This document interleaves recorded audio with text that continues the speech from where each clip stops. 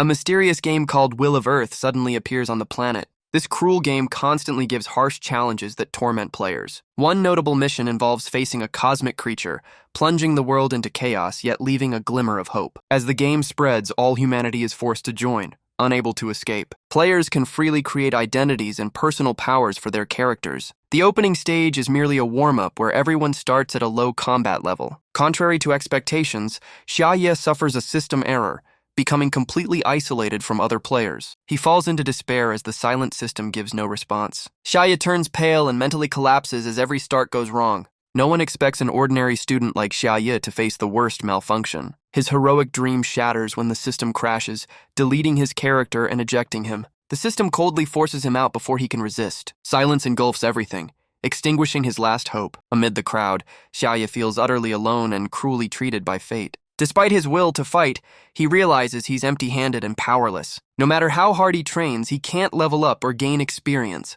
as if abandoned by the system. The locked attribute panel drives Shiaa deeper into despair. Snow covers the land, but nothing is colder than his heart realizing his helplessness. In despair, he hears mocking laughter about dying a virgin, adding bitterness to his pain. Even so, Shiaa forces a smile, accepting reality and seeking shelter to survive. He uses whatever he can, relieved that his backpack with beginner medicine still works. Cornered, Shiaa sits down, planning to find a safe zone and join others. Suddenly, the sky tears open, revealing a dark vortex foretelling disaster. He doesn't know the 82nd Calamity is near and can only stare blankly upward. A deadly beam crashes down, destroying the land and turning it into a battlefield. From afar, a blond man named Luolan watches coldly and murmurs, "It's finally time." What he refers to is the signal for the world-ending catastrophe. From the thick smoke, a grotesque creature steps out, freezing the atmosphere. Shiaa panics, hiding behind a rock and trembling, asking, "What the hell is that?" On closer look, he suspects it's an unplanned real combat boss. That creature turns out to be a stunning girl Beiel, the supreme demon king of S rank. Faced with her presence, Shiaa freezes in awe, thinking this world is terrifying. Even in danger, his womanizing nature awakens, fantasizing about being her story's hero. Beiel scans around as if searching for something. She smiles faintly, mumbling that she slept too long and lost her bearings. After a brief look, she exclaims joyfully upon finding her target. She gently takes a small paper from her chest. A subtle yet meaningful move. On the paper is an image of a young man she adores. She vows to wait for the demon king with love-struck eyes. Beiel, lost in infatuation, hugs the paper and dances like a true lovesick fool. But when she wakes from fantasy, she's irritated by the noisy players ruining her surroundings. The players are horrified, unable to believe an S-rank boss appears at the very start. Though her eyes show some pity, Beiel coldly executes her mission to annihilate all players with a level 27 skill. A massive magic circle flares up, its unleashed energy sweeping everything away. The massacre spreads, screams echo as countless players are crushed by the power gap. Shiaa watches in shock, trembling and letting out a fearful sound unintentionally. Belial's wicked smile chills him, forcing him to hold his breath and think only of escape. Bad luck continues. Belial's icy gaze lands right on his hiding spot. She walks toward him slowly, each light step like smoke, making Shiaa tremble and pray hopelessly. Just before death, a blinding light shoots from afar, breaking the suffocating tension. The flash streaks like thunder toward the rock, making Shiaa scream in terror. The light moves so fast it distorts space, as if reality itself is tearing apart. Shiaa is stunned, confused by the sudden arrival of a new entity. Even Beiel is surprised, her eyes flashing as the newcomer exceeds all expectations. She mutters in doubt, realizing it's an immensely powerful strike. With superhuman reflexes, Beiel flies up, dodging just in time. She lands gracefully, taking a defensive stance against the unknown foe. Her face twists in anger, furious at being interrupted mid-action. The attacker is Luolan, calmly appearing and teasing her about her temper. Provoked before the crowd, Beiel furiously snaps back, calling him a lunatic. A calm voice replies it's Priest Morsi, the level 101 strategist of humanity, smirking at her impatience. His arrival saves Shiaa's life, while Beiel, still enraged, demands his purpose. Luolan merely says he came to crush the newly descended Demon King. Luolan strokes his chin, cautiously remarking that the prophecy isn't yet clear about his position. Ironically, the place he sought is the same target Beiel hunts for. Realizing his intent, Beiel bursts with fury, vowing not to let him touch her Demon King. Her temper flares like fire under the sun as she charges forward in blazing attack. Luolan stands firm and calm, unmoving like a mountain. Beiel slashes fiercely but hits nothing but air. She launches relentless blows like a storm, yet Luolan dodges smoothly without countering. The more she misses, the angrier she grows, eyes glowing red as he keeps smirking mockingly. Finally, Belial's monstrous nature awakens. She draws an 8-foot whip for a deadly strike. From his hiding place, Shiaa gapes in awe, as if watching a real-life blockbuster. Her whip cracks down, splitting the ground and raising clouds of dust. Seeing the battle tilt, Luolan decides to strike back after long defense. From midair, he draws the holy silver wind blade, shining coldly as he prepares to fight. The true battle erupts, light and sound clashing violently as Shiaa cowers amid the divine demonic storm. Once dreaming of heroism, he's now a helpless spectator watching Belial scream and fight in despair. Just when defeat seems near, she enters Phase 2, her body igniting with reborn energy. The system announces Belial's attack power surges and she gains full control immunity, reversing the tide. She kneels for momentum, then soars upward, forming a lightning vortex through the clouds. Belial roars. Her whip strikes down like thunder aimed to finish Luolan. Facing the assault, Luolan shudders, thinking dying by her hand might be ironic fate. Realizing the duel drags on too long, he takes out a secret talisman, muttering it's time for his ultimate move. Luolan raises the card before Belial just as she swings her whip. At the sight of the image, Belial freezes, her eyes dazed as if hypnotized. His move is a seduction tactic, the drawing of the demon king she adores deeply. Seizing her distraction, Luolan strikes instantly at her weak point. Her obsession backfires as she takes a brutal kick to the face. Belial's regal face twists comically, her queenly grace shattered. The blow sends her flying dozens of meters like a severed kite. The ground rips open, leaving a deep trench showing the impact's power. The once epic battle turns absurd, leaving Shiaa gaping in shock. Flung away, Belial still struggles to rise, eyes burning with hatred. What hurts most is the torn portrait of the Demon King, nearly making her cry. She clutches the ripped paper, weeping and calling Luolan a coward for exploiting her love. Tears mix with rage as she screams, humiliated in love and devotion alike. Her fury surpasses limits, transforming her into a maddened, demonic beast howling for the Demon King's face. In her frenzy, her fiery gaze suddenly locks onto Shiaa hiding behind the rock. Shiaa pales, realizing he's about to become a sacrifice, his mind screaming done for. But to his shock, Belial looks at him with tearful reverence, crying that the Demon King has finally descended. Belial trembles with emotion while Luolan, losing patience, dashes like lightning to end it all. In an instant, his blade cuts through, slicing Belial's body in half with a chilling hiss. A dry crack echoes, tearing the air apart. Blood splashes onto Shiaa, leaving him frozen in horror and disbelief. Seeing Luolan calmly approach, blood still on his hands, Shiaa shivers in fear. He stiffly mutters at the bloody scene. Demons or gods, they're all insane. After the fierce fight, Luolan is nearly exhausted, breathing heavily, his steps heavy. Behind him, flickering blue lights warn of new danger, yet he calmly strategizes his next move. After defeating Belial, Luolan begins the next step, waiting for the true Demon King to appear and destroy him. However, he hasn't noticed Shiaa's abnormal presence nearby. Seconds later, his gaze meets Shiaa's.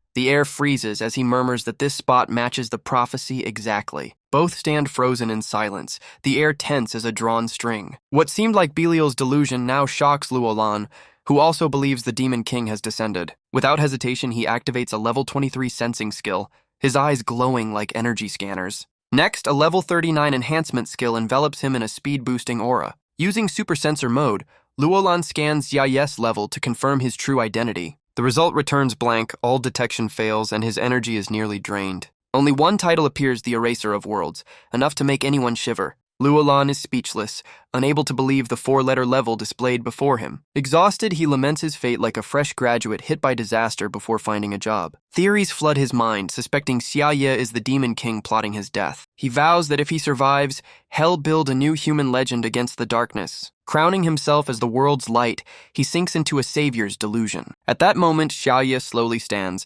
making the tension even heavier. Luolan instantly takes a defensive stance, gathering his last scraps of energy. But Shiaa simply stays silent, hand covering his mouth, showing no killing intent. Luolan panics, convinced his end is near, waiting for an apocalyptic strike. In his mind, Shiaa will summon a massive ritual circle from the void, then crush him with power beyond the laws of existence. He imagines the Demon King furious over his servant's insult. Scenes of destruction play in his mind like a slow-motion doomsday film. Yet in contrast, Shiaa calmly offers him a recovery potion, leaving Luolan speechless. Staring blankly, Luolan realizes this Demon King is as gentle as warm tea in winter. The reason behind Shiaa's strange behavior is simple: he has no idea who Luolan is.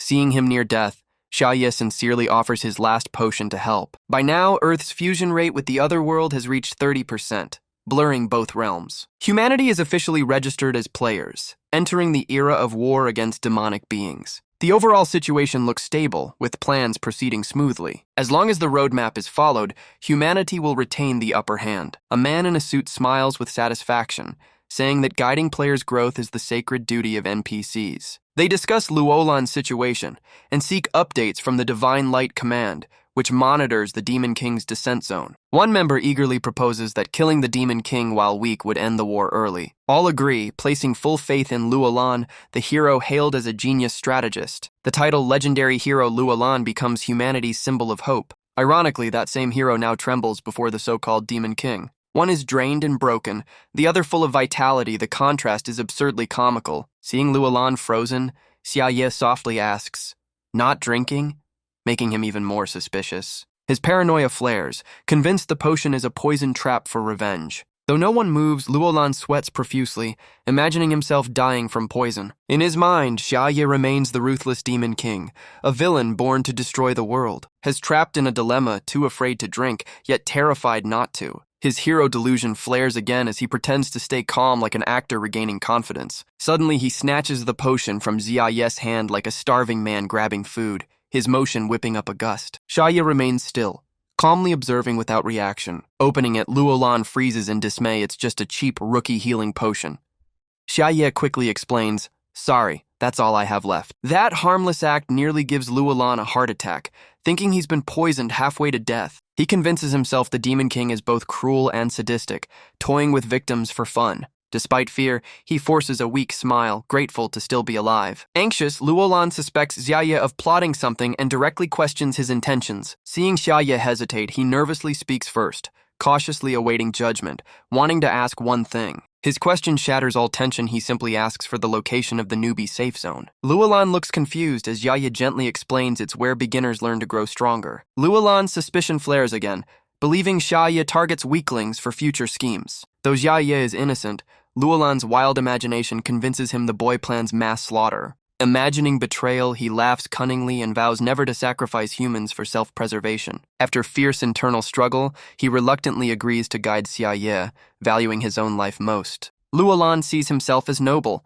while Shiaa joyfully thanks him with sincere gratitude. Luolan awkwardly bids farewell, smiling outwardly but seething inside, plotting to report the Demon King to superiors. Before he can relax, disaster strikes as a monster bursts from the void, blocking his path. Shiaa freezes in terror at the sight, too scared to move. Without hesitation, Luolan draws his sword, eyes cold as ice, slashing decisively. The monster explodes, its body shattering and scattering from a single blow. But the turmoil isn't over. Another crisis looms ahead. Surveying the area, he's horrified to see countless beasts surrounding them, as dense and fierce as swarming ants. Without hesitation, he charges into battle, his blade dancing like a storm amid the horde. Alone, he faces them head-on, his spirit blazing with fearless fury. He unleashes his B-rank skill, Total Wind Slash, a tornado-like strike that rips through enemies. Luolan darts through the darkness, slaying all monsters despite exhaustion. His battle will still burning. Shiaa, panicking, turns pale and bolts in terror as the beasts rush toward him.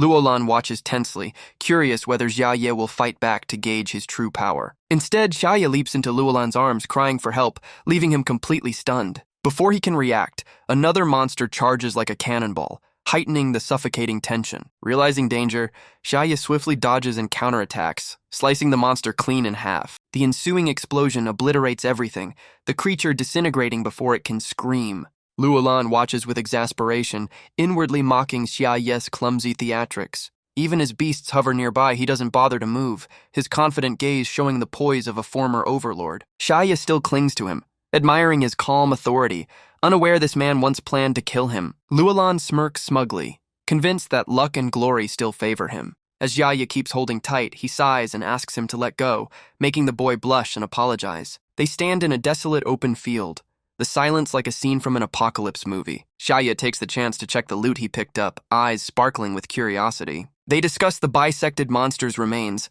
Luolan casually says NPCs aren't allowed to keep corpses. Hearing that, Shiaa asks for it instead. Though unsure why, Luolan agrees indifferently. Overjoyed, Shiaa pulls out a flashy outfit, thanking him excitedly as if he'd won a prize. Luolan just stares wide-eyed while Xiaye proudly claims its rare divine gear, which he refuses with a sigh. But his joy fades when he realizes his account can't equip clothes yet, turning treasure into trash. At that moment, Xiaye notices a strange object and eagerly calls Luolan over. They bend down to find a mysterious book filled with emotional passages written for the Demon King. Xiaye reads it with fascination, while Luolan feels only disgust and fear of demonic corruption. Though safe and rich in loot, Xiaye feels dejected, recalling how unfair his character creation was. But his optimism quickly returns as he focuses on survival before future plans. Meanwhile, Luolan is surrounded by monsters, fighting fiercely in a dense killing aura. Misfortune continues exhausted yet still forced to face the relentless horde.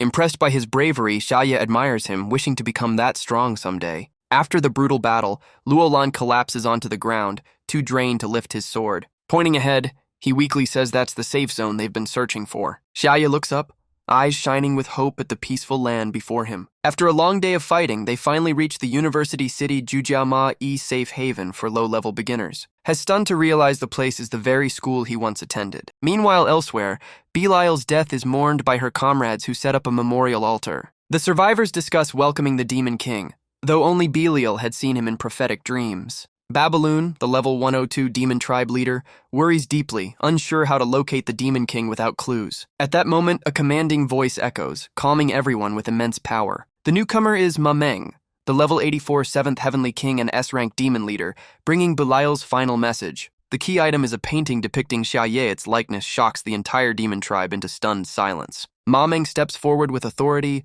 asking for details since she's just arrived and unaware of the situation. Babaloon quickly recounts everything, explaining that Luolan left the Demon King's descent site with a stranger. After analyzing, Mameng concludes the person with Luolan is likely the Demon King and compares the portrait to the real image. For unknown reasons, the Demon Intelligence Unit sends an embarrassing photo of Xiaye, looking like a glitched version of Shinuo. Mameng bends down to study it seriously, as if analyzing an academic subject. Though the portrait and photo are the same person, she fails to recognize him and concludes the Demon King is still free and safe. The humiliating photo is tossed into the trash as the demon forces urgently mobilize for a full-scale search. They vow to retrieve the Demon King at all costs without a second's delay. Yet they don't realize their supreme being is leisurely admiring flowers inside the safe zone. The crowded scene overwhelms Xiaye, who feels like he's at a spring festival. Surrounded by people, Xiaye suddenly feels small and lost amid the massive crowd. Luolan still thinks Xiaye is pretending to be naive.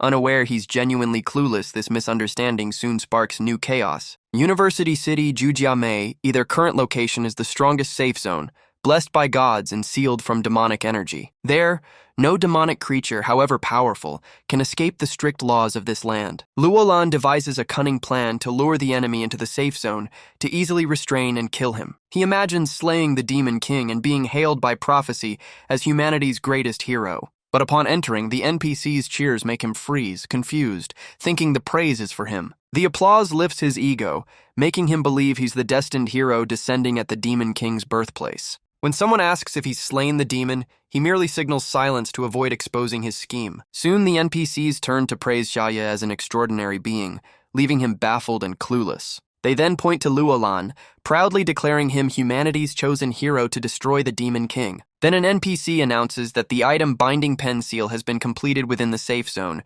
making Luolan more wary. A talkative NPC tells Xiaye the item can seal power, enraging Luolan, who turns red with fury at the nonsense. Unable to bear it, Luolan grabs the NPC by the neck, shouting that they're dooming the world themselves. After his outburst, the NPCs shrink back, confused and frightened like drenched cats. Through their time together, Xiaye gradually admires Luolan, aspiring to become as strong as him. To Xiaye, Luolan is a symbol of heroic righteousness and trust. But he has no idea this big brother is secretly plotting his death behind a smile. With just one more step, Xiaye will become the sacrifice for Luolan's heroic dream. For that moment marks the supposed triumph of justice. The plan begins, and the Binding Pen Seal activates its power. A vast energy wave spreads out as Xiaye, still confused, mutters, "Power in system?" The two are instantly separated, each standing in a different space divided by an invisible technological barrier. Contrary to expectations, Xiaye was unharmed, leaving Roland stunned. The impact rebounded onto the building instead of hitting him.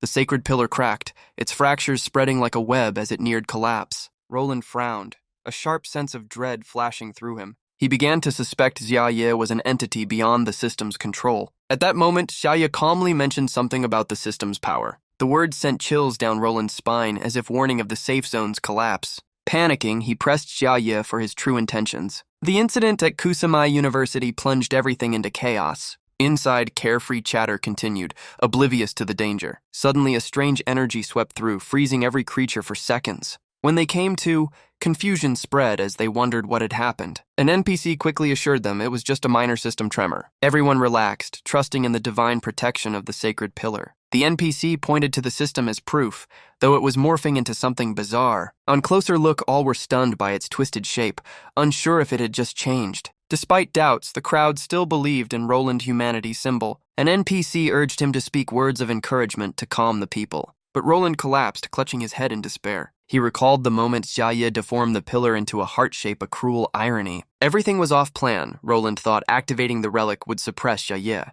Yet reality mocked him. Xiaoye was unharmed and even counterattacked calmly. One punch shattered Roland, while Xiaoye merely sat still and dominated. Facing such overwhelming power, Roland was like a leaf in a storm. He fell into despair, realizing this mission was a hopeless gamble, even considering surrender. Seeing his boss so downcast, Xiaoye worriedly asked if he was okay, clueless of the cause. Ironically, he was the very reason for Roland's breakdown, both sad and absurd. Seeing Roland's gloom, Xiaoye gently encouraged him to stay strong. Unaware of Roland's true identity, he sincerely believed Roland carried humanity's hope, but Roland only felt mocked as if the demon lord teased him through innocent words. He snapped, accusing Xiaoye of hiding something. Xiaoye, confused, asked back innocently, making the scene awkwardly funny. Their conversation was completely mismatched suspicion against pure naivety. Suddenly, Shiaa held Roland's hand and earnestly asked for a favor, turning the mood oddly romantic. They went to the crowded training zone where players learned trades. Roland looked miserable. He was surprised Xiaoye's request was merely to learn crafting,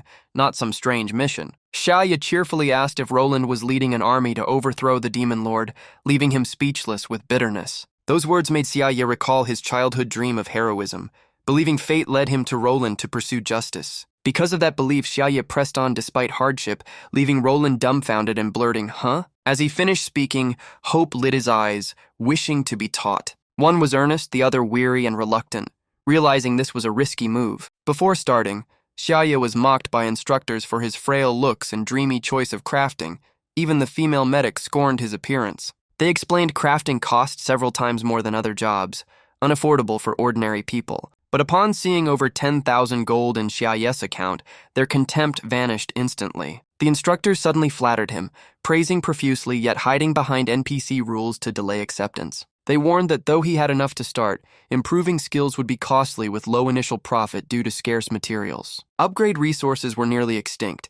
Forcing players to buy from NPCs at outrageous prices, investing in gear was smarter. Despite the sound advice, Xiaoye hesitated, as if holding back something. Roland coldly questioned him, eyes sharp, demanding the truth. Seeing Xiaoye staring, Roland grew annoyed, thinking he was being milked for money. Without being asked, Roland flared up in pride, swearing not to be looked down on. He pulled out a small pouch, proudly saying that was all he carried. Xiaoye accepted it, apologetic since he knew it was borrowed money, softly saying he didn't want to trouble him. But then he calmly added words that stunned everyone. It still wasn't enough. Finding the amount trivial, Xiaoye looked at Roland pleadingly, implying he needed another loan. Catching the hint, Roland searched himself for anything valuable but was still short. He poured out rare items of all kinds only to be told they were still insufficient. Soon he was stripped bare, left with only his underwear utterly ruined. Realizing his misery, Roland raged, shouting that the demon lord had robbed him blind. While he despaired, Han-Rei reminded him that low-level skills earn little, and he still had a valuable watch. Tormented, Roland recalled the watch was his father's sacred coming-of-age gift. People whispered about his relationship with Xiaoye, shocked,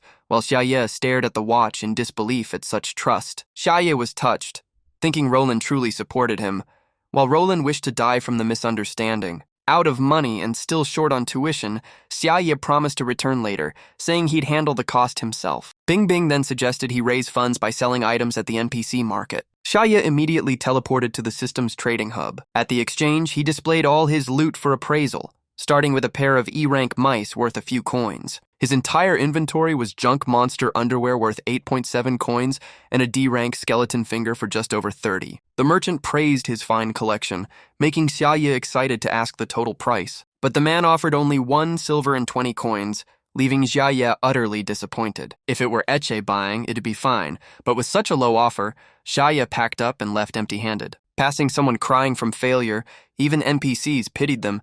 Shiaa sighed that no one would dare join anymore. Seeing that, Shiaa felt deep empathy. Times change, but money still brings misery. He became the shop's second customer, politely asking to appraise a few items. Shiaa calmly displayed his belongings: sword, cloak, luxury underwear, and the Lee family heirloom watch. The shopkeeper glanced once and froze. All were rare S-rank items. Looking closer, he felt an odd familiarity, as if he'd seen them before. Remembering suddenly, he was horrified they all belonged to Lord Roland. Still in shock, Shiaa slowly took out another item, stunning the shopkeeper again. It was a seductive lingerie set, making the man speechless. Suspecting it too was Roland's. Shiaa was truly fearless. Even Beiel Dem's underwear he sold without hesitation. The shopkeeper admired its exquisite design and alluring material. After laying everything out, Shiaa asked for a total price while the shopkeeper appraised carefully. Not wasting time, he used his level 99 appraisal skill for accuracy. The results left him frozen stiff, eyes wide in disbelief. First was the Great Demon's Horn worth 6.5 coins,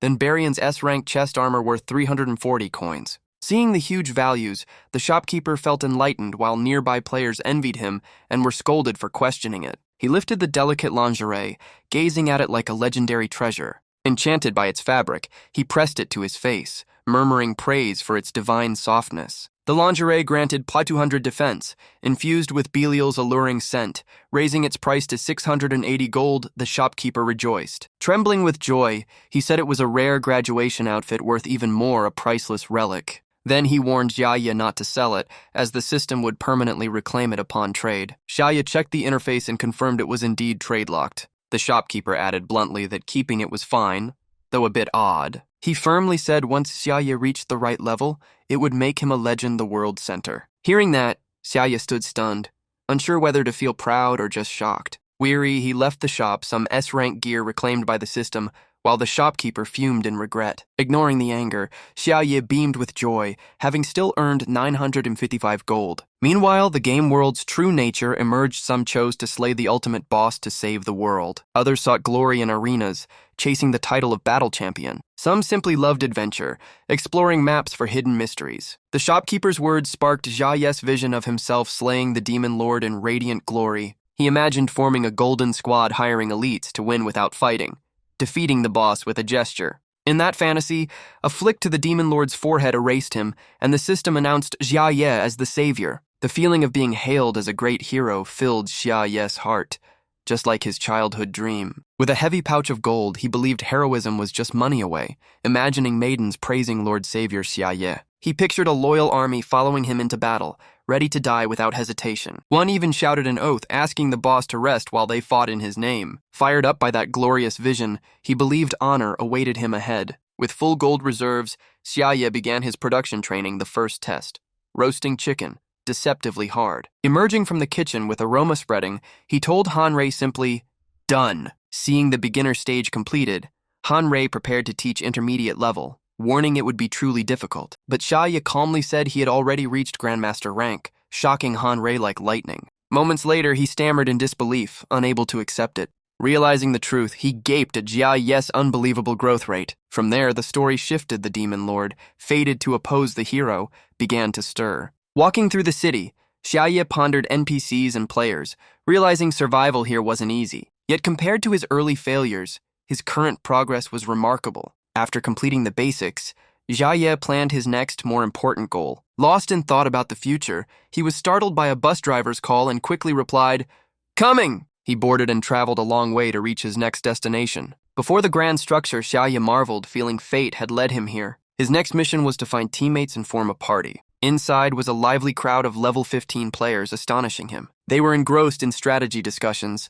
among the top 5 tactical teams, daring to hunt over-leveled monsters. Hearing their leader was a former arena champion, Shiaa looked on with admiration. Chenharan appeared, a veteran level 16 ranked second, declaring it was time to move out. A strong, short-haired girl suggested recruiting talents like level 15 archer Lu Ju, asking the leader's opinion. But Horan frowned, muttering that more members only meant smaller loot shares. While they argued, a masked assassin appeared, coldly stating a 4-person team was optimal.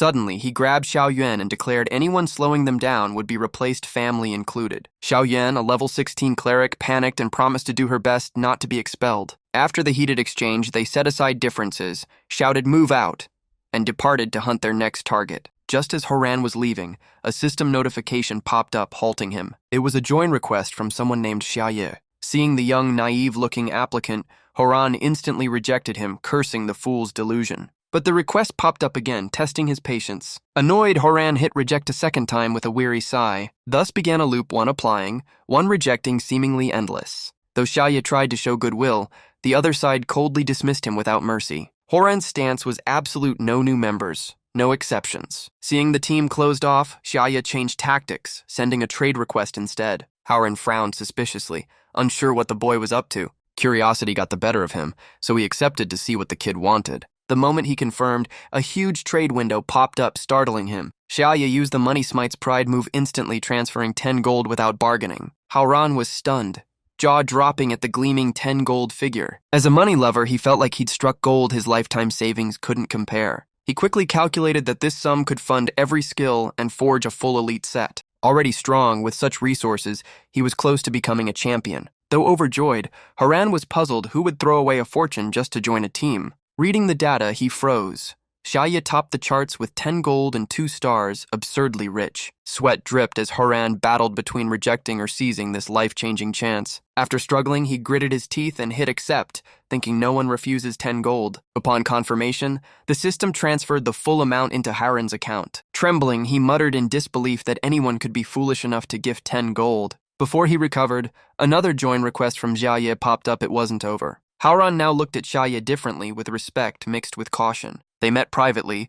Horan confirmed the mission was to escort Shiaa to his old home for a vital item, and Shiaa nodded. Shiaa explained the area was overrun by level 18 water rats, impossible to cross alone. But Lujo bluntly refused, saying they were busy climbing the ranks, not doing charity. Hearing that, Horan, blinded by gold, changed tone, feigning sadness and blaming her coldness. Then he swiftly posed as a righteous man, declaring the team needed compassion, and accepted the quest. The sudden shift left Lujo stunned, wondering who this man was and where the real Horan went. That night, the team still discussed the morning incident involving Shiaa. Lujo remained displeased, questioning why a top team wasted effort on such a trivial quest. Horan opened his account screen, pointing at the golden numbers, and told her to look closely. Seeing 12 gold total, Lujo gasped in disbelief as if witnessing a miracle. She frowned, guessing Shiaa had emptied his funds just to obtain one item. Realizing it, she confirmed Shiaa was after something priceless, and Horan agreed completely. Horan's scheming nature showed he took the quest for profit, targeting Shiaa's priceless treasure. Hearing this, Xiao Yuan nervously asked for confirmation.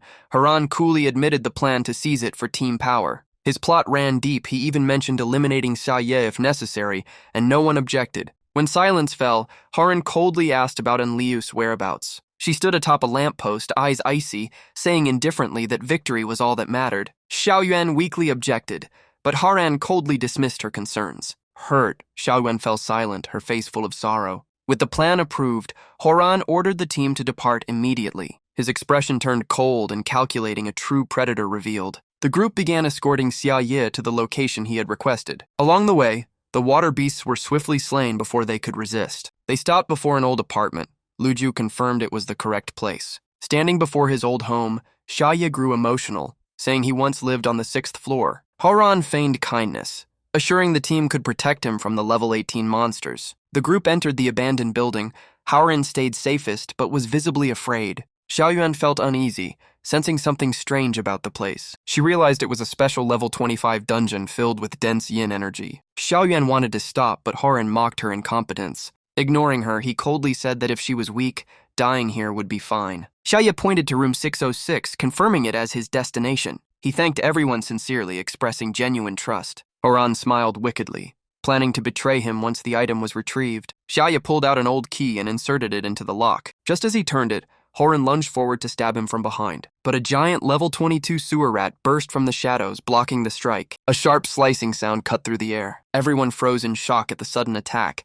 Horan couldn't believe his eyes. The powerful monster struck hard, the team barely dodging and shouting in panic. Horan was horrified. The creature far exceeded the expected level. After the assault, he quickly checked if anyone was injured. Everyone was safe, but Shiaa had vanished. They discovered a gaping hole beneath their feet. From within, Shiaa was falling into the dark abyss. The group stood frozen for seconds, minds blank. Howlin burst into laughter, delighted to see Shiaa fall. The crisis reached its peak, and Liu decisively said she would go save Shiaa. She vanished in a flash, diving down as the mutant rat prepared another attack. Howlin sneered that saving him was pointless. Lujo sensed danger, raising her full alert. The three remaining now faced the terrifying level 22 monster directly. Panic spread. They knew survival odds were nearly zero with such a level gap. Luyo despaired, realizing all their progress could collapse from this battle. Seeing no hope, she urged Horan to retreat to survive. But he stayed calm, observing the monster's behavior. He noticed it wasn't attacking, but searching for something. It suddenly raised its head, roaring the demon lord's name, claiming to smell his scent. Shiaa's true identity,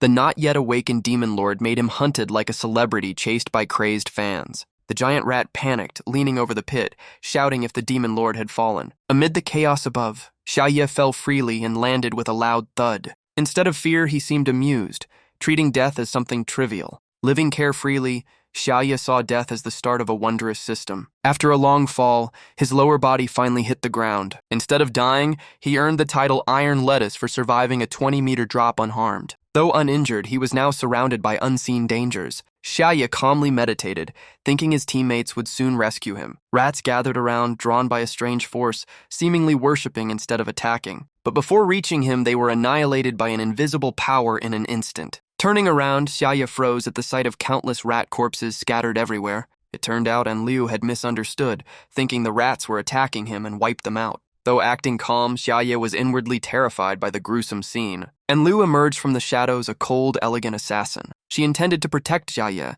knowing the area was full of danger. After a few words, she inspected a transparent wall and found it impenetrable. Seeing that path hopeless, Liu looked for another way, while Shiaa pointed toward the stairs. Finding it reasonable, she ordered Shiaa to lead, surprising him since he knew the place better. Seeing his hesitation, Liu stayed silent, unsure what to say. She then teasingly remarked that if she led, her assassin's mystery would be ruined. After some back and forth, Shiaa agreed as long as she protected him. She silently followed, watching and guarding him like a loyal shadow. A mocking smile formed within her, thinking men were easily swayed by gentle gestures. Seeing Shiaa's innocence, she almost laughed. Sure, he'd realized too late he was being used. When Shiaa turned around sensing something odd, Liu struck with a deadly assassination move. But at that moment, Shiaa turned, holding a roasted chicken meant as a gift, and she stabbed the chicken instead. The unexpected contact left Liu stunned, confused how a meal blocked a killing blow. Shiaa explained he'd learned cooking skills and was offering her the chicken for energy recovery. Glancing at her dagger, he asked softly,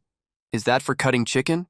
Sending chills down her spine. Before she could react, Liu bolted, abandoning her sandals and dignity alike. Disturbed by his kindness, she fled in confusion, unsure what kind of man he truly was. The image of roasted chicken deflecting her strike haunted her, wondering if it was a divine artifact. She began doubting Shiaa's true power. Her attack should have downed a level 16 expert. Her suspicion grew that chicken must hide something sinister, perhaps poisoned. Fear twisted into paranoia. Maybe eating it would turn her into a puppet under his control. Though reason warned her, the aroma made her stomach rebel, torn between caution and craving. In the end, instinct won. She devoured the roasted chicken, unable to resist its seductive scent. Knowing it was wrong, she still savored every bite with blissful delight. A euphoric warmth spread through her body, making her feel like floating in heavenly joy. The saying, "the way to the heart is through the stomach," proved true after just a few bites. Energy surged wildly within her. Unexpectedly, just a small piece of chicken helped her break through right before her job advancement. She held the remaining chicken with reverent eyes, treating it as a holy relic that boosted her 5 levels and perfected her skills. To her, that roasted chicken was no longer food, but a revival elixir, a divine pill that rebuilt her body. Seeing Shiaa's expectant gaze, she began to doubt maybe he was even stronger than Hao Nian, the one truly worth following. After one taste, Liu reassessed Shiaa, seeing him as someone with miraculous power far beyond her former teammate. She suddenly bowed and swore loyalty, declaring herself Shiaa's subordinate, leaving him speechless. Instead of feeling pleased, Shiaa got chills, thinking the girl might be mentally unstable. Faced with her devotion, he forced a smile, saying he needed no repayment, only that she do her hired job. Then Shiaa calmly reminded her that he had already paid, a cold wake-up call. His words stunned Liu, as if enlightening her to her true purpose. From then on, she quietly followed behind while Shiaa moved on as if nothing happened. Once intent on killing him, she now swore lifelong loyalty, devoting her heart to Lord Shiaa. At the same time, elsewhere, Hao Nian's team was fiercely fighting a giant mutant sewer rat. After a flurry of coordinated attacks, the monster was left mangled, blood splattering like fireworks. Just when Hao Nian seemed doomed, the rat suddenly lost its will to fight, collapsing like a broken mat. Remembering its past mistake that almost killed Hao Nian, it was filled with guilt and sought death as atonement. Hao Nian froze, unable to comprehend why his enemy killed itself after just one weak stab. Xiao Yuan, who had braced for death, was stunned that they not only survived but won. She mistakenly thought Hao Nian had slain the beast himself, believing he'd just defeated an A-rank boss. In truth, Hao Nian did almost nothing, yet the system granted him the title Peerless Strongman due to strange conditions. From mortal danger, luck suddenly turned, granting him a legendary title and full power boost. Feeling his strength surge, Hao Nian thought he might be the chosen protagonist. Though safe for now, Xiao Yuan felt uneasy as dark energy filled the area.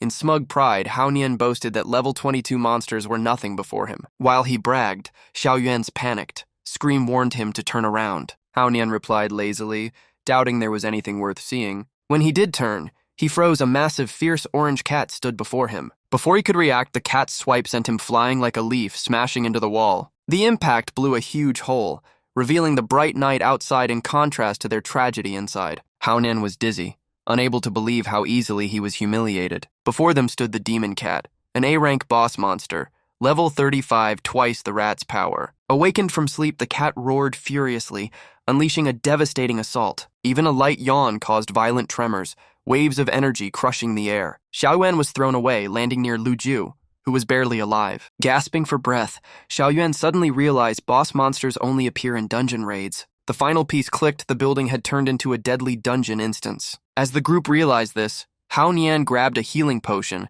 shouting that he'd distract the monster for their escape. Before he could act heroic, he took another brutal hit from the true protagonist, the demon cat. In an instant, its sharp claws struck his face so fast no one could even see clearly. Once again, Hao Nian was hurled out of the building, this time even farther thanks to the cat's careful wind-up. Seeing his HP drop disastrously, he screamed for help, begging teammates to heal him. Xiao Yuan instantly activated a healing ring, moving as fast as an emergency medic. Realizing more hits meant certain death, Hao Nian decided to fight back, but the cat moved like a ghost, appearing before him too quickly to block. From peerless powerhouse, Hao Nian was reduced to a living toy for the cat's amusement. The demon cat's casual swipes left him staggering like a comic relief victim. His swollen face bore every mark of humiliation carved onto his once glorious title. Battered and bruised, he comforted himself, calling it just an occupational accident. With his HP empty, Hao Nian despairingly told Xiao Yuan to stop healing and let him go. Seeing the monster's level, Lu Ju turned pale, realizing this level 35 boss was far beyond them. She shouted to cover Hao Nian's retreat as quickly as possible.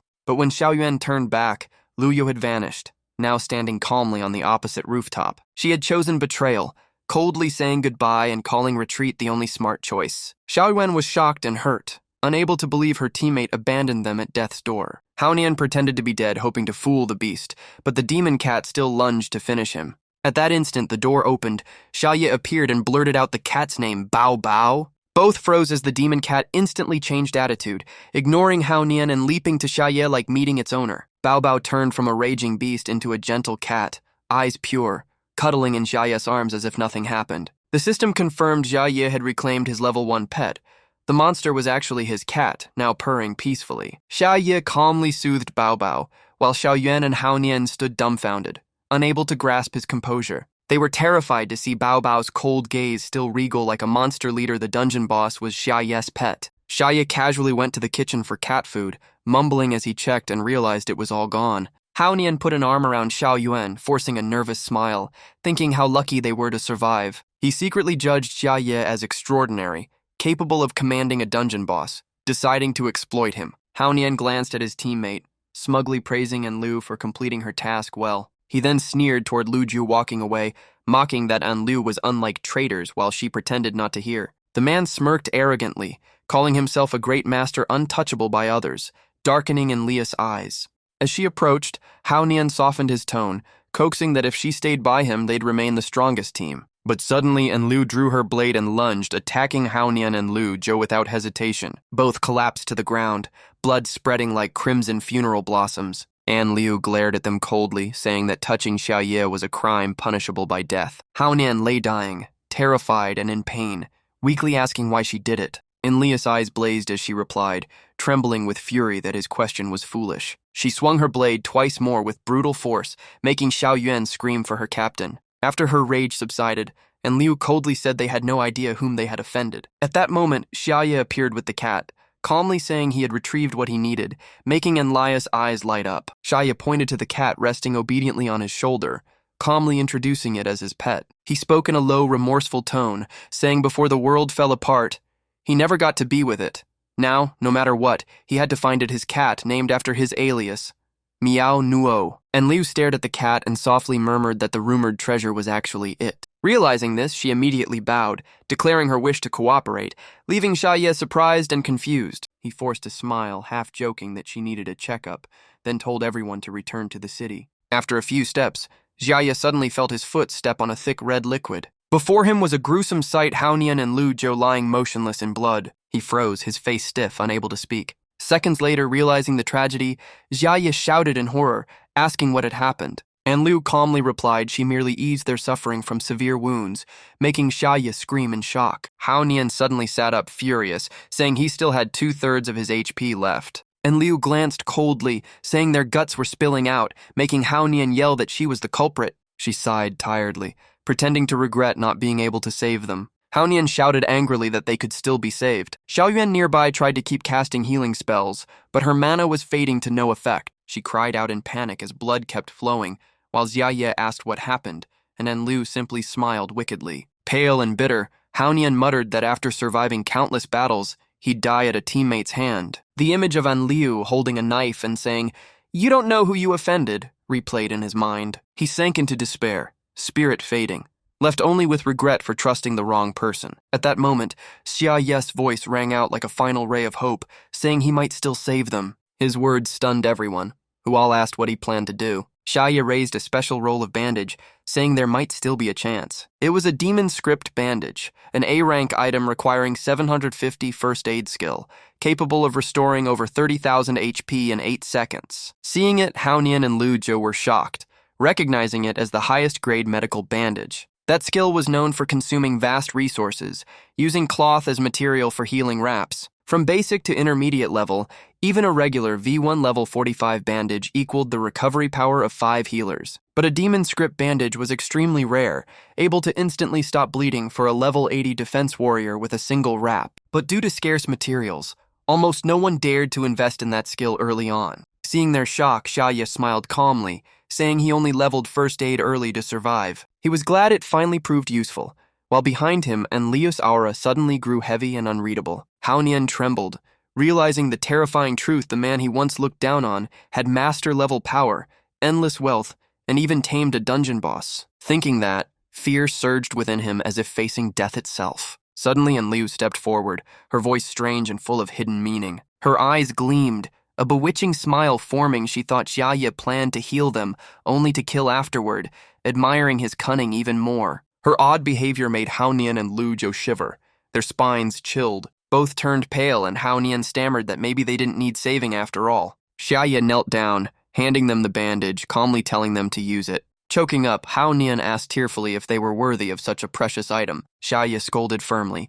saying not to speak nonsense, nothing was more valuable than human life. His words made Haonian cry, trembling with gratitude, calling Shiaa his lifesaver. Then a system window suddenly appeared before Shiaa, surprising him. The interface showed that someone wanted to trade with him. Shiaa awkwardly checked his inventory, saying softly that he hadn't planned to take payment but accepted since they insisted. As he finished speaking, Haonian and Lu Zhou froze in shock, while Shiaa grinned as the system showed all their gold transferred to him. He said seriously that since he took the payment, no one in the team would die. The system immediately announced that treatment of Haonian using the demon script bandage had begun. The glowing bandage wrapped around his body, wounds closing under everyone's astonished gaze. During recovery, Haonian was deeply moved, thinking of the blessing he'd received. He felt not only his body, but also his decayed spirit being purified. A warm feeling spread through him, as if he'd been reborn. But then, the system coldly reminded them that the healer had taken all their assets, leaving everyone stunned. Haonian burst out laughing,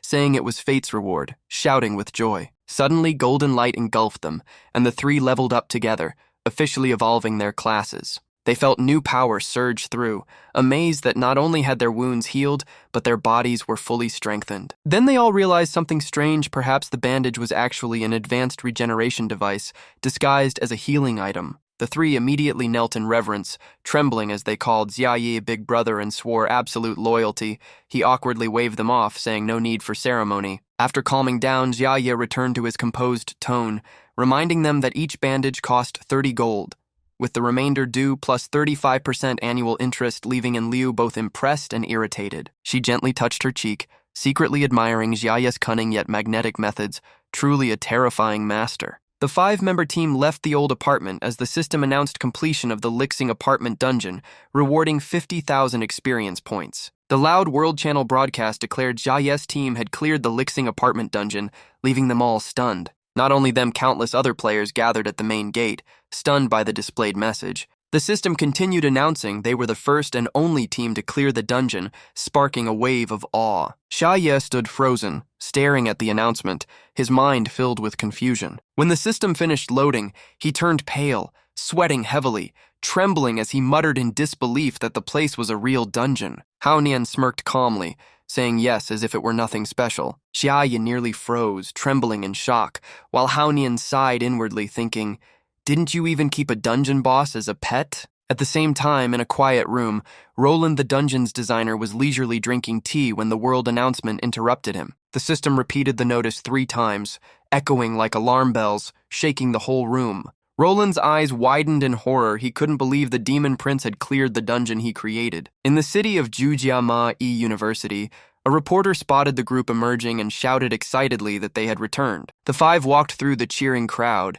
everyone's eyes filled with admiration for defeating a dungeon 10 levels above them. Shiaa scratched his head shyly, denying credit, while Hao Nian stood proud.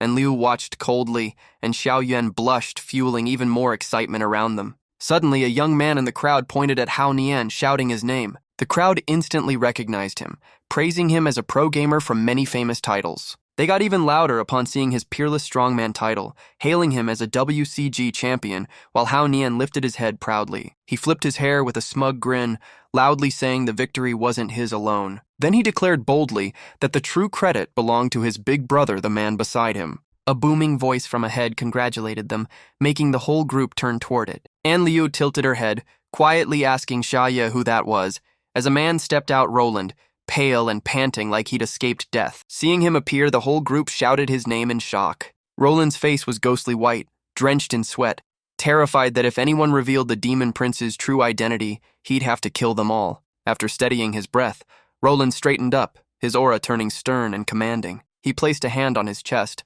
formally declaring, on behalf of Sky City, "Congratulations to the victors." Shiaa cheered happily, while Hao Nian frowned at his overly warm manner. But just a second later, Roland made his move. In an instant, he bound the group with magic ropes, all except Xiaoye, calmly saying he'd escort them to receive medals.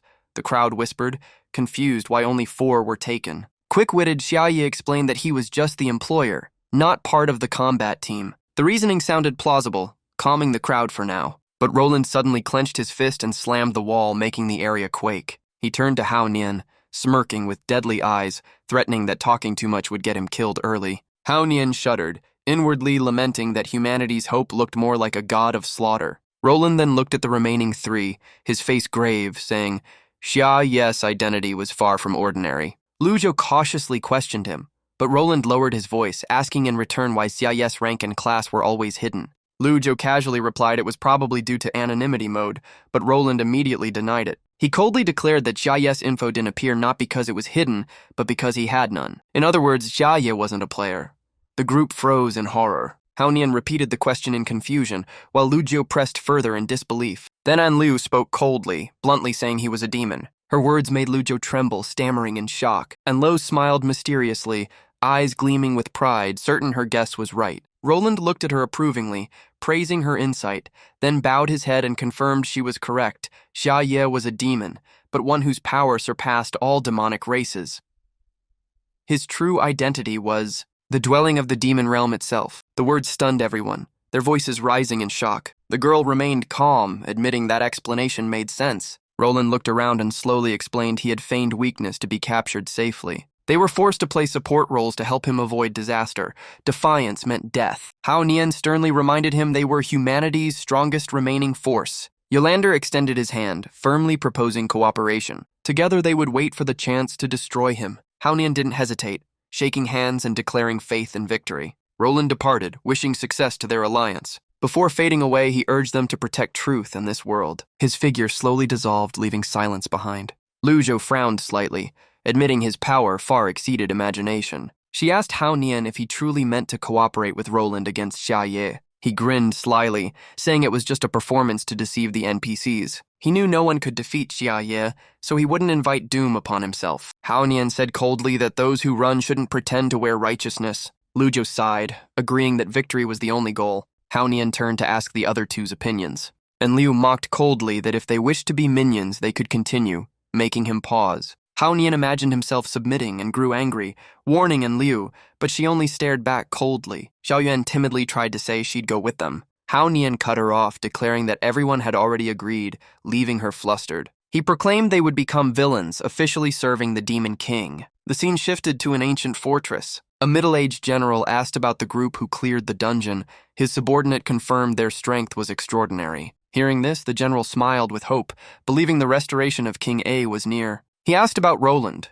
The subordinate said there was good and bad news. He asked for the good first. The subordinate reported Roland had returned, making the general cheer, thinking the Demon King was slain. But hearing that Roland brought the Demon King back, the general froze, his smile fading. He asked in shock why, and the subordinate replied the Demon King wasn't as prophesied, not a newborn child, but a fully developed, all-powerful being. The general gasped in disbelief. The subordinate invited him to the communication room to hear Roland's direct report. Roland walked down the corridor, each step echoing through the hall. The female NPCs in the chamber bowed together, chanting his title. One NPC reported the communication system was ready. Roland nodded in thanks. The person offered support, and Roland politely acknowledged. His face suddenly turned grave, signaling that something crucial was about to be revealed. He looked toward the giant system screen as a voice from it greeted him. The system's stern voice asked about the Demon King and the current situation. Roland replied gravely that it was a being beyond all comprehension. It could bend divine energy like a toy, terrifying even the system itself. The crowd murmured in panic, wondering why it hadn't destroyed everything yet and what it was planning. Roland calmly answered that the Demon King wanted him to acknowledge it as humanity's ally. Once he agreed, it immediately ceased its attacks. People whispered in doubt, questioning the demon's true motives. One interrupted, saying mortal minds could never grasp demons, but Roland insisted he already understood. His eyes darkened as he declared he had discovered the Demon King's true goal. The hall shook as everyone praised Roland as humanity's symbol of wisdom and courage. They eagerly asked what the Demon King's real objective was, and Roland answered at once. It sought to dismantle all human power structures and alliances, to annihilate them without war. The revelation shocked the crowd, who trembled at the cunning scheme. The system pressed for progress updates. Roland confirmed it had begun assimilating the strongest player team, but thanks to his intervention, the plot was stopped, and everyone hailed him as a savior. One person realized the Demon King clearing the dungeon was just part of the plan, and Roland nodded. It aimed to build fame and lull humanity into complacency. Roland explained there were now two monster types in the world. The first, mutants born from corrupt energy, like sewer rats. The second were demons, born from the Fate Star, once their battlefield. They were minions of the flesh-devouring Demon King, ruler who led their race to ruin. But humans ultimately defeated them, creating legends about that star. Roland added that the power gap between the two types was vast, with only elite demons titled as commanders. The dungeon's final boss was a commander-level creature, and dungeons themselves were the Demon King's hidden bases on Earth. The crowd roared with outrage, condemning the Demon King's cruelty, until one cautiously raised another theory. He asked whether the Demon King might have lost its memory and not realized what it was. The room fell silent, all eyes on the speaker. A system member immediately objected, saying its actions couldn't be random. Roland scoffed mockingly, calling them naive, frightening the man into apologizing. His face turned stern as he concluded that humanity lacked the strength to fight. They must await reinforcements and level up, while he would temporarily monitor the Demon King. The council agreed, entrusting Roland with overseeing the Demon King. As he turned away, someone called after him, urging him to protect it well. Roland clenched his fist, moved by humanity's fate. Elsewhere, Shiaa was relaxing on a luxurious bed, basking in comfort. He smiled contentedly, radiating pride. Gazing at piles of old money, he thought it was now as worthless as paper scraps. In chaotic times, property was true wealth, and he praised himself for investing early. His apartment sat in a high-value safe zone, expensive but worth every coin. In the empty room, Shiaa told himself at least he now had a stable place to stay. Yet even settled, he still needed a way to earn and survive since he couldn't fight. He opened his storage, filled with collectibles, food, and one egg labeled Beiel. Looking at it, Shiaa hesitated, unsure what to do. A flood of ideas flashed through his mind: crafting, collecting to sell, or liquidating items for capital. After a moment's thought, he decided on a course of action. Without hesitation, Shiaa lifted the egg and said he would sell it first. He cheerfully left the forest, calculating profits from the horns and gear he carried. Although unsure of its use, he sensed it must be valuable. But while walking, Shiaa suddenly slipped and fell hard. The egg flew from his hand and rolled away, stunning him. Hearing a cracking sound, he panicked, fearing its value was lost. With a twisted face, he stared at the cracked egg, heartbroken. To his surprise, magic patterns lit up and sealed the crack. Shiaa clasped his hands in prayer,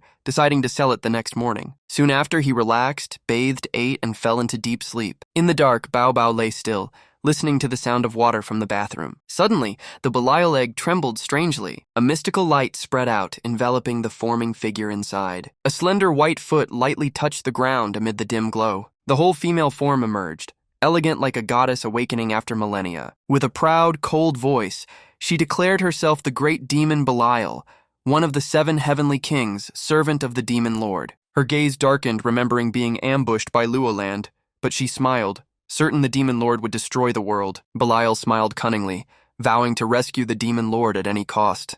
A massive shadow appeared, enveloping her, making her instantly alert. Before her stood a gigantic Bao Bao, calm and imposing. Belial froze, her beauty faltering in confusion. She stammered the other's name in shock. Confused, she asked why Bao Bao was here. Bao Bao coldly replied, asking if she truly knew him. Belial nervously said she had seen Bao Bao in dreams. She explained she had only met him in dreams due to long slumber. In the dream, a mysterious being foretold 2 worlds merging, and the demon lord descending with an army to destroy humanity. That being was Shiaa and Bao Bao.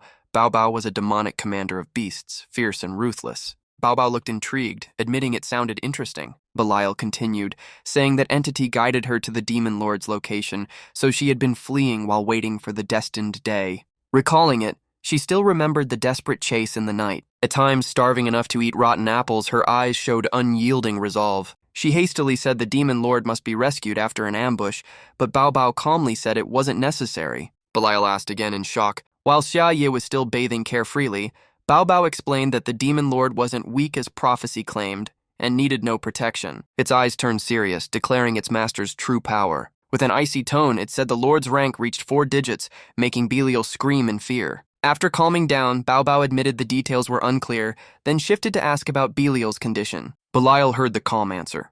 Its current form was just a disguise to stay hidden. A heavy pressure spread as Bao Bao coldly said it was directly linked to the demon lord, rendering all ranks meaningless. Belial panicked, sweating, and urgently asked if the demon lord's power could be used. Bao Bao recalled the moment Shiaa found it at level 35, eyes softening at the memory. It proudly boasted of accompanying the demon lord for years, closer than anyone else. Belial excitedly vowed to gain the same bond, but Bao Bao quickly shifted tone, saying something serious had happened. Belial immediately asked solemnly. Bao Bao smirked slyly, revealing the demon lord had planted them among humans as spies.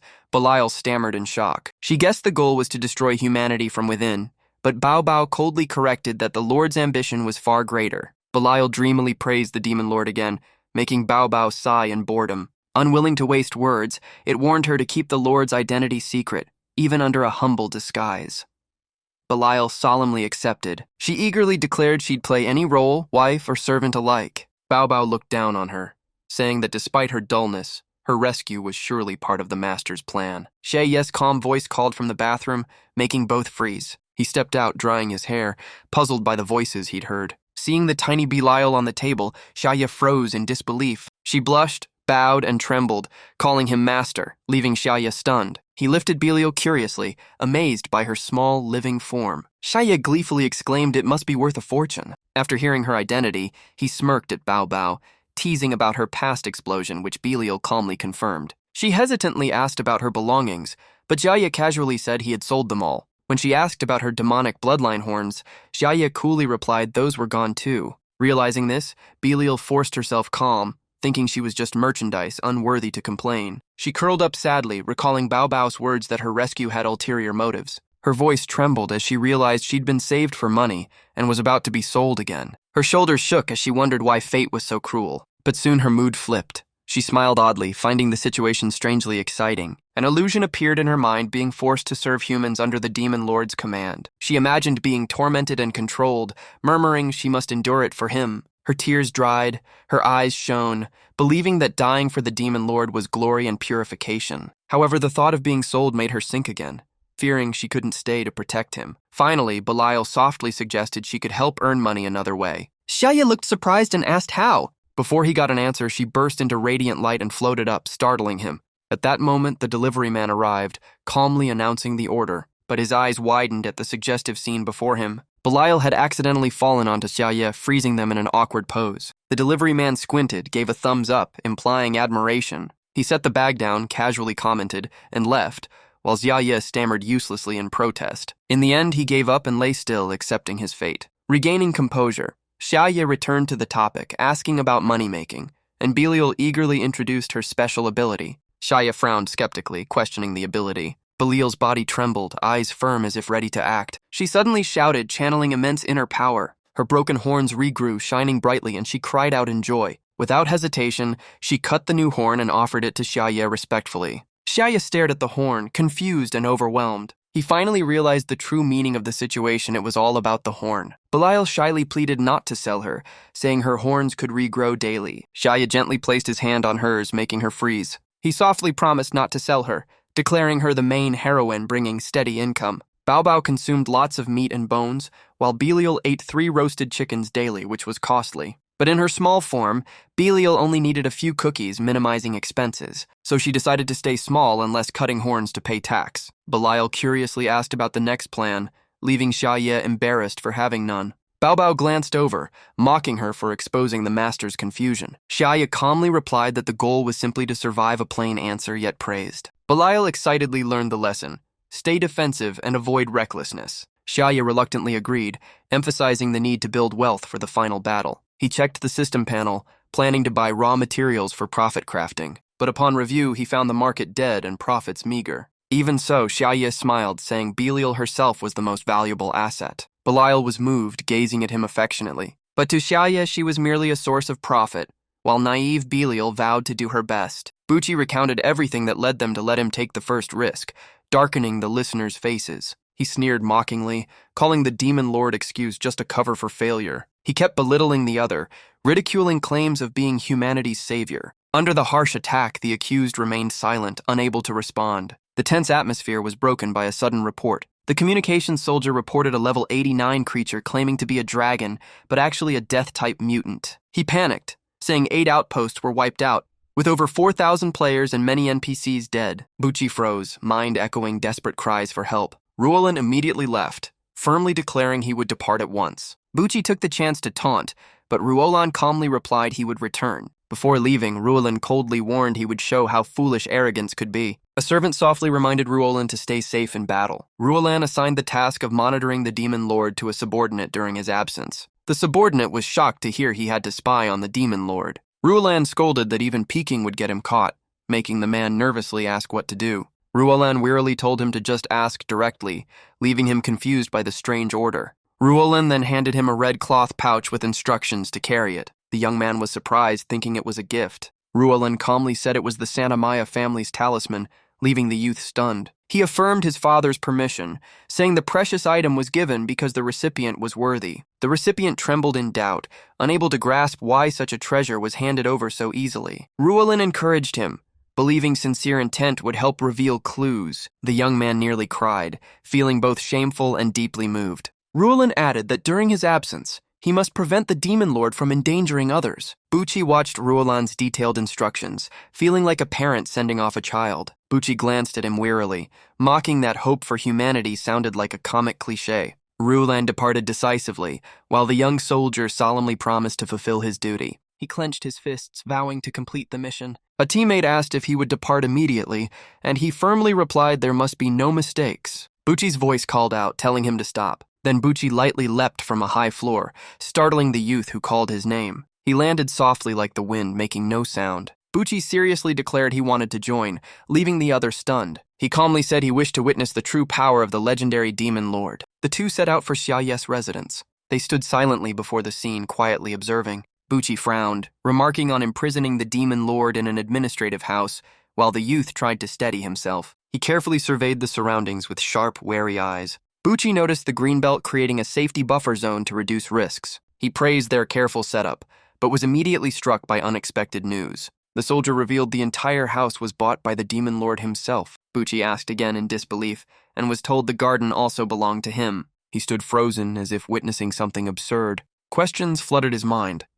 How could a demon lord buy a villa in the human safe zone with just a few hundred gold coins? Bucci reasoned that it made no sense since Beiel the sub-boss only dropped loot in the late stages, while early game gold was trivial. He further pointed out the economic gap between early and late stages, where earning gold became harder. He concluded with an extreme example: housing prices skyrocketing irrationally, proving rampant inflation in the system. Bucci trembled in disbelief, not from fear, but from shock that a true demon lord was investing in real estate among humans. A thought struck him. His face changed as he suspected the demon lord was amassing wealth to raise an army, smiling in excitement to witness it. He coldly ordered his companion to summon the demon lord, but the man panicked, begging him not to be reckless. Bucci sneered, mocking an NPC for daring to instruct him, calling them delusional for judging the demon lord. He grumbled bitterly, planning to report Roland's cover-up, but turned to find the man gone. The young soldier had already run to the demon lord's mansion, offering the treasure to a fat cat guarding the gate,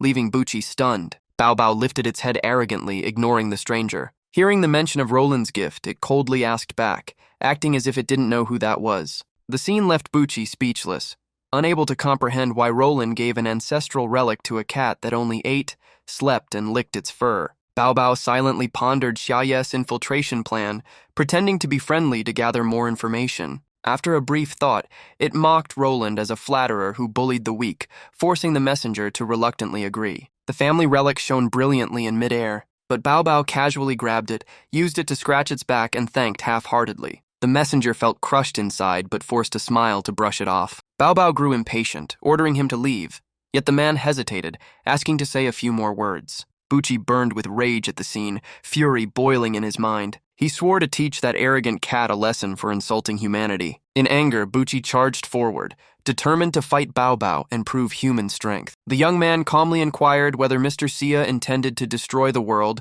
then suddenly unleashed Holy Light Judgment level 42 with immense power. Facing the attack, Bao Bao simply stood up, utterly unbothered. It waved a paw, saying the matter could wait. The man scratched his head awkwardly and agreed, leaving Bucci baffled by the sudden halt. Bao Bao squinted upward, saying something urgent required attention. Bucci followed its gaze with a tense expression. In moments, he froze in horror at the sight above. From the sky descended a massive, glowing purple creature, a dragon. Bucci was bewildered, but the other corrected that it wasn't a true dragon, but a mutated behemoth. Bao Bao remained silent, calm as if unsurprised. Bucci shouted furiously, demanding where Luolan was at a time like this. In fact, Roland was chasing the monster midair, engaging it alone. He pursued relentlessly, refusing to let the creature escape. On his war chariot, Luolan rose, preparing his finishing strike. His sword blazed as he slashed the air toward the high target. But the dragon countered first, whipping its tail to unleash a shockwave that shook the skies. Luolan braced with all his strength, body shuddering as nearly all stamina drained. The force flung him down, crashing into the ground with a thunderous explosion. The impact zone vanished beneath a cloud of dust and debris. From the ashes, Luolan staggered up,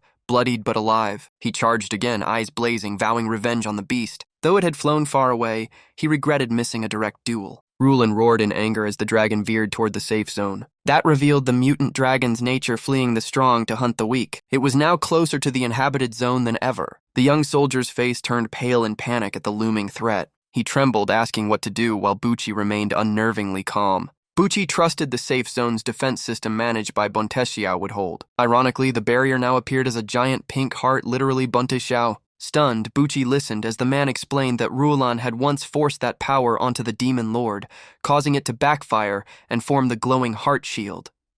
Bucci roared angrily that this was no time for a lecture. The massive dragon was now at the border of the safe zone, just a breath away. Its gaping maw gathered blinding energy, sending chills down Bucci's spine as he thought he was doomed. In that fleeting instant, the deadly beam shot straight toward the protected area. Bucci froze, realizing that without Bunty Xiao, the entire area would be wiped out instantly. In despair, he muttered helplessly once more, "It's over." The beam accelerated, surging forward like a storm of destruction. Suddenly, Bao Bao's eyes flashed with a strange light. Without command, it fired a massive light cannon straight into the sky. The beam pierced through the safe zone's shield as if it didn't exist. Then it shot directly at the distant mutated creature screaming in the sky. The sight left all witnesses completely frozen. Luolan, still chasing the dragon, stopped in shock and muttered, "What the hell just happened?" The nearby soldiers were stunned, unable to believe a single strike had erased a level 84 mutant dragon. The beast was swallowed by the light and exploded into ash, while Bao Bao calmly stretched as if waking from a nap. It spoke lazily. "All right, now if you've got questions, go ahead." The young man who saw everything stood stiff, unable to utter a word. Bucci exhaled in relief, thankful the blast hadn't hit him. Overwhelmed, he burst into tears, clutching his cross in prayer for surviving. After witnessing Bao Bao's true power, Bucci instantly changed attitude, kneeling to offer tribute and praising Lord Cat, leaving the others speechless. He respectfully presented the ownership deed of his old house as an offering. Then he handed over all his assets from savings to pensions, stunning everyone with his recklessness. Bucci tapped his comrade's head, telling him to stay sharp, then solemnly declared his full devotion. The man cheered, saying the Lord had finally achieved enlightenment. Bao Bao slowly gathered all the spoils, teasingly saying, "Ask what you want, but don't expect me to know everything. I barely leave the house." The young man immediately asked whether there were any mass extinction or human attack plans lately. Though blunt, his question was sincere. He only wanted to be prepared. Bucci nodded beside him, pretending to share concern. The youth was shocked that the answer came so quickly and directly. Bao Bao calmly replied there were no destruction plans yet, since the demon lord was still in financial accumulation phase, which made him sigh in relief. It glanced at both and asked if they were done, receiving a polite, "Yes, sir." Bao Bao waved them off, prompting the young man to retreat obediently, leaving Bucci frozen like a statue. Bucci was dumbstruck, unable to accept that one silly question had cost him all his fortune and family heirloom. Meanwhile, the young soldier considered it a glorious success, satisfied that at least today the world was safe. Elsewhere, Shiaa was in an unusually good mood. On his way home, he saw Bao Bao waiting proudly by the gate. As Shiaa opened the door and scolded playfully, Bao Bao posed regally as if walking through a golden hall. It leapt onto his shoulder, nuzzling softly with a silky meow. Shiaa hugged it gently, smiling and whispering that he had missed it too. As they entered, his gaze froze on something inside the house. Under the light, he spotted the telltale trophy mark of a cat in the middle of the room. Shiaa's face turned cold, and his stern voice made Bao Bao shiver in fear. In anger, Shiaa threw the cat out the door, shouting that it should use the proper place to relieve itself. Thus, the so-called divine cat was exiled to sleep outside in the cold wind under an order of repentance. Bao Bao hung its head sadly, eyes watery, softly admitting fault. Shiaa grumbled and stepped inside, muttering about the stupid cat, but froze at the sight before him. At his bedroom door, Beiel stood waiting, smiling seductively to greet her master. The air turned hazy, leaving Shiaa forcing a stiff smile to stay calm. After changing and lying down, he was immediately wrapped tightly by Beiel, unable to move. Shiaa gently reminded her, and Beiel obediently replied. Instead of loosening, she squeezed tighter, making him sigh that the position was uncomfortable. Hearing that, Beiel instantly shrank her body in a flash. She nestled beside Shiaa, soft as silk, sweetly asking, "Better now?"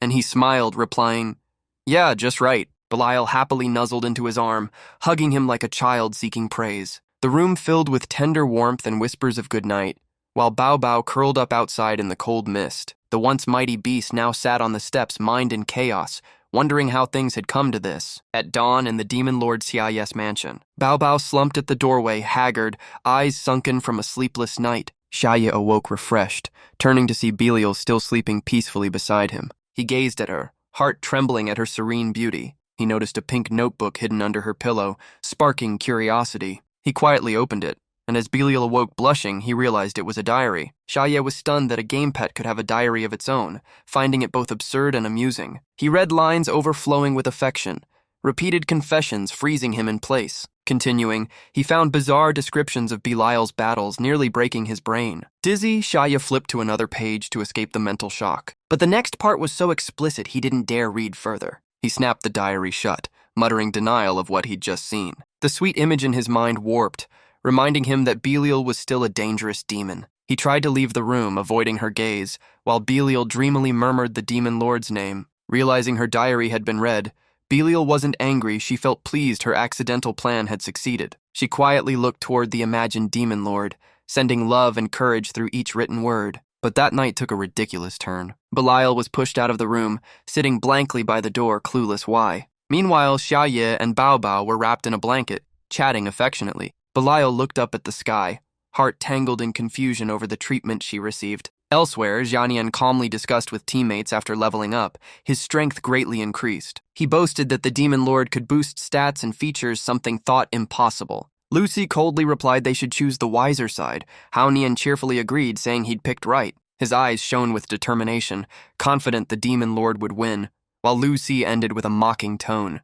The brown-haired girl tensed, tugging her friend's sleeve as she spotted something unusual ahead. Before them appeared a strange object approaching, making her instantly alert. Haonian couldn't see clearly, while Lu Ju adjusted her glasses and calmly asked to observe. Her cold voice ordered the activation of the ability. The power activated instantly. It was a level 2 sniper's special vision. Through this sight, she spotted a young demon of extremely high rank. It was Babylon, one of the 7 heavenly kings, level 101, descending like a meteor. She spoke in a sorrowful tone, saying the army had descended but still couldn't find the demon king. Worry flashed in Babylon's cold, determined eyes. She moved decisively, fully alert, suspecting Roland's link to the demon king's disappearance. Luju glanced toward her path, guessing she sought the demon king, while Haonian laughed, thinking her an ally. Seizing the chance, Haonian cheerfully stood up to approach and make acquaintance. From afar, Babylon noticed the group, her gaze turning stern. She squinted at Haonian, waving his hand, full of doubt. Alertness rose in her mind,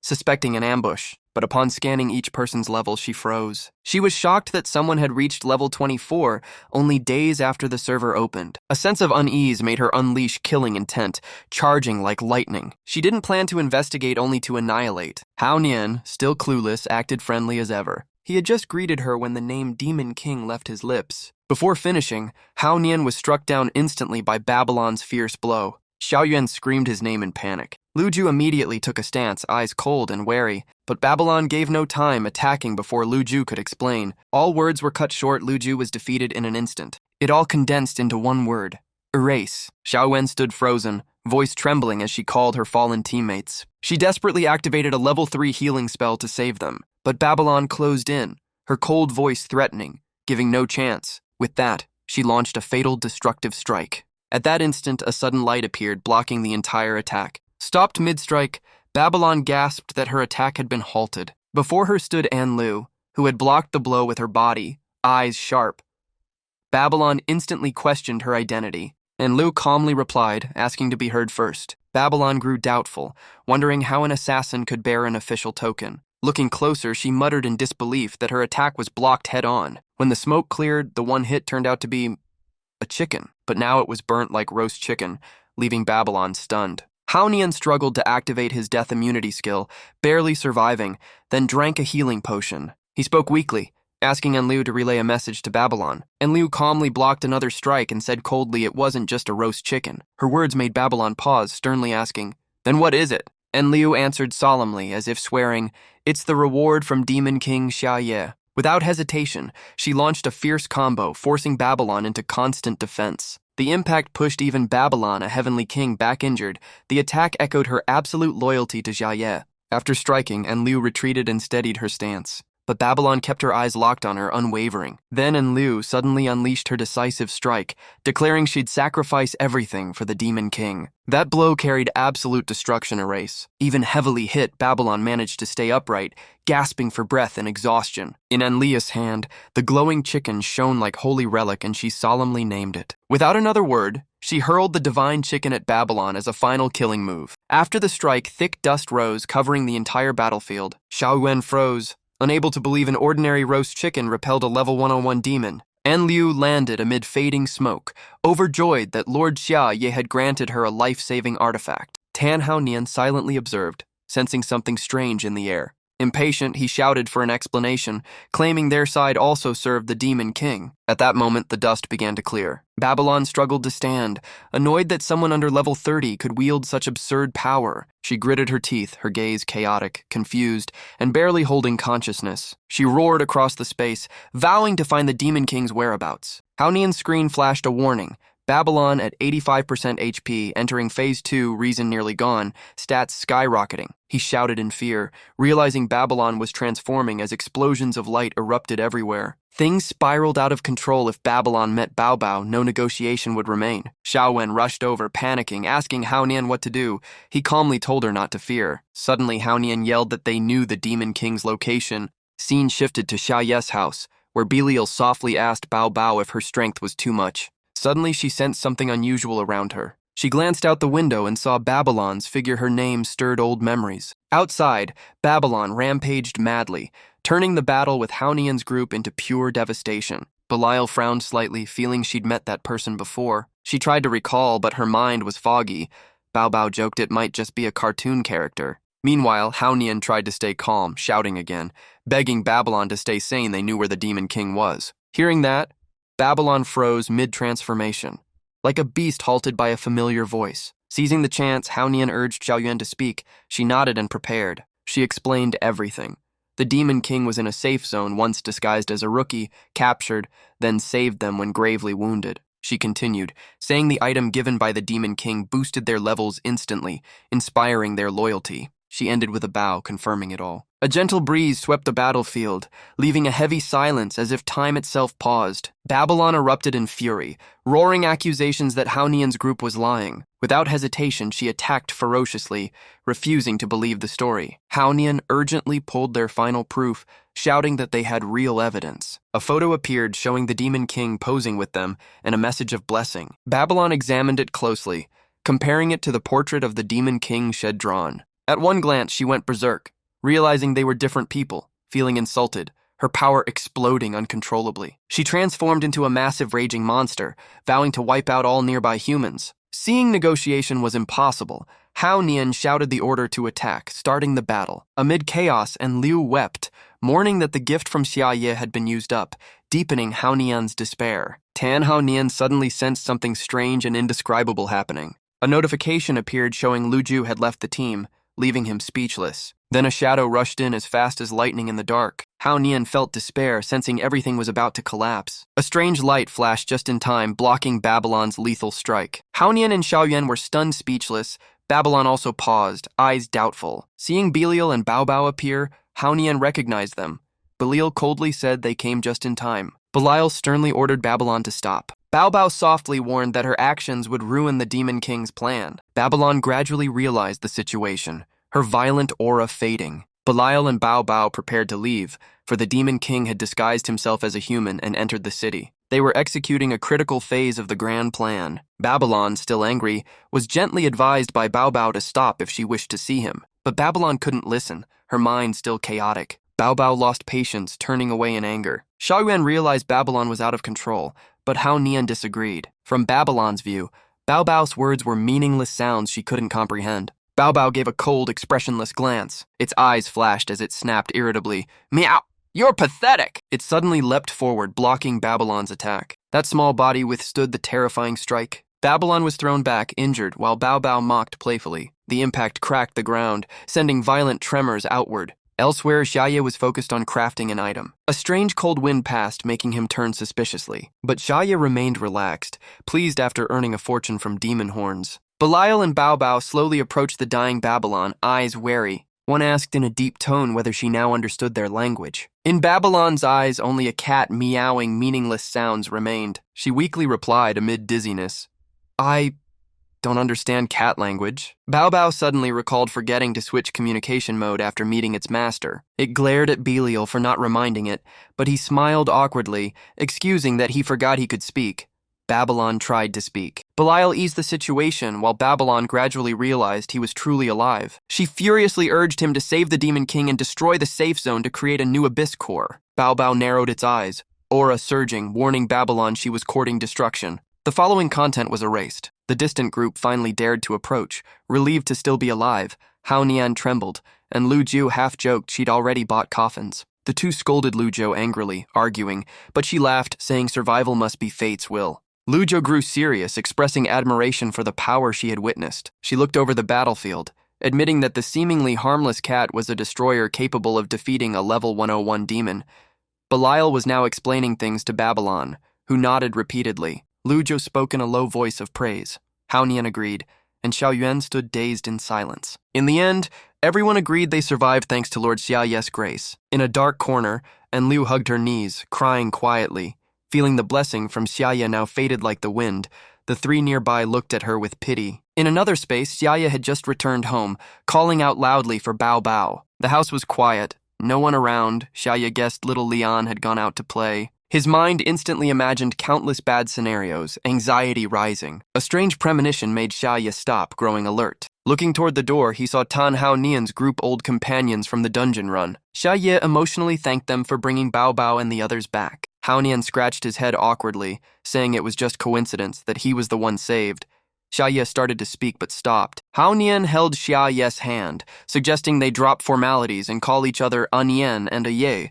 Xiaoye was shocked but pleased. Xiaoye invited the group inside while A Nian proudly said he had brought a special gift. Xiaoye curiously looked at their shoulders and noticed two small pet-like creatures. A Nian explained they were pets found along the way, a level 1 Babylon, capable of lifelong bonding after signing. Upon seeing Xiaoye, Babylon's eyes lit up, emotionally calling Lord Demon King, as if reuniting with someone dear. Anian extended his hand, revealing a tiny but serious-looking girl in his palm. Shiaa stared blankly, wondering why he kept being gifted demon-like creatures. He politely declined, saying he couldn't raise more pets, though inwardly just wanted to avoid them. Shiaa suggested they keep her, but both Anian and Babylon looked at him expectantly. When rejected, Babylon froze, eyes welling with tears, heart sinking. She placed her hand over her chest, questioning if she was still worthy to stay by the Demon King's side. That thought made her tremble with unease, slowly forming a decision. She gently removed the two horns from her head and offered them respectfully to Xiaoye. Xiaoye was shocked, but Babylon softly explained her body was special. She grew 3 new pairs daily. Babylon bowed deeply,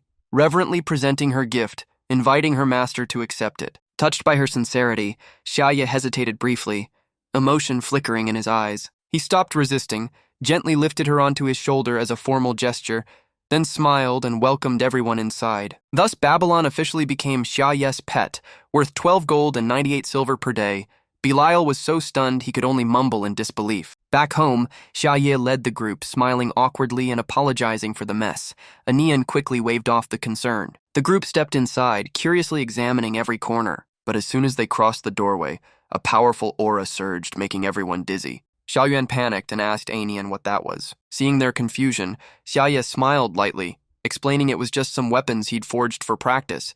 As he finished, the scene left everyone speechless. They all gasped in shock upon realizing those basic weapons came with armor sets. Sweat beaded on Anian's face as he glanced around the room filled with neatly arranged armor like a military depot. Shiaa then pointed to another corner, calmly saying it was where he displayed hand-carved dolls made in his spare time. With an innocent smile, he asked if they looked cute. Anian forced a shaky laugh, praising awkwardly to play along. The others turned pale with fear, silently screaming as the house looked more like a disguised armory. Xiaoye casually explained he had planned to sell them, but couldn't find a fair price, so he stacked them at home.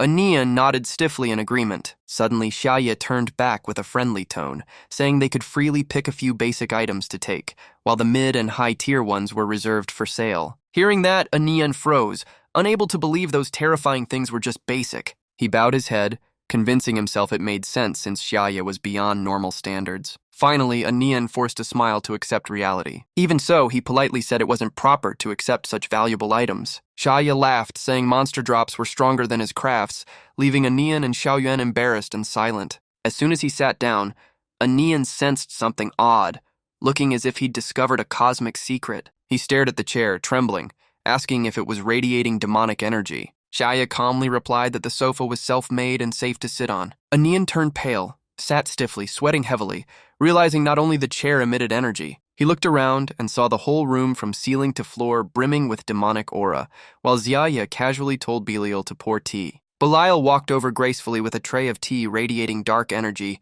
making Anian shiver. He clearly felt even the tea carried immense demonic power, his heart racing wildly. Holding the teacup, Anian felt as if thrown into a soul furnace, eyes hollow. Shiaa softly said the tea was brewed with well water from the backyard to save costs. Anian forced a laugh, asking if it was from the eternal well, praising outwardly while inwardly screaming. He thought Shiaa truly turned eternal into its literal meaning. Memories since entering the house replayed, making him realize everything bore the breath of the demon realm. He panicked, wondering if the entire house had been fully demonized. After a moment's silence, he laughed bitterly, admitting he'd been too naive. With such inhuman crafting output, Shiaa was clearly a transcendent force, and obedience was the only way to survive. Sensing the tension, Shiaa smiled and invited everyone to drink tea. The group snapped back to reality, responding in unison and sipping. Shiaa turned, his gentle yet sharp tone asking if a major battle had just happened near the safe zone. He guessed it might have been their fight with Babylon, flashes of combat crossing his mind. Anian scratched his head nervously, admitting it,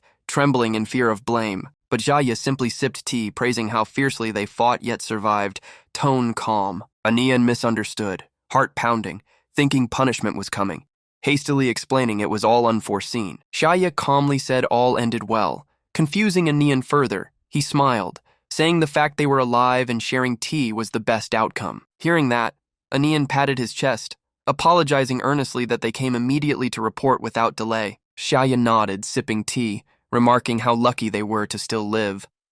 Anian sighed in deep relief. He told himself Shiaa must have tacitly accepted their allegiance. Shiaa smiled, telling everyone to keep drinking, and they obeyed instantly. He suddenly turned to An Liu, asking about the roast chicken from before. She was moved to tears, believing Shiaa already knew about the battle and the sacred meaning of that chicken. Shiaa opened his system panel, squinting with a smile, saying he still had plenty left and it was taking up space. He shared his portion with everyone, and the system notified that An Liu received 20 roast chickens. The whole group also received their shares, stunned in disbelief. An Liu's eyes welled with emotion, touched to be granted a relic symbolizing ultimate victory. She swore never to betray Shiaa's trust. Immediately after, she coldly declared that no one would ever break that faith, her sharp gaze intimidating her teammates. Seeing An Liu's fierce aura, Anian quickly averted his eyes, thinking she was unstable but safe as long as the Demon King trusted her. He felt relieved that things seemed peaceful again until the doorbell suddenly rang. Shasha looked up at the screen notification, softly saying a guest had arrived. The visitor was Roland, holding a small gift box, politely saying he came to check on them after the recent battle. Shiaa immediately went to greet and invited him in.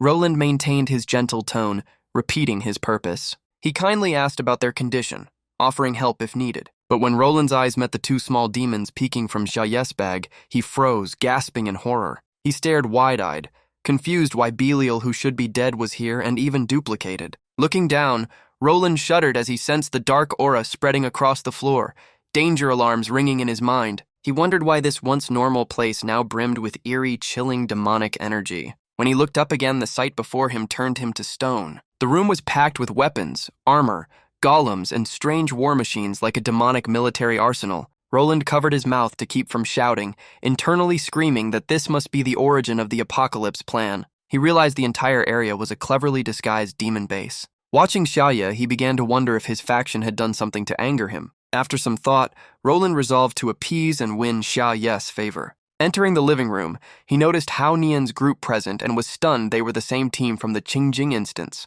Hao Nian was equally shocked, his mind in chaos seeing Roland there. Roland trembled, sensing a strange connection between them, stammering, "Could it be you all?" Soon after, he sat beside Shiaa, appearing calm but secretly smug, convinced his suspicions about the Demon King's unrest were right. He subtly gave Hao Nian a thumbs up, signaling alliance against destruction, making Hao Nian even more uneasy. Shiaa narrowed his eyes, softly asking if they knew each other before. Roland nodded in confirmation, while Hao Nian stayed silent. Shiaa remarked solemnly that they must be suffered much resolving the chaos. Roland frowned, thinking it was sarcasm, cautiously replying that casualties were inevitable. Shiaa sighed, saying the world was fascinating and he didn't want it to fall, only regretting he lacked the strength to preserve it. Suddenly, Roland had a flash of inspiration, loudly declaring that only they could save the world. Hearing himself, alarms rang in his mind. He was sure Shiaa planned to destroy everything out of boredom. He bowed his head, forcing a calm tone, saying he understood what must be done. Shiaa asked curiously what he understood. Roland quickly changed the subject, asking if Shiaa was interested in the elf race. The question surprised Shiaa, who asked if such a race still existed in the game. Roland smiled, telling of an ancient elven land yet unexplored, where wonders might await. Shiaa laughed, intrigued, saying he'd love to see it himself someday. Roland excitedly shouted about catching them, making Shiaa puzzled by the word's meaning. Sharon hid his sarcasm, thinking humans were weak flatterers before the Demon King. Shiaa hesitated, saying he was just a rookie, unworthy despite Roland's kindness. He turned away, advising Roland to place hope in others for humanity's future. Both looked toward Hao Nian, whom Shiaa introduced as the strongest, leaving him stunned. Hao Nian panicked, thinking Shiaa misunderstood his relationship with Roland, hastily denying it. Roland acted understanding, claiming he'd joined forces with the top team, shocking Hao Nian. Roland spoke vaguely about being exposed, angering Hao Nian, who demanded answers. Roland declared an official alliance with Hao Nian's team to hunt the elf race. Shiaa was surprised, but Roland laughed reassuringly, and Shiaa cheerfully praised him. The five were seen off. Roland left excitedly while Shiaa invited him to visit again. The door shut firmly behind them, ending the chaos perfectly. Hao Nian was speechless, internally screaming over being mistaken as part of an enemy faction. Roland calmly assumed they were just intimidated by the Demon King's arrogance. He reassured them that once they brought the elves back, the situation would turn despite the Demon King's wariness. Hao Nian, not listening fully, angrily threw a powerful punch toward him, but he redirected it at the last moment, smashing the wall instead of Roland. Roland stared at the deep dent in shock, utterly speechless. Hao Nian furiously asked if Roland was deliberately causing trouble. Roland froze, then spoke sternly, admiring Hao Nian's boldness. Hao Nian sneered, challenging Roland with arrogance. He focused strange energy in his palm. In a blink, a massive roast chicken appeared, making Roland scream in terror. Roland gawked while Hao Nian smugly boasted of his power. Roland calmly declined, saying he wasn't hungry. Lu Ju angrily scolded the captain for being stupid, but was silenced by Hao Nian. After calming down, Hao Nian reminded himself not to ruin the Demon King's plan to infiltrate humanity. Roland coldly asked why he was angry, while Hao Nian demanded the true goal of their alliance. Roland, repairing the wall, explained the mission was to capture elves for the Demon King and warned Hao Nian not to break more things. Xiaoyan softly suggested Shiaa might have deliberately arranged their cooperation with Roland. The team began telepathic discussion, doubting Xiaoya's true intentions and debating if he was planning long-term. Enliu insisted Shiaa wanted them to kill Roland, but Hao Nian questioned if they were capable. Roland cut in, asking if they were done talking, stressing this alliance was temporary to appease the Demon King before countering. He continued to entice them, promising abundant resources, gear, and experience if they joined him. He shifted to a calculating tone, directly asking if the offer tempted them. Hao Nian calmly agreed to go along, but he coldly added that he wouldn't shake hands to avoid misunderstanding with Shiaa. On the upper floor, Shiaa stood by the balcony, watching everything below. He burst into laughter, delighted that things unfolded as planned. Shiaa quietly calculated that maintaining ties with Roland and the top team would be vital in case of trouble. He felt proud, praising himself as a rare genius. Belial and Babylon exchanged admiring looks, acknowledging the Demon King's deep cunning. At the area sealed by ancient talismans, Hao Nian stopped suspiciously to observe. He asked for confirmation, and Roland smiled, affirming it was the right place. They stood before a massive magic sphere, the gate to the ancient elven nation, an unopened high-level zone. Roland solemnly declared they must unseal it to enter. He added he didn't know what lay inside, only that the creatures there surpassed anything known, even stronger than invading demons. Roland began explaining about the elves, a race parallel to humans and demons, a sub-branch of this world. Lu Zhou and Xiaoyuan dozed off, leaving Hao Nian barely listening and mumbling responses. Roland frowned, asking why he didn't already know since the storyline explained the races. Hao Nian awkwardly admitted he skipped that part to rush progress. Roland sighed and continued, saying the world was born from myth, where the god Shenming Moxie fought demons for millennia. He said weaker races vanished, leaving one race capable of opposing both sides. Hao Nian interrupted in surprise. Roland confirmed it was the elves, a species mastering nature's power, able to tilt the world's balance. He said the elven princess sacrificed herself to seal the entire race, turning them into legend. Roland asked if he understood. Hao Nian replied yes, mocking that even the neutral side couldn't escape extinction. Roland said beyond the gate lay the elves' homeland, but wasn't sure if any survived, as the system blared warnings urging them not to enter. Hao Nian complained about the danger, but Roland calmly replied that if the Demon King wished it, risk meant nothing, showing he'd brought his clan's treasures. He solemnly displayed bizarre items from his spatial bag poison traps, hell chains, and cursed weapons. Then he pulled out more odd, useless trinkets, arranging them while chuckling. Hao Nian and Lu Zhou were speechless, unsure how to react as humanity's hope prepared demonic gear to please the Demon King. The group entered an ancient cave covered with talismans. Roland said the gear was secondary, and he'd handle the fighting, making Hao Nian reluctantly trust him. Seeing their trust, Roland smugly promised to share all rewards equally. Hao Nian replied sarcastically. Roland grew more arrogant, praising himself as a world-blessed genius, oblivious to Hao Nian's coldness. They crossed a long bridge while Roland kept lecturing about saving resources and unseen dangers. Then the group walked on a blood-red path as he rambled until the system cut in, announcing an A-rank monster battle. Roland panicked, shouting that he wasn't ready while Xiao Yuan trembled, admitting he accidentally triggered the trap. A massive crimson beast named Blood Howl Beast appeared, roaring that humans must not trespass the elven sanctuary. It lowered its head arrogantly, its voice echoing as it demanded they retreat forever. Faced with its might, Du stayed silent and still. Seeing no reaction, the beast assumed they were scared and arrogantly offered mercy if they obeyed. Xiao Yuan hurriedly apologized, making the beast blush awkwardly, but before he could finish, Du coldly ordered everyone to step back so he could face it alone. The group quickly retreated, leaving Du alone, though he felt a brief emptiness before turning as a sound came from behind. Roland then pulled out a strange glowing item, introducing it as an S-rank demonic artifact called Hellbreak Mode. The system described it as boosting all combat stats by 30% for 5 minutes, after which the user became exhausted and slowed by half for 30 seconds. Du instantly unleashed his power, his body engulfed in golden lightning like a war god descending. As thunder struck the Bloodhowl beast, the group gasped, shocked that such a strong foe was being overwhelmed. Hao Nian confusedly wondered why humanity's hope was using a demonic weapon. Xiao Yuan nervously urged them to support Do, her voice hesitant. But when she turned, she was horrified to see her teammates relaxing casually, one even saying it wasn't serious. Xiao Yuan froze, unable to believe their indifference amid a deadly battle. Ahead, Roland and the Bloodhowl beast clashed fiercely, shaking the ground. Roland spun midair and struck with a powerful palm, shouting to finish the enemy. The Bloodhowl beast recoiled in fear, turning pale purple and trembling as it begged for mercy. But just as victory seemed near, the artifact's effect ended, and Du lost all his power, returning to normal. Both opponents looked awkward, their eyes meeting as if thinking of just hugging it out. But the Bloodhowl beast quickly roared, reclaiming dominance and declaring its counterattack. It stomped hard, cracking the ground as dust rose like a storm. From its back, it drew a massive heavy weapon to deliver a fatal blow. The giant axe came down right where Du stood. Xiao Yuan screamed in fear, urging everyone to save Du before he died. But the beast didn't stop, raising its weapon for another strike. Suddenly, the space lit up as a mysterious figure appeared amid white mist. Roland knelt in shock, recognizing the figure and exclaiming, "Mr. Qin." He quickly warned Hao Nian not to fight, since he clearly wasn't the beast's match. Du stared at Hao Nian's hand in disbelief he was holding, a half-eaten roasted chicken leg. Without a word, Hao Nian suddenly charged, using the chicken leg as a weapon. Roland turned pale and shouted, asking if he planned to bribe the boss with food. Du screamed in despair, telling Hao Nian to stop, saying the boss didn't even like snacks. Roland muttered helplessly that the Bloodhowl beast was technically a chicken-type creature,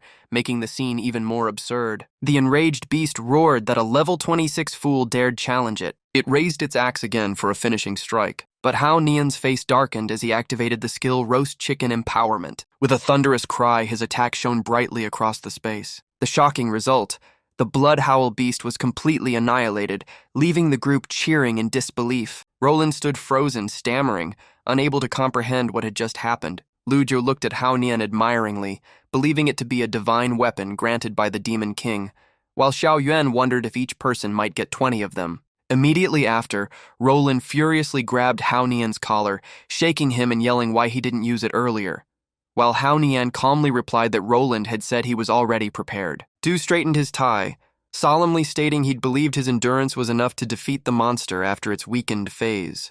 Roland calmly interrupted, suggesting they check the boss rewards and summoned a glowing green gem. He declared the loot belonged to Hao Nian's group, then wrapped his hand with rune cloth for self-healing. As Hao Nian admired the gem, Xiao Yuan urged him to open it quickly while Lu Zhou doubted his luck and wanted to do it herself. After a moment, Hao Nian opened the chest, pulling out many items, his eyes lighting up with satisfaction. He quickly calculated the profits, realizing the money and materials were enough for long-term growth as the system listed detailed rewards. Although pleased, Hao Nian muttered that compared to the Demon King's roasted chicken leg, all of it was worthless, feeling proud to serve him. Xiao Yuan asked about equipment. Lu Zhou confirmed none, and Hao Nian chuckled that trading one chicken leg for this much was fine.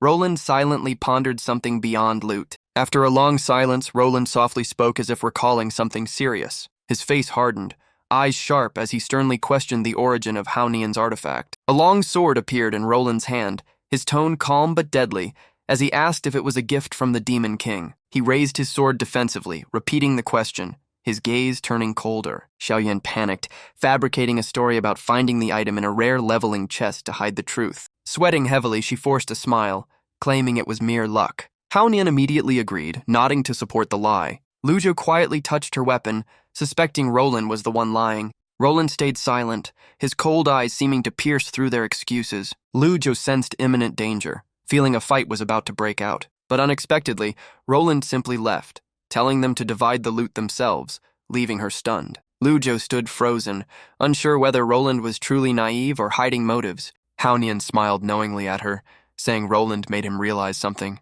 Hao Nian grew doubtful, finding it strange that the Demon King gave them such a powerful weapon. He paused midway, eyes flashing with deep suspicion. Lu Zhou anxiously pressed him to finish his thought. Hao Nian suddenly concluded that the Demon King actually wanted to raise the elves, which Lu Zhou excitedly agreed with. Hao Nian explained that the Demon King had anticipated the map's difficulty and gave the artifact so they could survive. He subtly hinted that finding the elves was a gesture of goodwill toward Xia Yiren, which Lu Zhou instantly understood. Their coordination impressed Hao Nian, who praised her, while Lu Zhou confidently replied.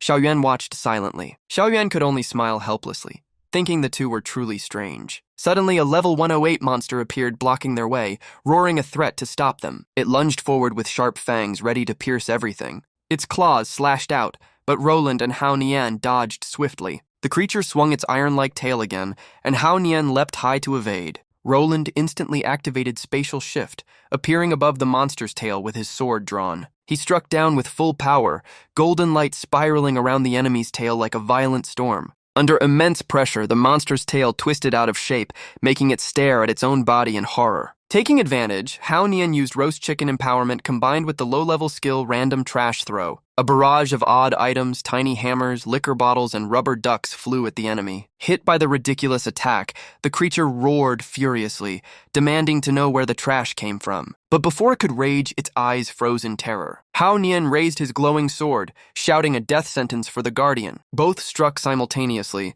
their energies merging into a massive explosion that obliterated the monster's body. Roland landed calmly, declaring victory, while Hao Nian folded his arms smugly. The dying foe couldn't believe its defeat. It weakly tried to file a complaint about NPCs using illegal items. The system coldly acknowledged, deducted morality points, and flatly stated there would be no further action, leaving it speechless. It let out its last breath in frustration. The system announced its death and loot money, a broken branch, an old console, and a love letter. Roland stood on the thin water surface, lost in deep thought. The system updated the team's level. Roland looked at the shining gate ahead, saying the clue to the elves lay within. The door was sealed by the elves themselves to protect sacred power, signaling great danger ahead. Roland analyzed carefully, vowing not to repeat mistakes, prompting the system to issue a warning for excessive probing. He suddenly shouted, startling Hao Nian with the unexpected scolding. He yelled again, making Xiaoyan so frightened that Lu Zhou had to carry her away. At that moment, a fierce black creature suddenly appeared before the group. Both Roland and Hao Nian shuddered slightly at its terrifying form. The monster bared its fangs, declaring that humans had trespassed into the elves' land and would be destroyed. Roland calmly mocked it as if watching an old play, leaving the creature dumbfounded. It hurriedly repeated a new threat, trying to sound scarier. Hao Nian quietly said the scene looked like a game he'd seen before. Roland agreed, further confusing the creature. The creature panicked, checking its dialogue script aloud, leaving the group speechless. Looking closely, they found the monster was actually a tiny elf clutching a villain script, screaming in panic when exposed. In an instant, the elf was trapped in a glass jar, crying and wailing in disbelief at being caught so easily. As it struggled, the system announced major team rewards, granting Hao Nian an additional holographic projector. Roland reported that the teleport gate was open. Hao Nian and Lu Zhou joked about the easy difficulty, angering the elf. Offended, the elf declared it was only a replica of its master, the strongest elf of the kingdom, making Hao Nian repeat the title in doubt. Mentioning the master, the elf told of a peerless, red-clad female warrior who remained after the kingdom's fall, guarding the land for 1,000 years. It affirmed that she was the greatest soul of the elf race, the final shield against all greed. Roland listened excitedly, bouncing with interest, while Hao Nian cheered, seeing it as good news, leaving the elf stunned by their logic. After some hesitation, the elf continued, saying the master accidentally ate poisonous mushrooms and died, its voice trembling in embarrassment. Moments later, her figure appeared, a red-eyed woman of overwhelming S-rank aura, identified as the grand boss of the ancient elven kingdom. Honan wondered if it was truly her soul, and Roland also doubted the cause. Xiaoyuan guessed she was dead, but Hao Nian immediately denied it, saying the Demon King wouldn't send them to a grave. Roland agreed since elves couldn't truly die. Roland examined the area carefully, confirming no signs of battle, ruling out assassination. Hao Nian suggested she might have committed suicide, surprising Roland but forcing him to admit it was a bold theory. He suddenly found a red-dressed skeleton and shouted that he'd discovered the cause of death. Roland concluded that loneliness had split her elven self, turning her soul into malice while her body slept. To complete the quest, they must destroy the malice to awaken her. The small elf in the jar froze, thinking Roland was completely wrong, insisting that the body was merely a dried corpse. Noticing the elf's odd reaction, Roland questioned it, making it panic and flatter him frantically. He quickly sensed a greater threat, suspecting S-rank elven warriors were beyond their ability to handle. He glanced at Hao Nian, trying to shift the task, but Hao Nian immediately refused, saying he'd used all his items. Roland sighed, pulling a glowing object from his sleeve, saying it was the strongest weapon once meant for the Demon King. At that moment, the master roared in rage, vowing to crush all intruders. Power erupted from her body, unleashing immense pressure across the space. But just as it peaked, a small object hit her forehead, dispersing her aura as she uttered a confused, "Huh?" It turned out to be Roland's throne device, a tiny artifact with a spinning mini-soul that left the master baffled. She bent down, misjudging it as something meant to be stepped on. Suddenly, the object exploded with violent energy, warping the surrounding space. Hao Nian panicked at the terrifying weapon, while Roland calmly confirmed it was a family heirloom originally made for the Demon King. It was an S7 grade artifact called Plague, forged from 4 primordial demons, capable of wide-area damage and control with pain beyond human limits. Hao Nian shuddered, blaming Roland's family for hoarding twisted relics, but Roland merely smiled, calling it a trophy from demon hunts. The elf stiffened, trembling in doubt about whether he was truly righteous, making Hao Nian feel an eerie familiarity. A fleeting memory surfaced an azure teacup in the Demon King's mansion, with a scent identical to that from the artifact. The master was engulfed in the plague's green mist, cold light reflecting off her killing, intent-filled face. Within moments, she was completely drained, writhing in agony, unable to resist. Seeing the effect, Roland landed calmly and declared successful containment. He then turned into a streak of light, shooting toward the master like a meteor. Roland unleashed full power, maxing all his skills, his aura blazing as he dove like a falling star. He drew his sword back, shouting a command, the roar echoing like a dragon. Trapped in the plague mist, the master turned in shock as he appeared before her. Roland instantly thrust his sword through her abdomen, the motion so swift that time seemed to stop. The master stared wide-eyed, stammering in disbelief that he was a high-level NPC. Roland replied only with a cold smile, twisting the blade relentlessly, making her tremble in fear. She stepped back, voice quivering before turning cold, declaring him the true demon. He swung his sword into a deadly vortex, each strike crushing the master's soul toward suffocation. The elf in the jar teared up watching her master tormented, angrily shouting that he was no different from a villain, far too cruel. Hao Nian watched in awe at Roland's power. Seeing him as humanity's last hope, the elf, hearing that, asked fearfully. Hao Nian sternly mentioned the prophecy, while the elf added they'd once heard a similar rumor from a mysterious voice. The prophecy said that after the two worlds merged, the one who wielded a gun would lead humanity to destroy the Demon King, becoming the final hope. At this, the elf bowed its head in despair, saying that hope was actually the greatest source of despair. Meanwhile, despite being bound,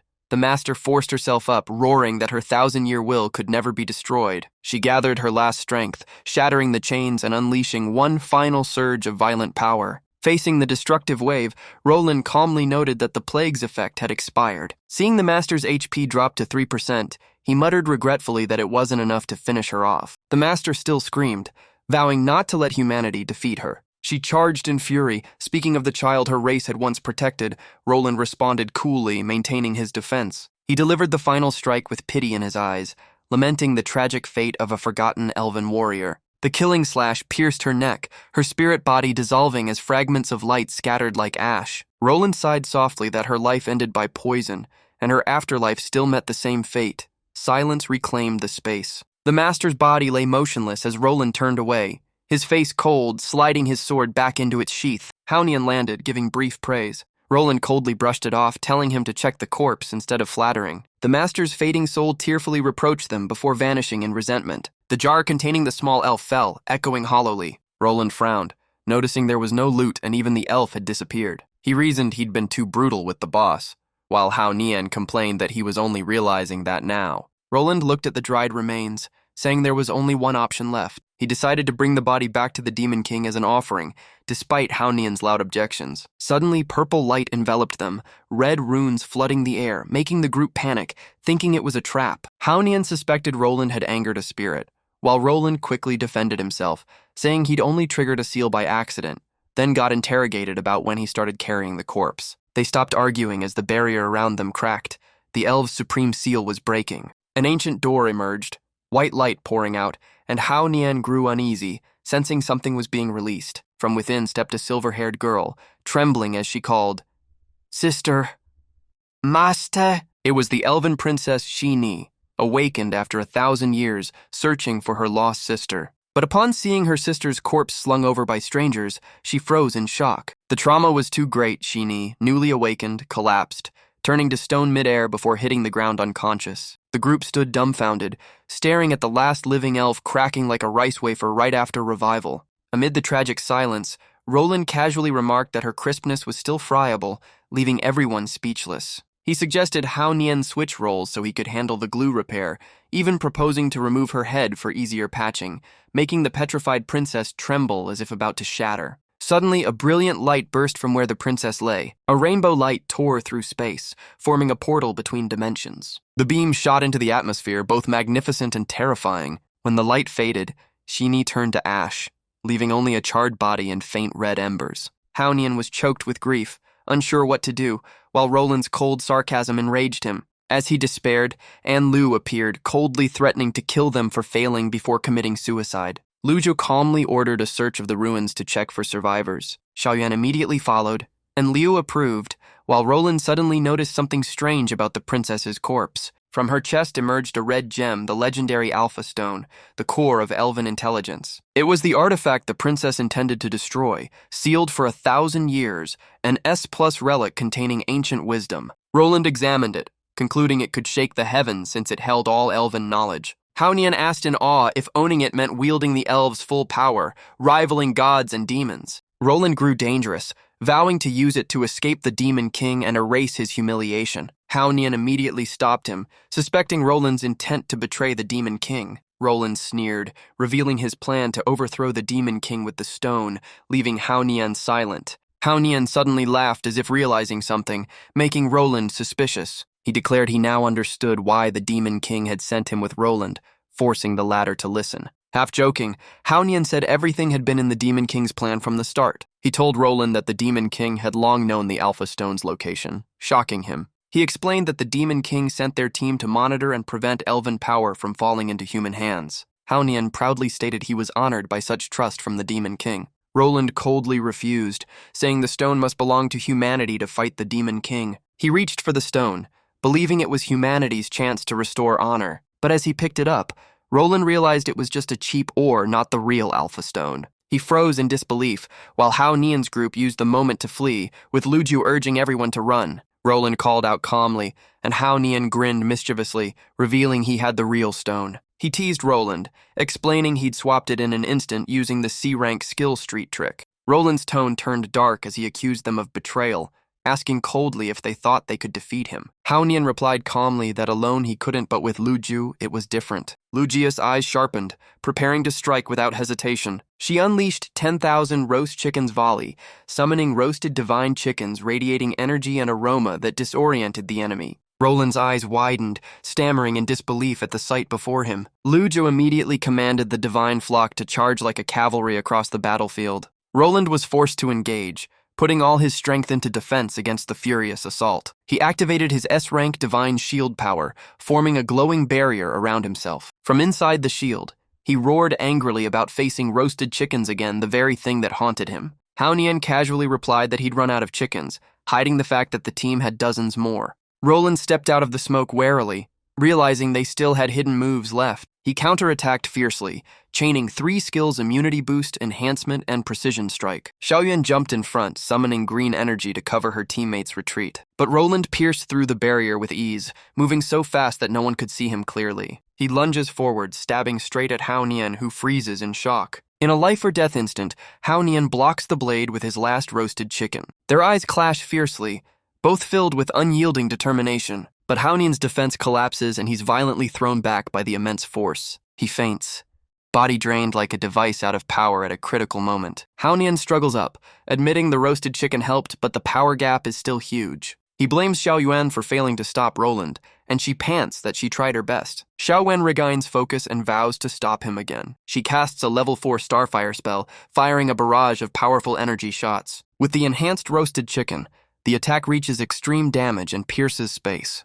The explosion lights up the sky like dawn breaking through the dark. Luju marvels at the glorious scene like divine power descending. Roland, though surviving, is badly hurt, hair messy, furious to seize the stone. From behind, Liu secretly strikes with level 6 backstab to end the fight dishonorably. Roland reacts instantly to block the stab as the wisdom stone gleams nearby. Haonian sees it and memories flash like lightning. He recalls he accidentally dropped the stone when he was thrown earlier. Panicking, Haonian shouts for Liu to grab the stone. She rushes forward, but Roland snarls and counters swiftly to block her. He slams the sword hilt into her stomach, making Liu collapse in pain. Roland focuses entirely on the stone, eyes burning with killing intent. Just as his fingers near it, Luju suddenly kicks it away with precision. The stone flies toward Haonian as she shouts for him to catch it. Haonian leaps to grab it, while Roland immediately turns to chase. The stone is within Haonian's reach, victory seems his. But a touching TV dialogue suddenly shifts the whole scene. Shiaa calmly picks up the remote and turns off the TV casually. He tells the two at home that the TV is fixed and goes to rest. Both reply. On the way to his room,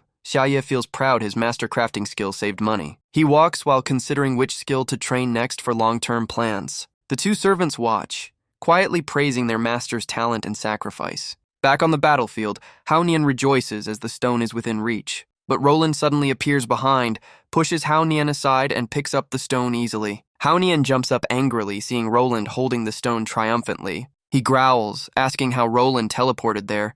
Everyone is shocked. Liu realizes the enemy they fought was just a puppet and warns the group. Roland smirks, showing off his new C-rank profession skill rogue transformation that saved him. Haonian grits his teeth, glaring furiously at him. Roland doesn't answer, instead kicks Haonian in the face like a ball. The group is horrified, Xiao Yuan screams, and Luju trembles with rage. But then Lujia's face changes, she admits the kick made sense, and Liu nods. Roland raises the wisdom stone high, declaring the end of everything. A surge of purple demonic power bursts from the stone, swirling like phantom lightning. Luju and Liu immediately draw their divine roasted chickens, ready to strike back. But the stone drains all spirit power from the chickens, leaving them helpless. The group collapses in exhaustion.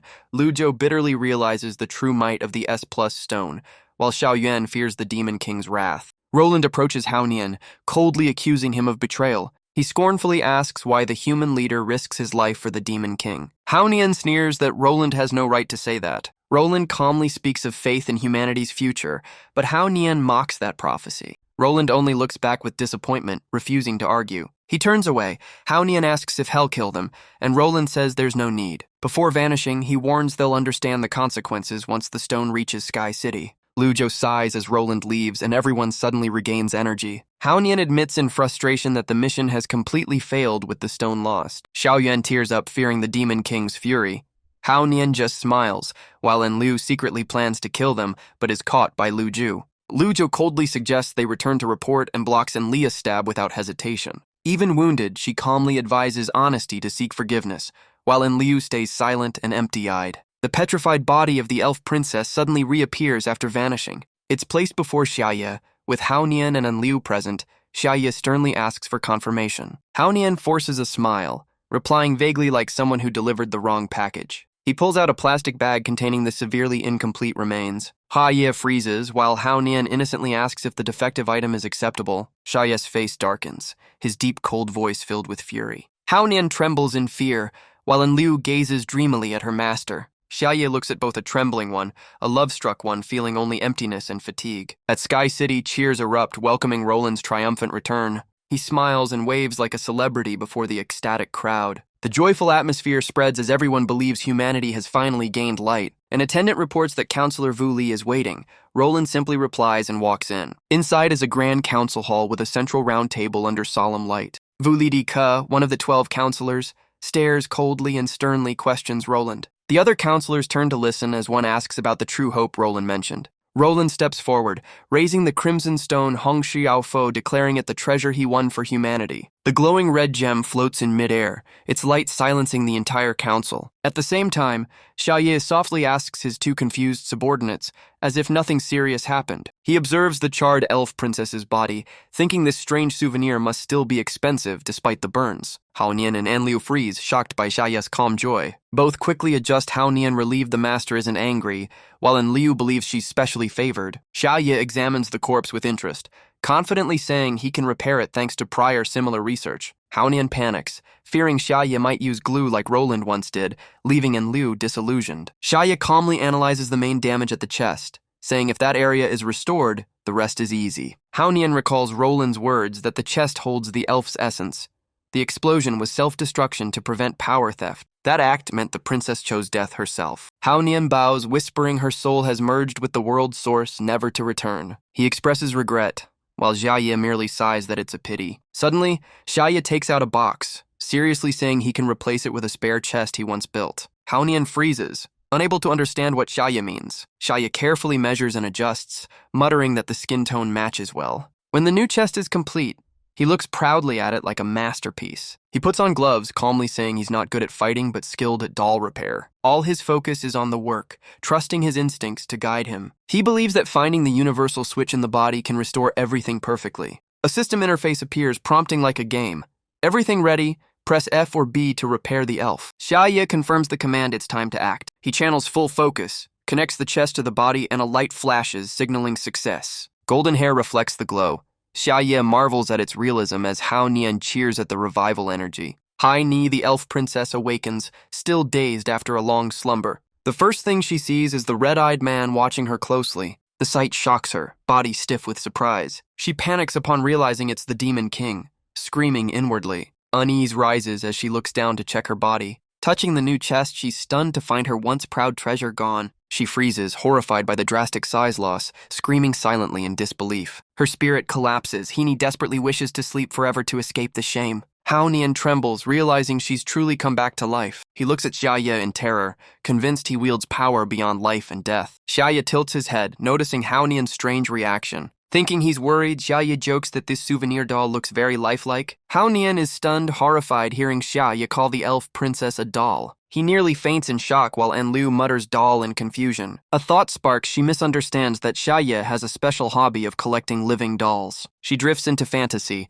imagining Hai Ni as a prized collectible enchanted by Shiaa's cold charm. Her heart races, dreaming of being cherished the same way, while Hao Nian awkwardly forces a smile to cover the scene. Hao Nian respectfully offers Shiaa a green orb with solemn words. Shiaa gladly accepts, but the orb suddenly glows and turns into a bell, screaming a curse of destruction. Yet Shiaa shows no fear, laughing that it could serve as a door alarm bell. Hao Nian rejoices at his acceptance, while Shiaa modestly apologizes for not having a return gift, which Hao Nian quickly dismisses. Princess Hai Ni opens her eyes slightly, hearing everything and realizing she's merely an item in their trade. She grows curious about what could make humans betray the elves and quietly listens. The three remain unaware, chatting about food. Shiaa asks about roasted chicken, and Hao Nian proudly says he ate it all. Shiaa happily congratulates them, saying their enjoyment is enough. He warmly offers salted chicken next, making Hao Nian thank him excitedly. Hearing chicken, Hai Ni freezes, furious she was traded for such a trivial meal. But the aroma of salted chicken makes her tremble with reluctant craving. Though resisting, she still swallows hard, tempted by the scent. She quickly regains focus, realizing the real danger she's under the Demon King's control as Hao Nian's group prepares to leave. As they exit, a cold wind blows, erasing the traces of what just happened. Lujo approaches to ask about the situation.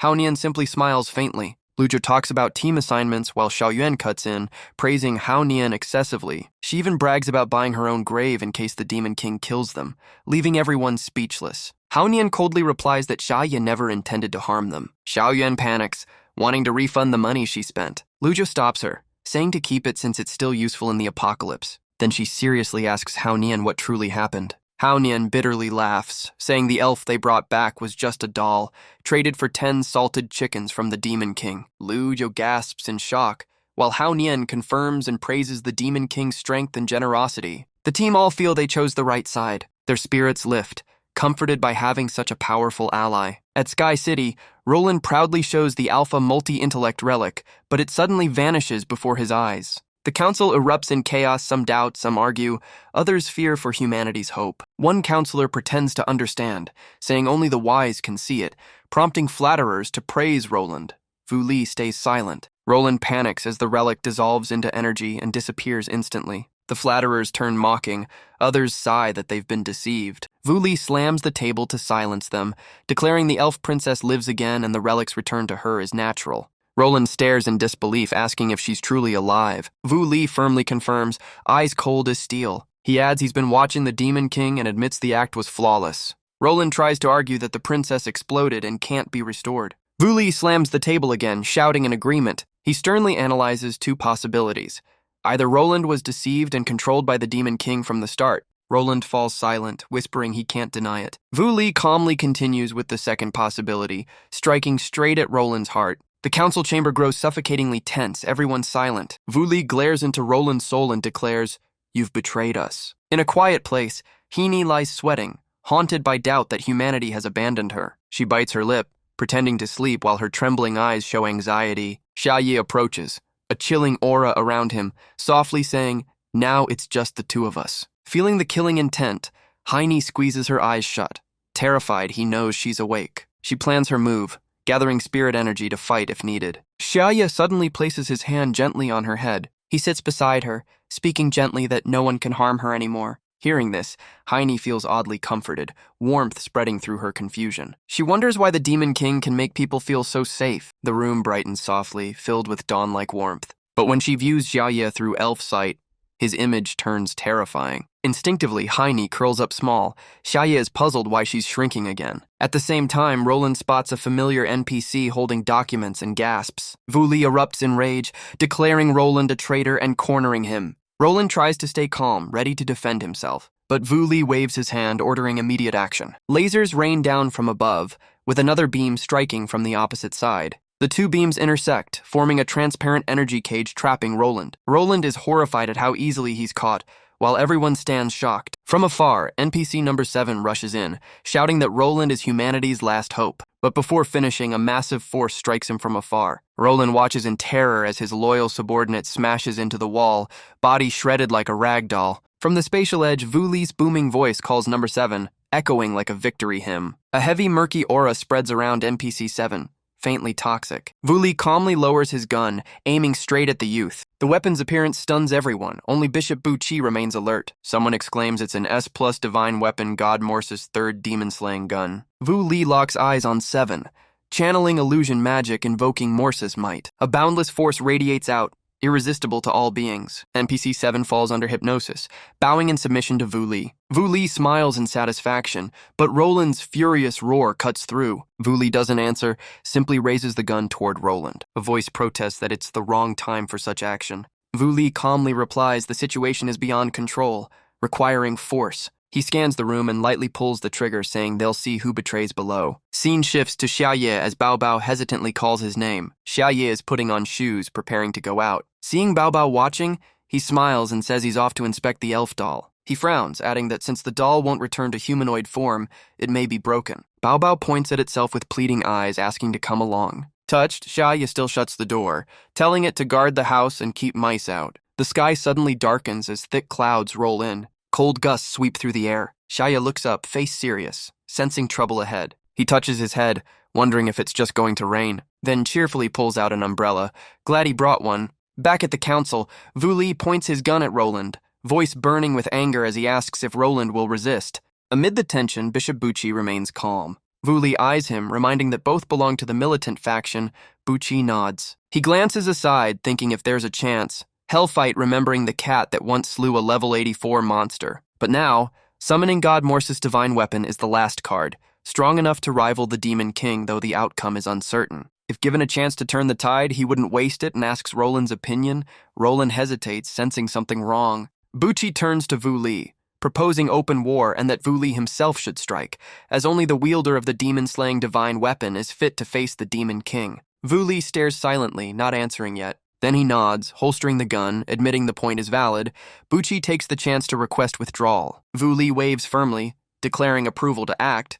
Roland, trapped in the cube, shouts for him to stop. But Wu Li only smirks coldly, declaring Hell personally confront the Demon King to prove humanity's worth. The words terrify Roland, who yells that the Demon King isn't someone to trifle with. Vu Li doesn't hesitate, snapping his fingers and saying Hell confirmed that himself. He coldly orders Roland to await news of victory in the cell, making the cube dissolve. With a simple gesture, Roland vanishes from the room as if erased. From above, Vu Li looks down on his subordinates, declaring the launch of the Demon King assault campaign. He commands a lockdown on all trading systems, guilds, and the safe zone Ku Ra Mei. Then he orders NPC evacuation from Zone Zamai, clearing the battlefield. Even Bo Tagan is sealed off, though it barely matters. From the black clouds, Vu Li's massive warship emerges, tearing the sky like an apocalypse messenger. Vu Li orders Automaton No. 3 Bolisi to lock onto Sujamai sector and prepare to fire. Humans below can only watch the giant object in fear and confusion. Butchie steps forward, asking softly if Vu Li truly plans to abandon Ku Ra Mei. Vu Li coldly replies that Ku Ra Mei will soon be a battlefield,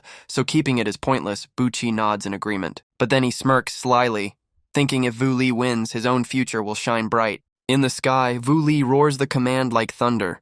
All forces march! On the ground, countless soldiers raise gleaming weapons ready for war. Even if they can't kill the Demon King, they must reclaim the elf princess. Vu Li lifts his head, voice resounding like a vow. He orders full media connection, preparing for a global broadcast. He wants the world to witness humanity's light of hope. At the same time, Shiaa arrives to find the shop closed and frowns in confusion. Finding it strange, he senses something wrong. A naive thought flashes maybe today's a holiday. But suddenly, chaos erupts as townsfolk flee screaming warnings, leaving Shiaa frozen. He looks around blankly, thinking they might be celebrating. A distant shout tells him to run because Buon Tai Gang has shut down, leaving him wide-eyed in confusion. He wonders if even divine systems get holidays how humane. While daydreaming, a sheet of paper falls before him. He picks it up. It's a newspaper with the headline, Zamai District Property Prices Plummet. He mutters the words, still processing. Then his knees give way as he realizes the situation is out of control. Footsteps thunder behind him, an armed squad advances. Steel barriers rise gleaming,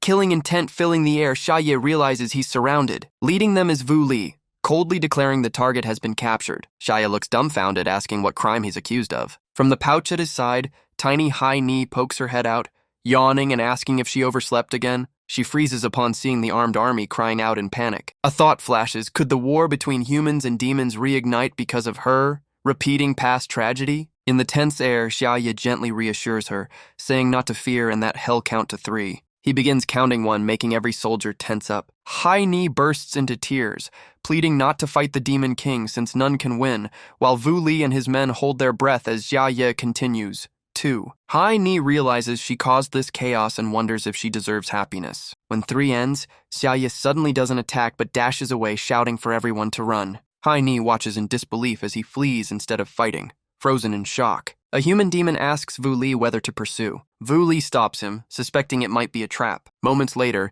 they see Shiaa staggering before collapsing like a cut kite. The soldier asks again, and Vu Li frowns, saying it looks even more suspicious. Even so, they bind Shiaa, who trembles in fear, face pleading. One soldier sighs that it's too easy. Vu Li nods, admitting he was startled too. Vu Li asks if they checked the elf or the wisdom stone. The man replies Shiaa scared them too much to search. High Knee hides behind a rock, watching everything unfold. She observes, filled with doubt. She wonders why Shiaa, though powerful, didn't resist his strength as unpredictable. High Knee grows confused about his true purpose. Vu Li calls out loudly, startling Shiaa, who responds nervously. Vu Li sternly orders him to hand over the elf. Shiaa looks surprised, realizing their goal is the elf. He grins slyly and asks what price Vu Li is willing to pay. The words stun everyone into silence. High Knee sadly realizes Shiaa intends to sell her. Vu Li is also speechless, unable to believe Shiaa would sell the elf to him. The air grows chaotic in silence. No one understands what's happening. Shiaa laughs gleefully, saying if he'd known earlier, he wouldn't have been afraid. He exhales in relief, while Vu Li's suspicion deepens. Vu Li thinks the elf is a treasure equal to divine relics impossible to sell so casually. He concludes it's all an elaborate ruse. Vu Li refuses to be fooled like Roland, shouting in fury. He declares he won't pay a coin and gathers his energy. The scene falls into utter stillness. Shiaa snaps back angrily, accusing him of trying to cheat, leaving Vu Li confused. Shiaa glances at a nearby demon human with a mocking, questioning gaze. He tilts his head, teasingly asking if that soldier is also interested in the elf. The demon human stammers, caught off guard. He blushes, honestly admitting he does want her. Shiaa instantly presses, asking how much he's willing to pay. The whole area falls silent again. People worldwide watch the scene through live broadcast. The demon-human trembles, listing his finances and calculating how much gold he can offer, like begging for a loan. Shiaa bursts out laughing, shouting whole bit higher. The crowd around stands stunned, shocked there might be more bidders. Vu Li roars in anger, accusing him of turning the place into an auction. But the soldiers start shouting bids, competing like at a marketplace. Seeing his troops fighting to buy, Vu Li stands dumbfounded, unable to believe his eyes. Hai Ni hides behind a rock, confused and unable to believe what's happening. Shouts of bidding echo everywhere, and she's stunned as all hostility vanishes. She curls up, overwhelmed by unbelievable thoughts. Her eyes turn to Shiaa, quietly watching. She suspects everything happening is part of his plan. Cameras broadcast the chaos live worldwide. The prices rise 1,300, then 2,000 gold, echoing like thunder. The bid soars to 3,000 gold. Shiaa sits cross-legged, smiling at the sound of money pouring in. He laughs triumphantly, full of joy. He shouts, asking if anyone wants to bid higher. Though outwardly tense, he secretly celebrates victory inside. A demon reports to Yu Li that global social media is joining the auction. He explains it's because Yu Li's live stream lets everyone watch. Yu Li angrily says outsiders can't understand the true value of the spirit. The demon scratches his head, saying they just comment she's strong. That strange phrase echoes in the air like an inserted ad. Yu Li freezes in shock, eyes blank. He steadies himself and asks where they get the money to bid. The demon honestly answers their crowdfunding. All three are speechless, thinking only, crowdfunding? Really? Hai Ni, a forgotten being of the era, wonders what crowdfunding means. The concept is explained as a collective investment method where participants share rights and duties. Money floods to the battlefield like a waterfall. Yu Li panics and orders the broadcast cut off. Soldiers rush to obey. Hai Ni feels admiration, realizing Shiaa not only shattered enmity, but united the world. She hides behind the rock, eyes sparkling in silent praise. To Hai Ni, Shiaa now seems extraordinary and radiant. Meanwhile, Shiaa feels satisfied, seeing free advertising with his souvenir sale as a rare profit. He thinks if Xiaohao gathers more goods, their group will all get rich, praising buyers as if they found divine relics. At the same time elsewhere, Xiaoyuan and Haonian sense the Demon King thinking of them, as their mission board reports a 1,500 EF reward. On the battlefield, Hai Ni steps out trembling, calling Shiaa. Their eyes meet. With tears, she chokes out, asking if he truly intends to sell her. Her words leave Shiaa speechless. After a moment, he calmly says he's just trying to survive. Images of cruel enemies flash in his mind, eyes cold. Shiaa explains that if he didn't hand her over, they'd take her by force. Hai Ni asks why not resist. Shiaa replies that fighting only breeds more hatred and bloodshed. In his mind, he sees himself beaten brutally for daring to resist. His words deeply move Hai Ni, making her see violence only begets violence. She realizes that's why the world stays trapped in war. She understands Shiaa bears the sin of war to break its vicious cycle. A demon king with such compassion must be someone truly extraordinary. Hai Ni softly says that if it's Shiaa, perhaps a peaceful world could be born without bloodshed. Shiaa is stunned to hear those words from her. He looks at her emotionally as Hai Ni trembles, vowing to devote herself to the ideal of peace. Just as she swears, the auction sound rings. Shiaa is stunned as the bid hits 5,400 gold. Hai Ni freezes, displeased, while the cold voice continues to confirm the bid 3 times. A demon announces Yu Li's victory, yet he feels no joy. Yu Li lowers his head, thinking it's worth bankruptcy if he can use the spirit against global financial powers. But if he obtains both the spirit and the third descender, ultimate power will be his. With a weary face, Yu Li tells himself to stay resolute. He brings the gold bag for trade, but the system reports an error. Both are shocked. The notice reads, Hai Ni's soul is bound to Shiaa, transaction impossible. Yu Li stares at his empty hands, eyes darkening. Hai Ni sits in his palm, whispering inaudible words. Suddenly she flies into the sky. Yu Li watches in disbelief, unable to react. Hai Ni lands on Xiaa's hand, solemnly declaring the contract complete and him as her master. Shiaa awkwardly apologizes to Yu Li, saying he never expected this outcome. Yu Li yells angrily, accusing him of mockery. Shiaa panics, trying to explain. He pleads to clarify everything. Hai Ni, now sitting on Xiaa's head, mocks Yu Li that it's over and he should stop dreaming. She adds teasingly that he's too old and not her type. Shiaa frantically stops her while Yu Li stands frozen. In rage, Yu Li draws a gun at Shiaa, shouting to stop immediately. Shiaa trembles in fear. At that moment, an unidentified object appears in the sky. Yu Li threatens to fire the cannon first. The massive cannon begins charging energy. On the ground, a cat grooming itself notices the anomaly, eyes flashing alert. The cannon's energy condenses, nearing firing level. Inside, technicians follow Yu Li's orders, shouting readiness to fire the pseudo-demon cannon Bao Bao lot. Target confirmed. The safe zone of Jimei City. In the sky, citizens panic at the sight, alarms blaring of a map cannon appearance. People flee in terror, screaming if they're the target. But it's too late. The cannon glows crimson like a blood sun. The shout "fire" echoes everywhere. The operator raises his hand to press the launch button. Suddenly, the earlier cat leaps onto his hand. He is shocked, not knowing where it came from. But the touch snaps him out of it. He stares at the cat. The cat glares and scolds sternly not to aim weapons at others' homes. An alarm beeps beneath its paw. It looks down, eyes widening in surprise. Then calmly asks, "Can I press this?" Before anyone can answer, the cannon explodes, a red beam piercing the sky to the ground. The energy wave engulfs the city as people scream in panic. The light from the sky descends like divine punishment. Someone cries out in despair as the city nears annihilation. The beam shifts blue, sharp like a colossal blade. A man trembles, thinking the energy has stopped, but another replies it hasn't stopped, it's transforming. The pillar of light condenses into a single point at the city's center. A mysterious force seems to be absorbing all the energy. The spiraling light forms a vortex, pulling everything into the void. At the center, Bao Bao opens its mouth, absorbing all the power into its tiny body. An NPC stammers in terror, unable to believe his eyes. He trembles, realizing it's the origin creator's energy power beyond all laws flowing into Bao Bao. Soon, the raging energy is completely devoured without a trace. Bao Bao burps loudly, then glares at the NPCs in annoyance. It pats its round belly, muttering the taste isn't bad,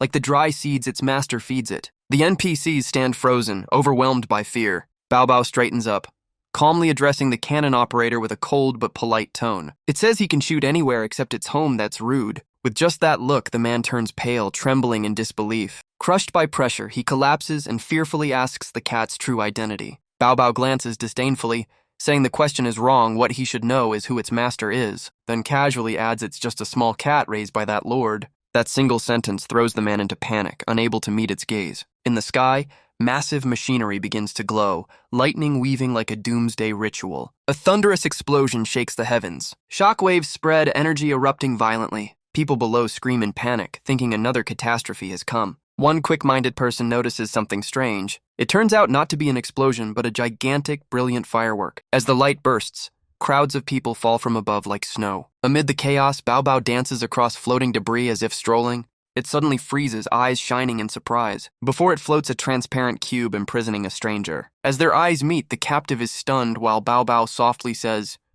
"You are," then grins mischievously intrigued. It snaps its fingers lightly. The cube shatters, fragments falling like mist. The freed man looks around, bewildered by what just happened. Before he can speak, Bao Bao leaps over the ruins and disappears. That man, Luolan, stands still, unable to believe he's free. On the ground, the crowd watches the metallic fireworks fall, torn between fear and awe. Someone exclaims in disbelief that even steel has turned to light. A pale youth says no one could survive if it fell, but his red-clad friend laughs and points upward. As Luolan descends gently, the crowd erupts in cheers, hailing him as a savior. All falling metal shatters into dusts of light. Each fragment becomes a star. Luolan has saved the entire city. He stands tall among the crowd, walking with heroic grace.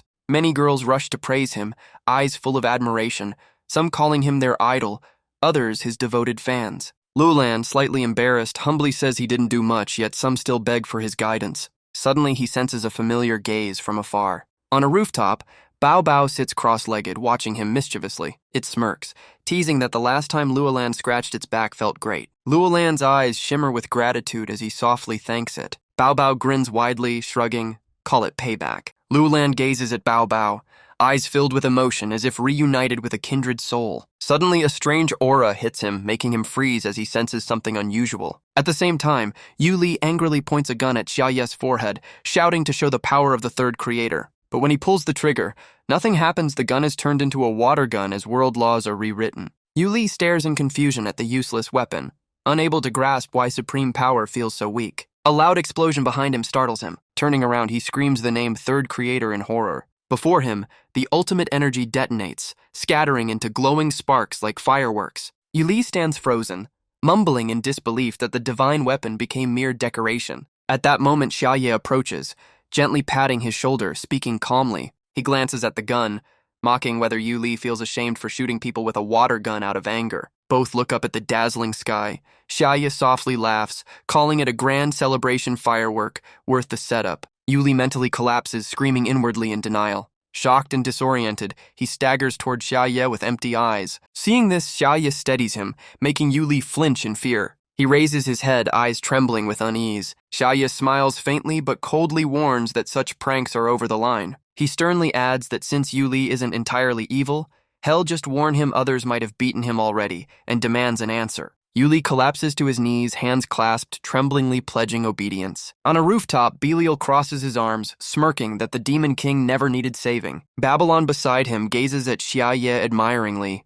calling the Demon King's move wise and flawless. They conclude, claiming the Spirit Princess, defeating top-tier humans, destroying the ultimate weapon, crushing his foes while every step executed perfectly. Shiaa suddenly glances toward the roof, sensing something. But only the wind remains. Belial and Babylon have vanished. He stands silent, searching aimlessly. Heine curiously asks what's over there.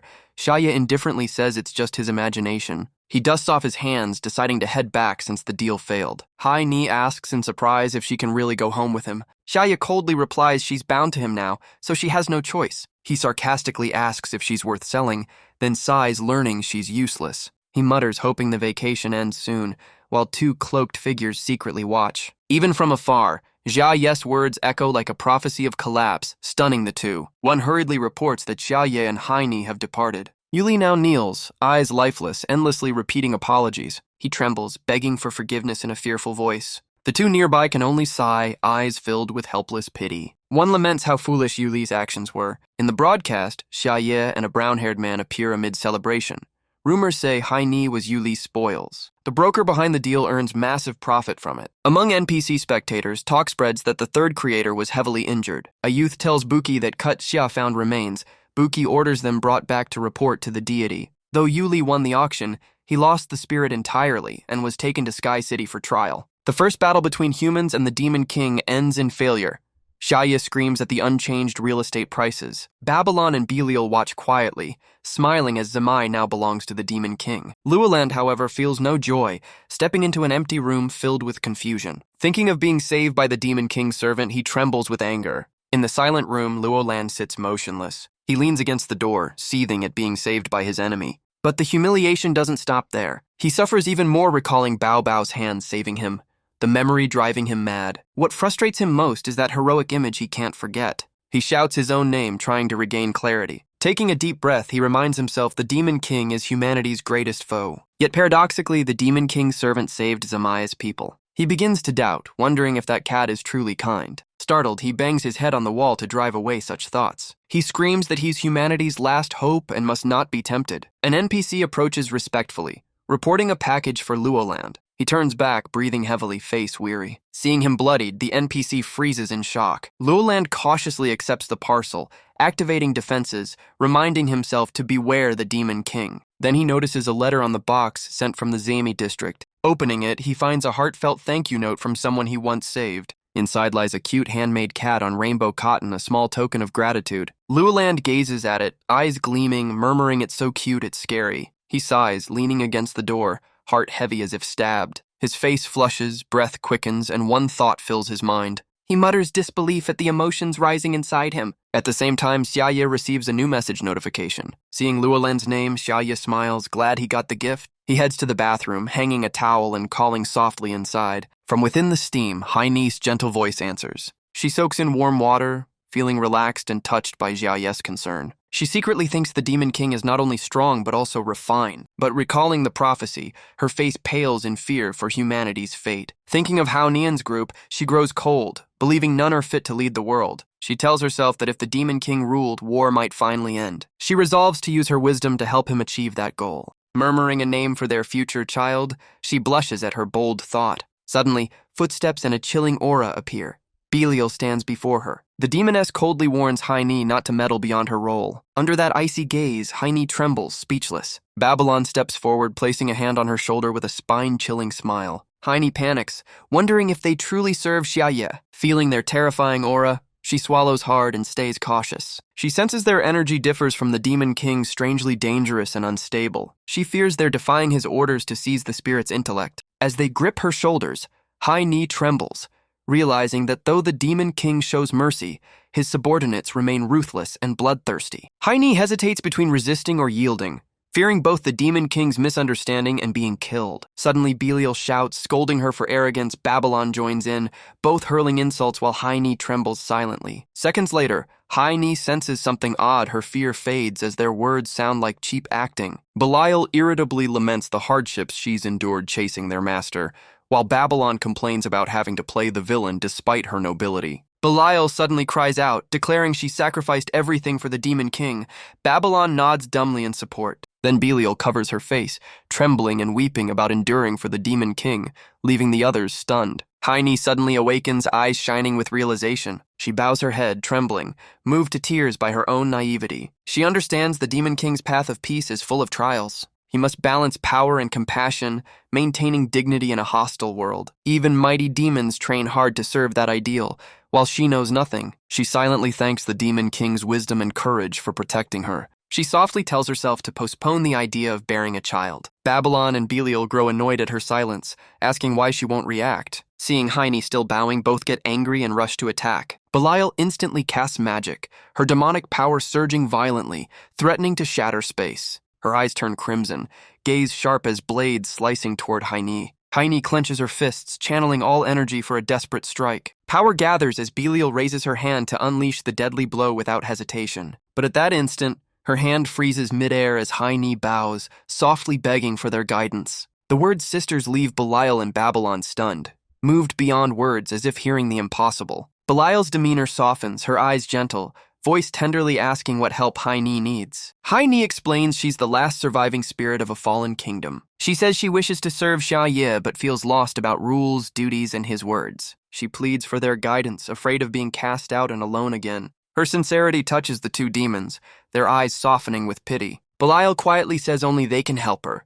Babylon smiles in agreement. Their anger fades as Babylon proudly introduces herself as the 101st Heavenly King, promising to protect her. She boasts her shape-shifting skill, often turning into a giant form of strength. Belial gently introduces herself as the sole prophet who first heard the Demon King's prophecy and discovered him. She points outside where Bao Bao lies, revealing it as the future master of demonic beasts who once destroyed the divine weapon number 3. She explains that by the Demon King's order they disguise as low-level pets to infiltrate humanity.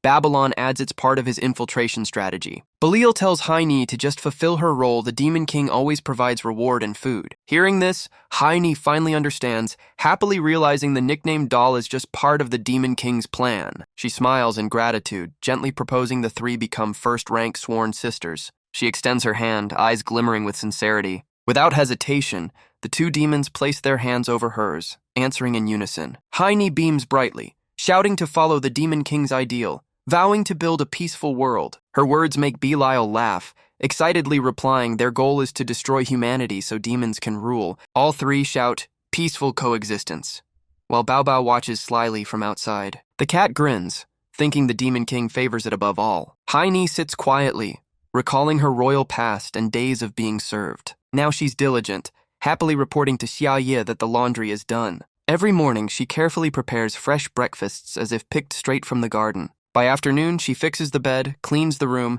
even warms Shiaa's blanket for restful sleep. She's so attentive she clears puddles and uses magic to grow plants just to keep her master's shoes clean. When Jeannie reaches grade B, her name is officially recorded in the Yang Ni household log. Her devotion makes Shiaa feel relaxed and deeply satisfied. Outside, the scene shifts to a red car, where a voice reveals the Demon King still lives and is gathering power to strike back. An NPC inside reviews files on the Demon King's subordinates. Babylon can destroy cities, Hugh resurrected as a servant, Belial spreads chaotic prophecies, Hai seduces with charm, and Bao Bao, the deputy manager of the Qingxing dungeon, wields over-tier power. While scanning the files, the NPC gasps in shock, prompting his partner to ask what happened. He lifts Bao Bao's file, praising endlessly and even voting it as his favorite, causing his teammate to frown and warn him to stay serious. The partner suggests Belial might surpass Bao Bao, but NPC number 12 frowns and strongly objects. NPC number 7 smiles, drawing in the air, saying the spirit princess made the Demon King temporarily abandon his urge for destruction. That remark sparks a heated argument, the car swaying wildly like a scene from random comedy. When Calm returns, NPC number 12 remarks that since the spirit appeared, even other races have become strangely active. He wonders how a double-digit spirit could make someone like Yu Lang to believe he could overthrow a 4-digit demon king. NPC number 7 leans against the window, calmly saying it's beyond their authority. Inwardly, he thinks the spirit's influence is so strong it draws every race toward her. Finally, they agree their job is simple: monitor the Demon King's supermarket trip and escort him back. The scene shifts to Shiaa at the supermarket, thrilled by discounted flour, planning to buy more for Hai Ni to bake cookies. But standing between two price tags, he frowns as if facing a life or death decision. Just as he's about to choose, Highness' gentle voice says she can eat Neil cakes, freezing Shiaa in place. He looks at her sadly, torn between pity and awkwardness. Hai Ni quietly walks away, murmuring wistfully, "It's fine to dine alone." In her heart lingers a lonely emptiness like dusk smoke fading in twilight. Seeing her like that, Shiaa sighs softly, leaving the flour behind with thoughtful eyes. Hai Ni asks in surprise why he isn't buying it. He smiles, saying it's better to pick something more necessary. She silently watches his fading figure, eyes reflecting quiet contemplation. The two stop by a pet shop, where Xiaye generously buys 2 cat beds worth 50 gold and 3 silver. A brand new blanket was bought for 50 gold and 40 silver. Then he chose a new bed, costing another 6 gold and 20 silver. After paying, Shiaa smiled and said he would settle the bill. She replied with a bright smile. He went to the counter to pay while she waited silently outside. Resting her chin, she gazed at the new items, her mind drifting in thought. Meanwhile, at Belial and Babylon's home, the two were chatting happily. Suddenly, a fierce sensation froze them as they sensed looming disaster. Shiaa carried 2 bags and gently called Hini to return. Nearby, an argument broke out. A man was cursing angrily. He snatched back a bag, pushed down a woman, and shouted violent threats. His companion yelled as they finished the robbery and fled together. The scene turned chaotic, food scattered everywhere. The old woman trembled as she sat up. A strange mark on her forehead made Shiaa worry. He didn't wait for her reply, bent down to gather the items with dusty hands. After a while, she sighed and told of her unfilial son's cruel behavior. Shiaa helped her sit, listened, then asked gently. She said her son often took money to train, though it hurt her. She, a backpack seamstress, spoke sadly about being robbed and beaten by her son. Her sorrow turned to anger as she told how he harmed her little dog Xiao Bai. Shiaa asked in surprise. She lifted the dog covered in chili sauce, its white fur stained red pitifully. Seeing that, Shiaa and Hai Ni froze as a system panel appeared before him. A new quest appeared. Clean Xiao Bai. Reward 200 experience points. Shiaa read the notice, wondering if the old woman endured this daily. She said tearfully that Xiao Bai always tried to protect her because he understood people's hearts. Tiny and slow, Xiao Bai looked pitiful. Shiaa stroked its head, moved, and decided to help bathe it. Shiaa accepted the mission. Hai Ni volunteered eagerly, making him agree gladly. He assigned the task to her. Hai Ni smiled back, drawing doubtful looks from the old woman and the dog. Soon, Hai Ni took Xiao Bai into the bathroom. Water splashed as the puppy widened its eyes in fear. In the room filled with running water, only the girl and the small dog were interacting awkwardly. Outside, the old woman reminisced that she once played like that with her husband, shocking Xiaye. She teased that her husband used to call her master, leaving Xiaye speechless at the implication. Seeing his awkwardness, she changed the topic, asking about Hini. Xiaye admitted she was a realistic spirit replica. He wondered how she knew.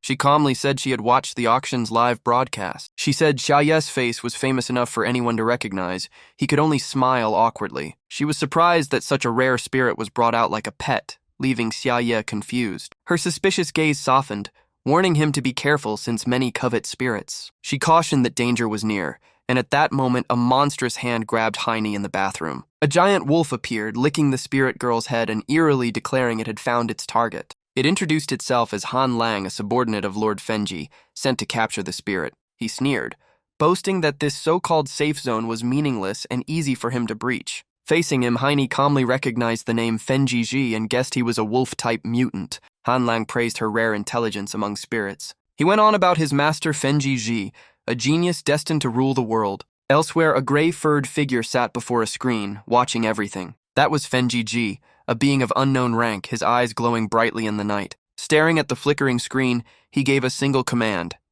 Capture her. The live broadcast of Hai Ni filled with countless stunned comments. Han Lang, receiving the order, smirked arrogantly, claiming none could stop his kind. Hai Ni calmly replied that she already belonged to one master. Han Lang gripped her wrist, mocking if that master was the weak man or the ugly old one. She sternly warned he'd only get one mistake before paying the price. He sneered, licked his tongue provocatively, refusing to bargain with inferiors. Han Lang closed in, mocking that she was too scared to resist. He boasted proudly that his unmatched senses could track her anywhere, even underground. Then he insulted her weakness, saying she had no power to fight back. Outside, Shiaa walked slowly, puzzled why someone hadn't appeared yet. He counted on his fingers and laughed, thinking he'd noticed something valuable, with the old lady agreeing. But a sudden intuition made him freeze, realizing Heine had been bathing unusually long. He hesitated, considering checking inside, but held back. Seeing a special symbol hanging on the door, he sighed in defeat. In the end, Shiaa decided to wait patiently. Inside, Han Lang kept tempting her, promising a better life if she followed him to meet Fenji. Heine only frowned slightly, remaining silent. Suddenly, a white blur lunged and bit his arm. It was Xiao Bai. Caught off guard, Han Lang roared in rage, staring at the bleeding bite. He cursed the small creature as a worthless weakling. Heine was stunned by the dog's reckless act, her heart swelling with shock and emotion. Han Lang, furious, grabbed the dog's head, shouting as he prepared to kill it. He hurled the dog against the wall like throwing away trash. A faint, painful whimper echoed sharply through the room. Heine froze, staring at the small body thrown aside, eyes blazing with fury. Han Lang ignored it, pulling her closer and demanding obedience. Her face turned cold as she declared the first sin insulting the Demon King was blasphemy. Her eyes flared with killing intent as she announced the second sin insulting the royal bloodline of the Spirit Princess. Han Lang, confused, mocked her words. She raised her hand, spirit energy swirling as she revealed her self-sealed immense power. Sweat streamed down his forehead as his voice trembled. At that moment, Xiao Bai's body glowed blue, absorbing Heine's energy. Trembling, it still forced itself to stand with all its strength. Its eyes shone strangely, startling Han Lang that it was still alive. Weak but determined, Xiao Bai let out a resonant growl of willpower. Han Lang scoffed, calling it a meaningless struggle. But seeing the data on its body, he froze. Its level matched his, level 75. He laughed, realizing a spirit's power could grant others immense strength. But before he finished, Xiao Bai turned into a white beam and shot at him. Han Lang screamed, assuming he still held the advantage. Yet with one bite, his head and neck split apart. He stood dazed, uttering incoherent sounds in shock. Looking at his stats, he trembled. His level had dropped to 1. In truth, Heine had used the S+ skill energy manipulation transmission, swapping all levels and states between two beings. Before the system expelled him, Han Lang could only scream that he'd been switched. The ground quaked violently, explosions echoing as space itself seemed to collapse. On a phone screen, a flashing investment interface appeared, signaling coming chaos. In a luxury car, a man relaxing jolted upright at the explosion from a distant skyscraper. The two rushed out, one panicked, asking what was happening at the mall. The other shouted it might be related to the Demon King, and they sped off. While running, they argued one wanted to attack, the other insisted on protecting the Demon King. Both swore not to let anyone disturb the Demon King's shopping time. Nearing the site, one pointed and shouted that the target was on the 4th floor. Through the thick smoke, they saw a familiar figure and gasped together. As the haze cleared, Heine's face appeared, stunning them a spirit. She frowned, sighing in annoyance at the trouble approaching. At that moment, Xiao Bai still fiercely tore at Han Lang, its tiny body showing immense power. Covered in blood yet still cute, it made Heine sigh, knowing she'd have to bathe it again. She gently told Xiao Bai to keep secret that she hadn't finished the quest. Han Lang now looked broken, crouching like a beggar stripped of pride. Suddenly, Heine stopped, sensing something unusual. Amid the ruins, only 2 figures were approaching. She pondered briefly, recognizing them as Tiancheng humans arriving late after the battle. They were the same, always fighting, yet unable to defend their own lands. A quiet weariness rose within her. She thought this world needed the Demon King to restore order. At that time, Shiaa the Demon King himself was pacing anxiously before the women's restroom. He worried over strange noises inside, fearing something had gone wrong. But his behavior drew suspicion from nearby schoolgirls, leaving him gloomy over the misunderstanding. Behind the broken wall, Heine moved toward a wide gap. Holding Xiao Bai, she leapt down gracefully like a bird. Landing safely, she immediately faced 2 waiting NPCs. Her beauty left them awestruck, as if meeting a descended goddess. She smiled gently, saying the mutant had been eliminated before they arrived. The 2 NPCs bowed, anxiously asking if Lord Demon King was unharmed. Hearing them also call Shiaa Demon King, she froze, wondering if they shared her belief. But dark memories surfaced. Beiel and Babylon's words about destroying humanity from within tightened her heart. After a brief silence, Heine suddenly awakened as if enlightened. I understand now. In her eyes, the 2 NPCs were no longer passers-by, but loyal allies willing to risk their lives for the Demon King. She changed her tone, praising how her master's influence had spread far beyond imagination. Yet amid the praise, a dark premonition rose within her. Moments later, her face hardened as she sternly warned them never to let mutants enter the safe zone again. The two NPCs panicked, sweating under the crushing pressure. Though she smiled, her voice was cold as steel, demanding their true duty toward humanity. She stressed that weakness was no excuse to evade responsibility. At that moment, Haini bore the aura of a judging goddess, making them tremble in fear. She reminded them that tragedy was avoided only because she was here. Then she declared that if it happened again, she would crush them without mercy. The two NPCs immediately knelt, bowing and begging for forgiveness. Watching them, Haini wondered why they revered the Demon King so deeply they even knelt to her. Then she nodded kindly, showing mercy, and softly told them to rise. Though strict, she remained gentle because she still had a favor to ask. She carried the wounded Xiaobai, asking them softly to take care of it. Meanwhile, Shiaa still waited nervously in front of the women's restroom. When the door opened and Haini emerged safely, he sighed in relief. He quickly asked worriedly if she had finished bathing, but stepping closer, he froze the two NPCs had disguised themselves as janitors cleaning the shiny floor. Confused, he wondered if there had been a water leak. Under his curious gaze, Haini calmly confirmed she had indeed used quite a lot of water. After cleaning, she gently thanked them, and they bowed deeply in return. Seeing that, Shiaa awkwardly reminded her to call him next time if anything happened. She smiled and admitted her small mistake. After Xiaobai was cleaned, its white fur gleamed. Shiaa returned it to the old woman, reporting the quest complete. The old lady tearfully gave him a small gift, saying it wasn't much, but heartfelt. Shiaa took the glowing paper, eyes widening in surprise, wondering what it was. On it were listed skill learning rates, from 0.2% rare to 42.1% common. After reading, he sighed it was basically a luck-based draw. Though slightly disappointed, he still kept it gladly, joking, "If lucky, great. If not, oh well." Without delay, he unwrapped the gift. Excited like playing a lottery, the system message rang. Shiaa obtained primary potion refining purification technique. Tears filled his heart as he laughed bitterly, calling himself utterly hopeless. Seeing that, Haini cheerfully comforted him, saying helping others was the real reward. The old woman smiled, praising their kindness. Amid the ruined supermarket, Shiaa suggested going shopping together next time.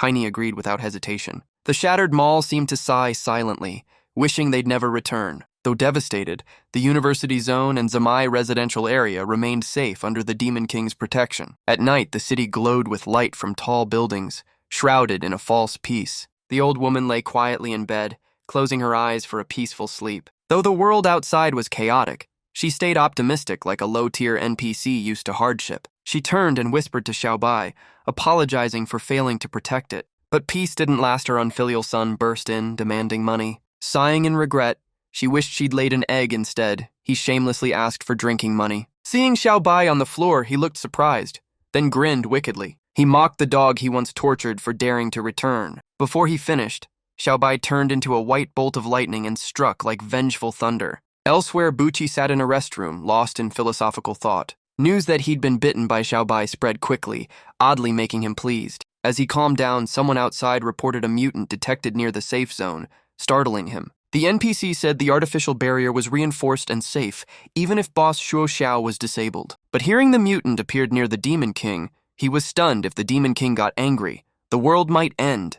He repeated the question in shock. Sitting alone, Bucci pondered that mutants influenced by the Demon King were merely instinctively evolved beings. The level 84 mutant god that attacked the safe zone had only physical power, no intellect, so its strength was limited. He tensed up upon realizing the creature tunneling toward the Demon King had high intelligence, defying logic. As doubts piled up, Bucci asked about Lande and was told that person was on leave. Bucci reflected that Lande was injured from the last incident and couldn't participate yet. After thinking, Bucci stepped out, saying he would act on his own, prompting the NPC to ask his intent. Bucci bluntly replied that he wanted to meet the god who created the world to understand himself. Tiancheng Kong and the demonic weapons like Boss Shuoxiao were top-tier artifacts granted by Moser to fight demons. The mysterious man with the white mask was actually the creator god Moser's embodiment. Bucci and the NPC stood amid system ruins, a scene evoking the apocalypse. Gazing at the desolation, Bucci felt lost, unsure what to do after punishing Julie. Against Yae's overwhelming power, he sighed, realizing resistance was futile. As tension thickened, two members softly said there was no need to worry. They were spiritual believers, optimistic that the god would grant them victory. The group prayed devoutly before Moser's statue, trusting their main god would never deceive them. He decided to report to Moser that demonic weapon number 3 had been destroyed. All their actions followed Moser's guidance, their final source of faith. After deciding, they prepared the ritual, taking out tools like true magicians. One raised a golden cup and chanted a summoning spell. The other extended a wooden staff, performing an ancient rite. Then a masked figure stood ready to begin the final ceremony. When all was set, they cast a spell, making the cup and staff float mid-air. But 3 days passed, and despite all effort, nothing happened. After the long failure, they realized the god had not responded, and one bitterly whispered in silence. Abandoned by the god, he was stunned, and Buchi suddenly conceived a terrifying theory. He suspected the Demon King had grown so powerful that even the god Moser was affected. While everyone despaired, Moser, the supreme god, awoke,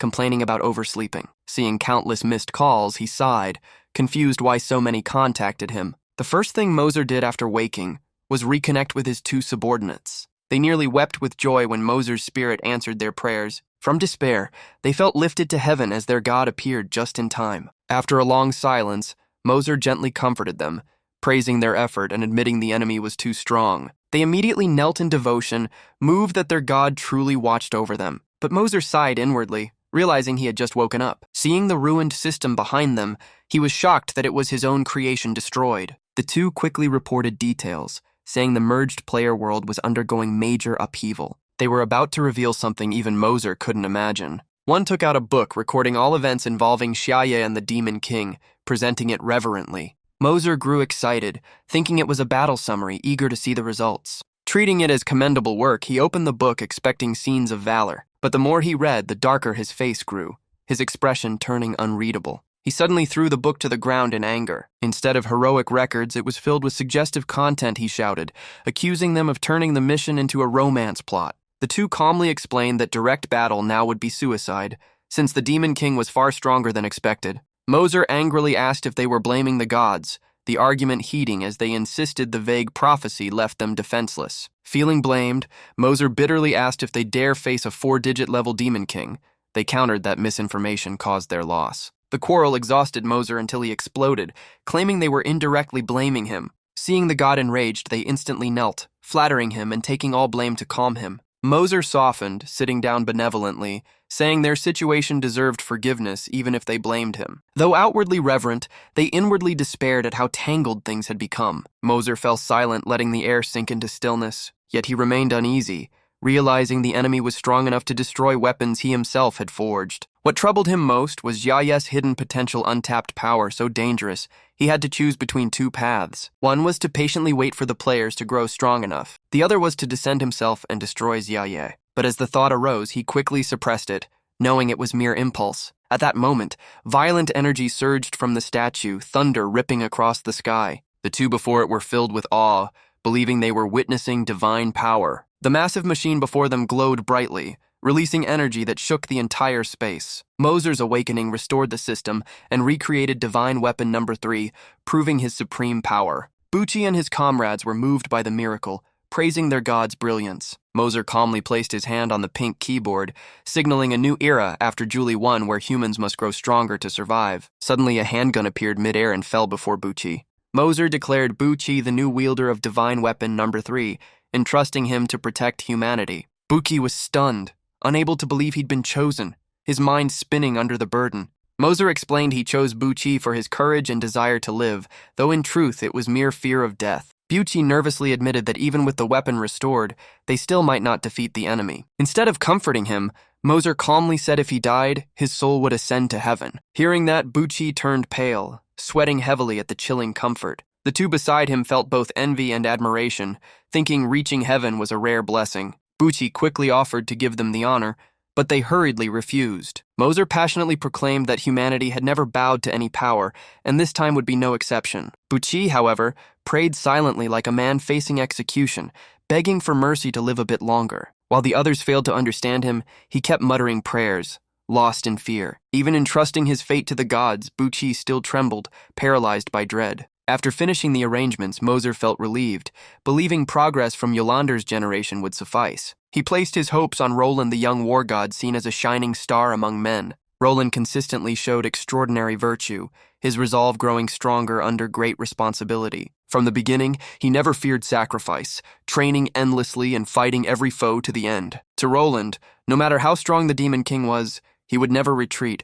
He was humanity's symbol of faith. After praising Roland, Moser's expression darkened. He ordered the summoning of Shiaa, the renowned demonic weapon #1, shocking his followers. Moser's tone turned sharp, commanding that Shiaa be brought back at all costs to protect humanity's final hope. On the front lines, Shiaa was maintaining peace, crushing all assaults when he received the urgent summon. The stern general simply nodded, accepting the mission without another word. Standing by a cliff, Shiaa looked down and calmly said he understood the situation. He gave a cold smirk, mocking that the demon race was lucky he hadn't yet returned. Then he turned, gritting his teeth and vowing to reclaim the divine weapon Li Bao and annihilate the demons. Jia was one of the 12 high counselors, a man of immense authority in Holy City Tiankong. Unlike appointed counselors, he inherited the role through his family bloodline. The Li clan had long been pillars in the war against demons, and Jia Li was an undefeated war god who won 49 battles wielding divine weapon demonic crusher #1 given by Moser. Mountains of demon corpses testified to his fearsome reputation, a cold, cunning, and merciless general. The whole battlefield called him the iron-blooded demon Magus. Upon returning to the Holy City, he suspiciously asked why Moser allowed him to retreat. The NPC replied directly that it concerned Lord Roland. Hearing that name, Jia froze, his face changing with unease. He lowered his voice in disbelief. "Did you just say Roland?" Emotions burst forth. Roland Li, his only son and heir, was the first to descend to Earth to guide humanity. On the battlefield, he was merciless, but as a father, he was proud of Roland's excellence. He believed Roland was humanity's guiding light, chosen by Moser to bring victory. Since childhood, Roland had never disappointed him, so news of trouble shook him deeply. Entering the room, he sternly ordered the NPC to report Roland's achievements on Earth. But all he saw was an empty room, with only a belt lying on the floor. Jia stood stunned, mind blank, unsure what was happening. Suddenly, he turned and demanded to know where the clan's 1,000-year inheritance treasure had gone. The NPC turned pale with fear, speechless before his wrath. Realizing there was no escape, the NPC confessed everything that had happened in the rear base. After hearing it, Jia froze. Roland had offered all the treasures to the Demon King and hunted monsters for his pet. That his son aided Shiaa instead of destroying him made Jia furious, though he tried to stay calm. Despite the raging anger, he reminded himself to keep reason. He had never feared armies, yet wavered for his child. He forced himself to think as a father, seeking the true reason behind Roland's acts. Unaware that Roland had survived 7,749 life and death trials, he still believed his son had his reasons. The NPC tried to say Roland only borrowed the wisdom treasure, but Jia roared. He said he'd pet Santa Maya, not take the whole house. Realizing his fury might explode, he calmed himself, thinking Roland was simply overburdened by duty. As the sky dimmed, the golden dusk inspired a sincere idea.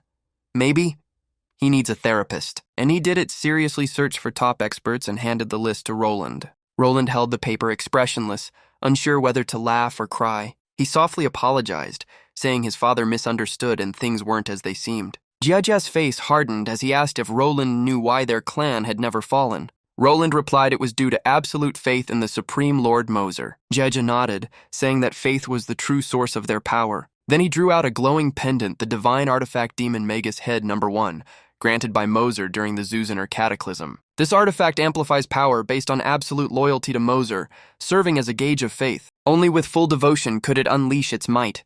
The words made Roland stiffen slightly. Jiajia proudly boasted he had never lost to demons, and couldn't see what made them fearsome. He then said times had changed and declared Roland humanity's last hope.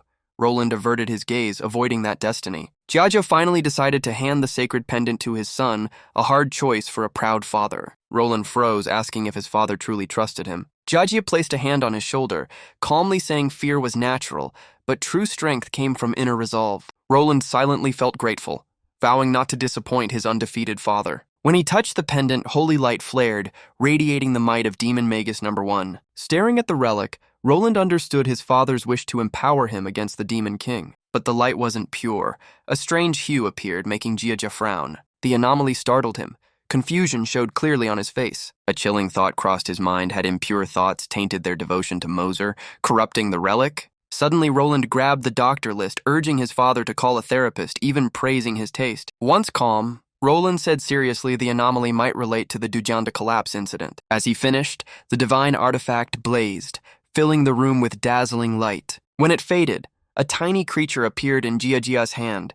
He muttered in disbelief as if he'd won a claw machine prize. But it wasn't a toy, it was a fierce-looking cat radiating killing intent. Black mist poured from it, red eyes burning like coals, lethal at a twitch. Shocked, Jia recalled that the system only held 13 artifacts granted by Moser. He instantly recognized it as Bentagang Demon Magus No. 8, the Absolute Seal Divine artifact, once split to create 66 safe zones. Using his experience, he reasoned that Yuan instance, Demon Magus No. 3, represented pure essential power. That force could turn faith into combat energy beyond normal limits. He affirmed that the greater the spirit, the stronger the might, like Demon Magus No. 1's boundless power in the Zuzander War. Even 3 supreme artifacts couldn't harm Xiaoye, leaving Jia horrified by their failure against the Demon King. He looked at the tiny cat, thinking it harmlessly cute. But it was actually a miniature monster of unfathomable strength. Jia grew excited, believing it could change the tide even against stronger foes. He urgently asked Roland where the cat came from. Roland calmly said the Demon King gave it to him. That answer left Jia stunned, unable to believe it. Roland added that the Demon King had many such cats at home, just casual creations. Jia collapsed, dizzy at the godlike absurdity of those words. Before he recovered, news came that the S+ Redstone Alpha also belonged to the Demon King. When his son called him, he just patted Roland's shoulder with deep emotion and pity. He admitted underestimating the enemy and pitied his son's suffering. The steadfast young man vowed not to disappoint and would use Demon Magus No. 1 to subdue the Demon King. The father sternly said that alone wasn't enough, there was still the clan's ultimate secret technique. Roland grew excited upon hearing of the family's supreme skill. The father said it was a 1,000-year move used only when all weapons failed. He began instructing raise the left hand, then said raise the right hand. Roland obeyed in confusion. It turned out the ultimate secret was a surrender gesture for hopeless situations. Furious, Roland protested how surrender could be a supreme technique after his vow to fight. The father proudly praised his son's wit for guessing the final move. Still in that awkward pose, Roland asked what he meant. The father joked further the upgraded version was kneeling and bowing 3 times. The two then broke into a chaotic, tragicomic fight, using every ounce of strength left. Meanwhile, in the lair of the beautiful demonesses, the Demon King's silence caused extreme anxiety. They despaired, trapped between choices, waiting helplessly. In contrast, Mammon remained calm, lost in thought. After many failures, she decided to deploy the Special Ops team to search for the Demon King. An old man opposed, saying such risk was wasting their final strength. He worried since even the gatekeepers were gone and defenses exhausted. Yet the little imp still ate ice cream carefreely. Mammon refused to wait for death, insisting on action despite danger. She chose risk, commanding the demon squad to march out for an all-or-nothing mission. Upon receiving orders, the army moved to the wasteland, scouting cautiously. Suddenly, they clashed directly with a convoy of humans, forming an instant standoff. The human driver panicked, stammering that they were the Demon King's followers. The demons were equally upset, cursing their bad luck to meet enemies so soon. A man in black stepped from the human side, standing proudly as if for a grand ceremony. The demon squad immediately took combat stance, alert for surprise attacks. A hot-headed human warrior drew his sword and shouted a challenge, merely to boost morale. The demons responded as one charged, yelling to annihilate the enemy, igniting a bloody battle. Both sides stood ready, waiting for the signal before clashing, weapons thundering like storms. A massive crimson explosion tore through the sky, shaking the entire battlefield. Humans and demons alike froze in terror, unsure what had just happened. A new force appeared, Fenrir, an unrecorded S6 class anomaly. It gazed at the chaos in disbelief, muttering as if trapped in illusion. The true enemy was now Fenrir, a super being beyond all levels, symbol of annihilation. Humanity fell into despair, facing 2 overwhelming powers at once. It turned out Fenrir appeared only because it smelled food simple yet disastrous. Everyone could only pray as the beast charged like death incarnate. From that moment, the tragedy began. Fenrir seized a human, the outcome unspeakable. In ravenous hunger, it bit off its prey's head, turning battle into a blood feast. Fiji quietly looked at his hand, saying his power had grown again. The creature held level 5 Fanzizer energy rage force, able to absorb and evolve by devouring others, storing up to 34 layers with a 30-minute recovery cycle.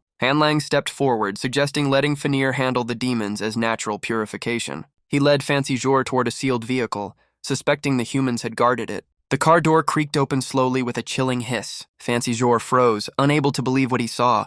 Inside were terrified children, trembling eyes staring at him in despair. The scene cut to Bucci, shocked to learn children had gone missing outside the safe zone. NPC 404 checked the data, saying all under 16s had been evacuated to avoid the Demon King. But contact was lost near Dong Lake Park, with signs of battle between demons and mutants, arousing Bucci's deep suspicion. Bucci questioned why no Dowsers 07 wasn't monitoring the Demon King.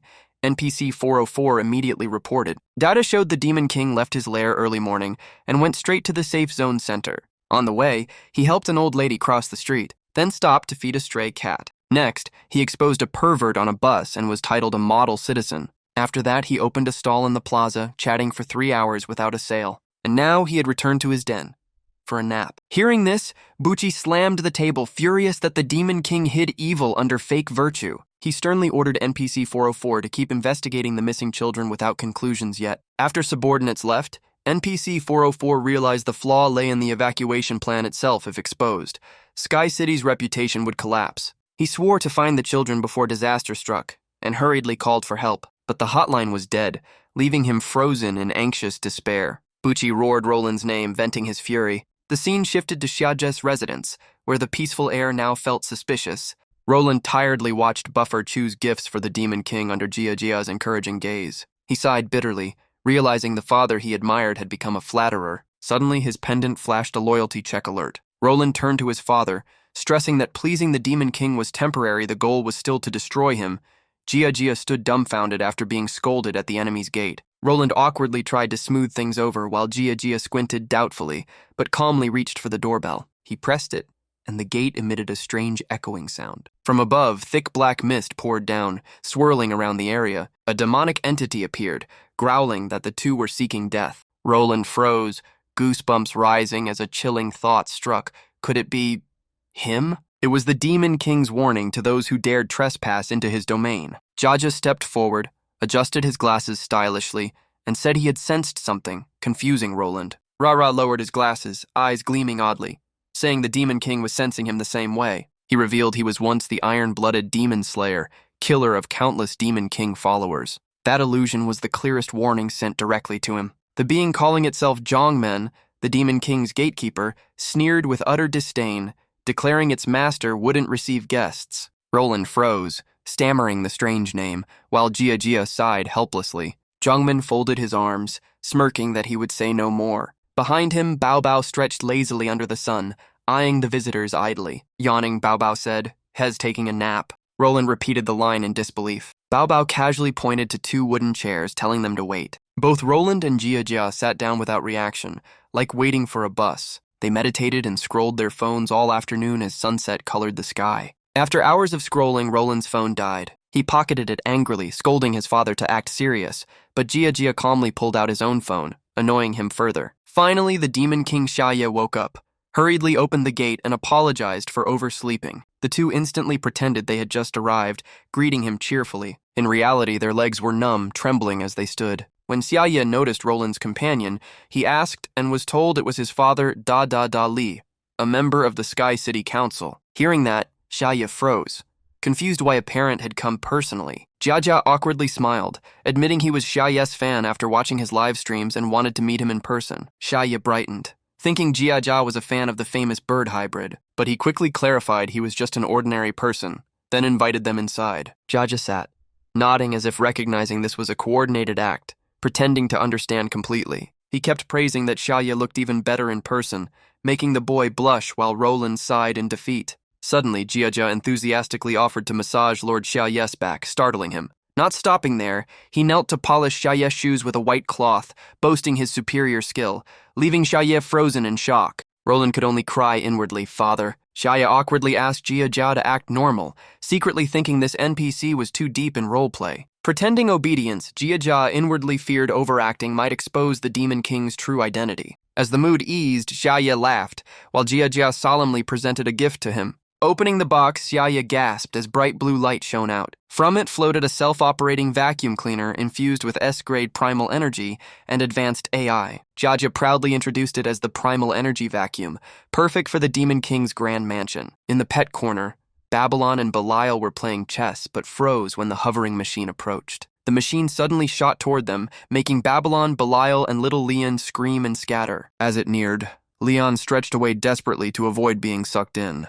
Shiaa sat watching the chaos, sighing helplessly at the deadly gift, his lips curved slightly, eyes glinting with amusement, remarking that the scene was rather interesting. Seeing that smile, Jiaji felt triumphant, believing the plan had succeeded in pleasing the Demon King. He smugly glanced at his son, smiling proudly while Roland stood frozen in confusion. Jiaja reasoned that a gift must suit its recipient, and this machine provided both cleaning and entertainment for Jiaye. He believed it would leave a friendly impression, reminding the Demon King of them each time he saw it.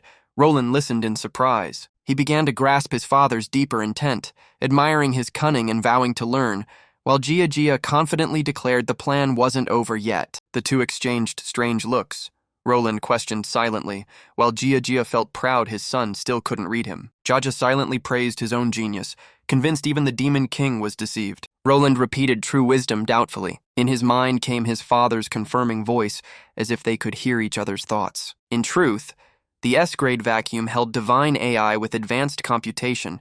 Meanwhile, from afar, Hajia Ying observed, as Belial and Babylon screamed while being chased by the device. Jaja thought the machine might analyze and please the target's behavior, gradually manipulating the Demon King's mind. If the plan worked, humanity could win without fighting, leaving Roland in awe of his father's battle-hardened intellect. Jiaja decided to test it by letting the Demon King touch the device. When Shiaa laid a hand on it, radiant light burst forth like sun and moon converging. Jiaja turned in panic, shouting in confusion. Then the machine's head began to morph strangely. The transformation spread down its body as mechanical parts restructured like a living being. All internal components shifted form, emitting loud metallic sounds. Even the tiniest details altered, as if driven by an unseen power within its core. Shiaa had unconsciously evolved the vacuum into a new form in an instant. In his hands, it shone brilliantly, making him gasp while Jia confirmed in stunned disbelief. Seeing the change, Jia turned pale, baffled by what had happened. He looked suspiciously at Jiaye,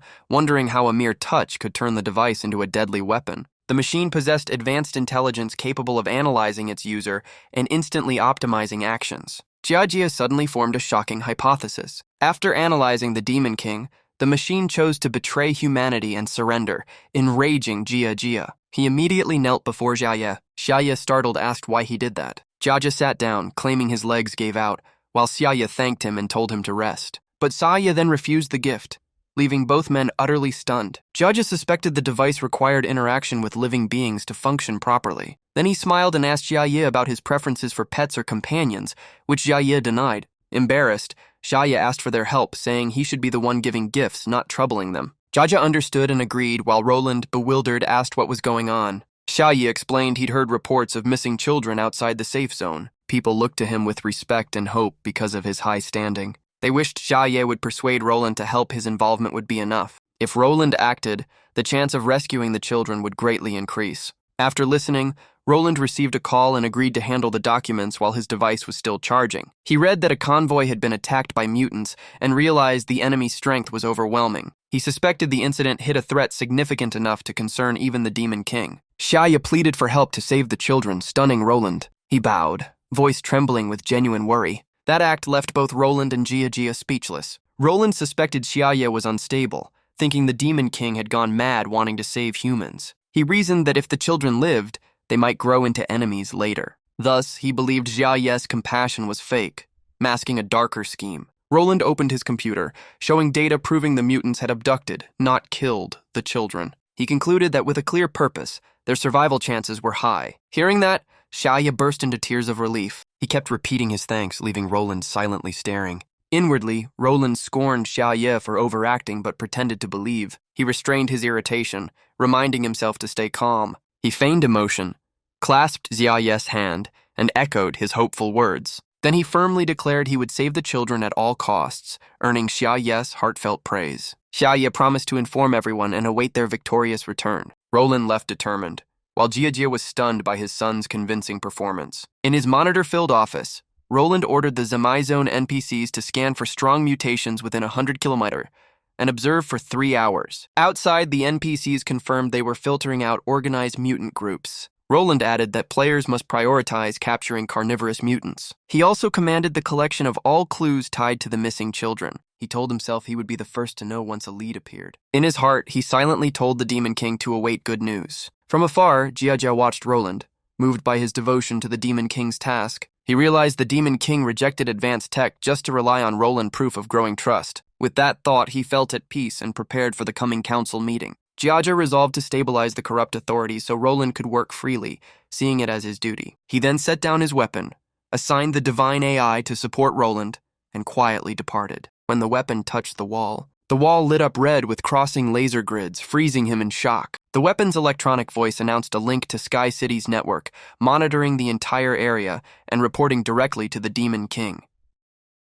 Jia sighed, accepting that the AI had betrayed him. But then he realized the real reason the Demon King rejected the technology and cried out in shock. He exclaimed in terror that the Demon King was truly vicious to the bone. At the same time, Shiaa reassured the people, confirming that Luolan had acted, and the rescue would surely succeed. The surrounding crowd shouted that Sky City had launched massive search missions with huge rewards. Hearing that, Shiaa felt relieved and encouraged as things seemed to go smoothly. An old woman and others added that completing missions would raise reputation and offered trade benefits in Sky City. The praise made Shiaa's face brighten with a radiant smile. A strange mix of joy and nostalgia rose in his heart, but some cautious whispers about the mission's danger made him slightly disappointed. A curly-haired woman asked, and Shiaa shyly said he probably wouldn't join. Yet the next morning, he still went out with a simple sign to recruit teammates. However, no one stopped to notice, everyone just walked past indifferently. Some others eagerly grouped up to take on missions. Suddenly, a surprised voice called out, recognizing him,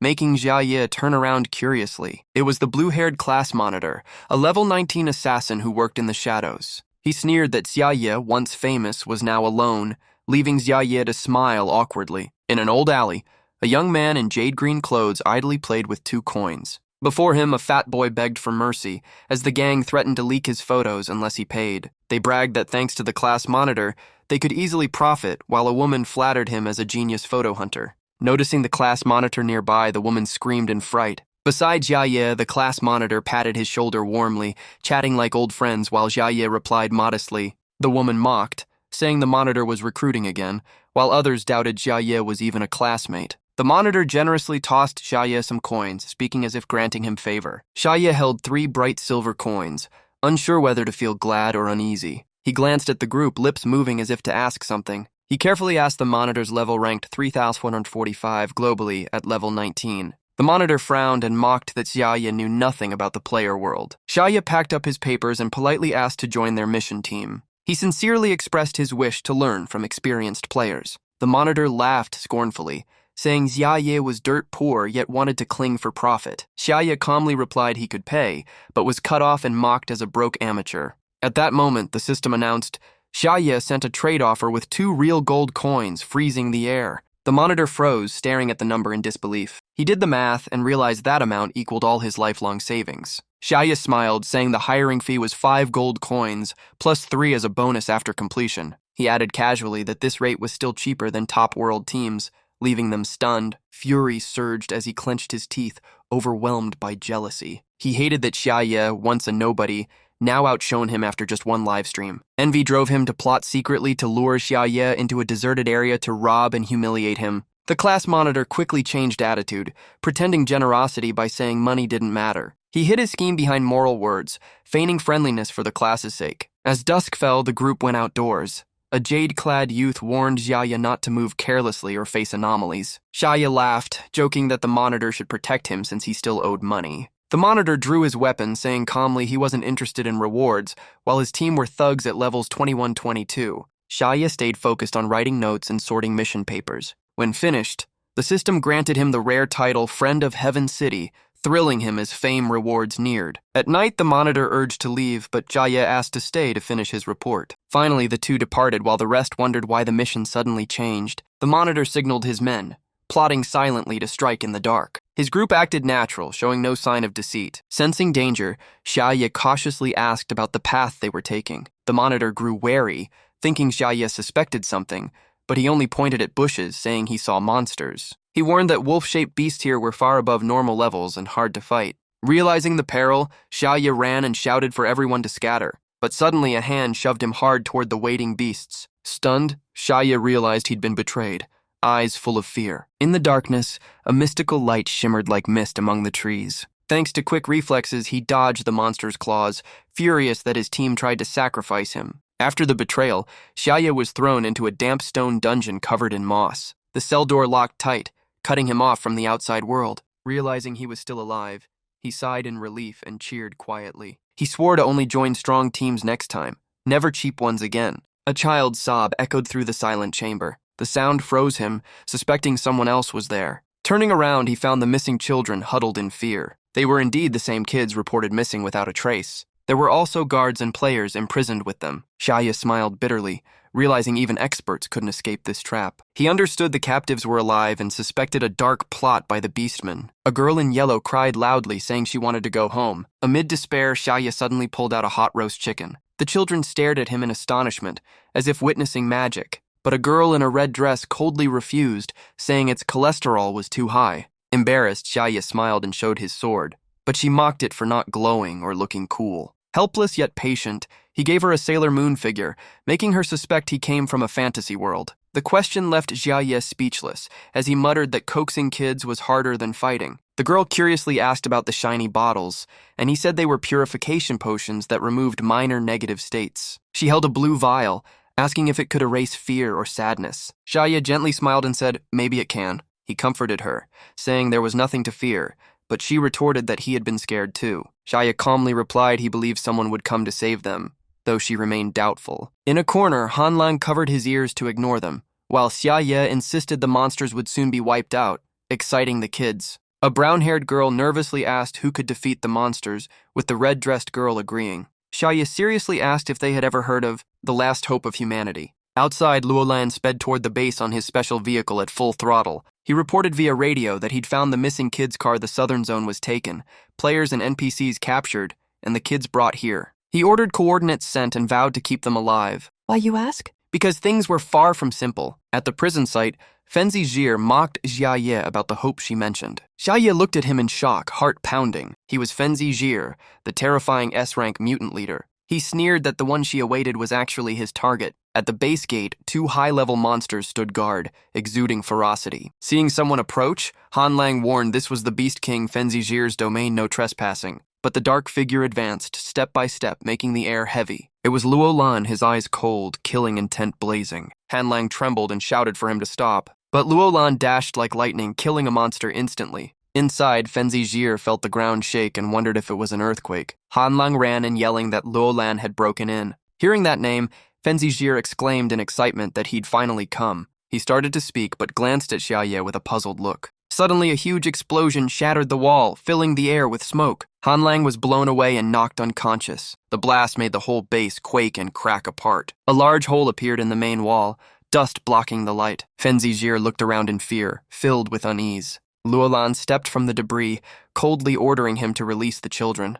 Under his aura, Fenzi Jir trembled in terror despite his preparations. Fenzi Jir tried to praise Luolan's power, but Luolan cut him off coldly, demanding the children's location. Under the icy stare, Fenzi Jir pointed shakily at Shiaa and the kids, insisting none were missing. Seeing Luolan, Shiaa was so moved he could barely speak, eyes brimming with tears. Luolan met that gaze and froze, feeling a surge of emotion. Then he noticed the Demon King's presence and grew suspicious. Shiaa shouted joyfully that he had truly come and even saved her. Fenzi Jir was trapped between the crushing auras of Luolan and Hazard. Hearing Shiaa's call, Luolan was startled, his heart trembling. He wondered if Shiaa had summoned him to test him, then began calculating. He resolved to prove himself, drawing his sword as his aura sword. Fenzi Jir panicked, trying to stop him, but lightning-fast sword energy struck first. Luolan's eyes blazed red as he commanded coldly that none be spared. The terrified children fled and begged Fenzi Jir for help, leaving him confused about who the real villain was.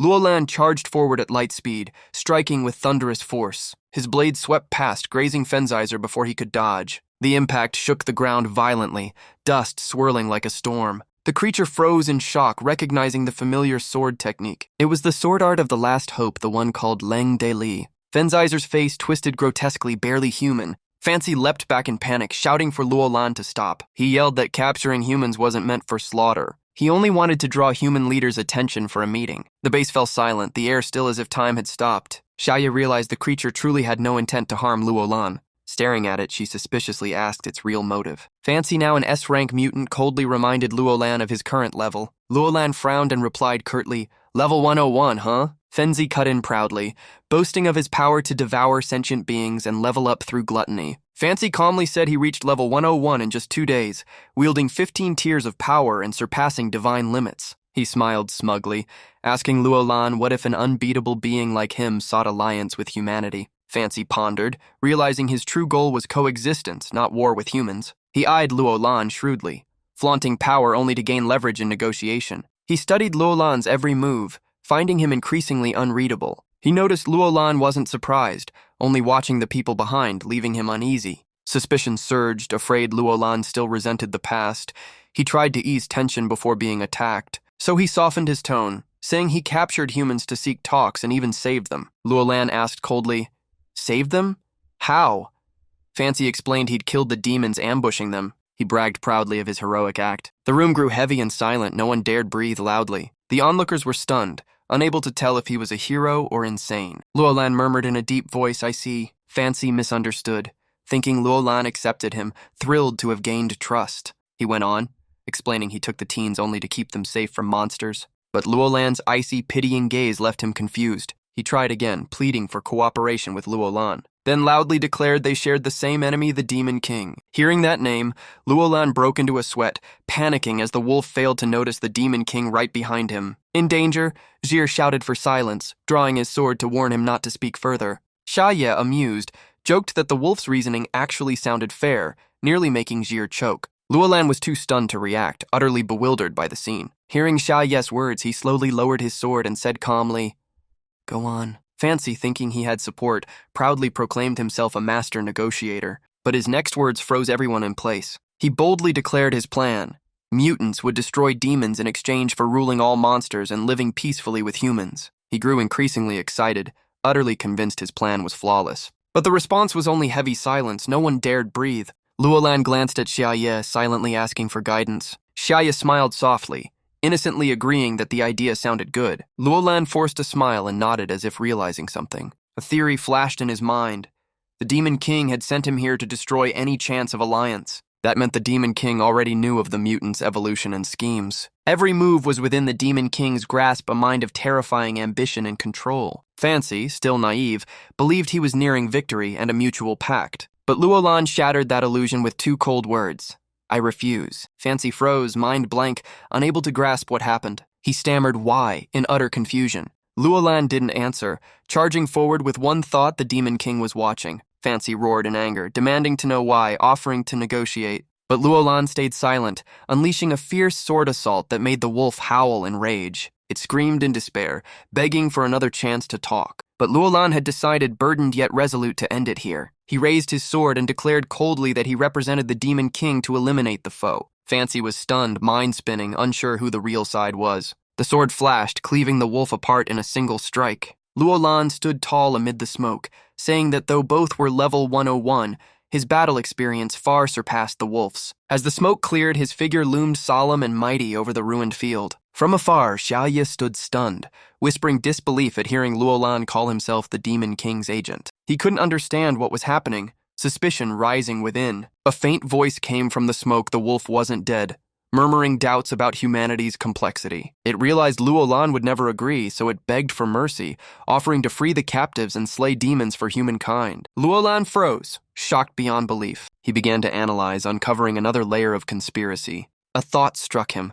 Perhaps the Demon King wanted to stop him from showing mercy to this mutant. With that, he coldly refused, breaking Fancy's spirit completely. Fancy pleaded to live as a dog under Luolan's command, but Luolan replied firmly, no. He lowered himself further, offering full submission, yet the answer was still no. In despair, he howled to the sky, demanding why everything was forbidden, unable to comprehend Luolan's mindset. Dodging blows in agony, he confessed his only wish to let his kind survive. Then his eyes turned blood red with hatred, vowing if humans were heartless, he would show no restraint. Fenzi unleashed all 50 tiers of gluttony, power soaring to level 131, shaking the entire space. At the same time elsewhere, Mosi coldly repeated his earlier warning. A subordinate asked why he once said mutants lacked intelligence, and Mosi calmly replied that the Demon King's power caused their evolution. The subordinate asked why he hadn't said so sooner. Mosi snapped, saying they couldn't think for themselves. Did they expect him to spoon-feed every thought?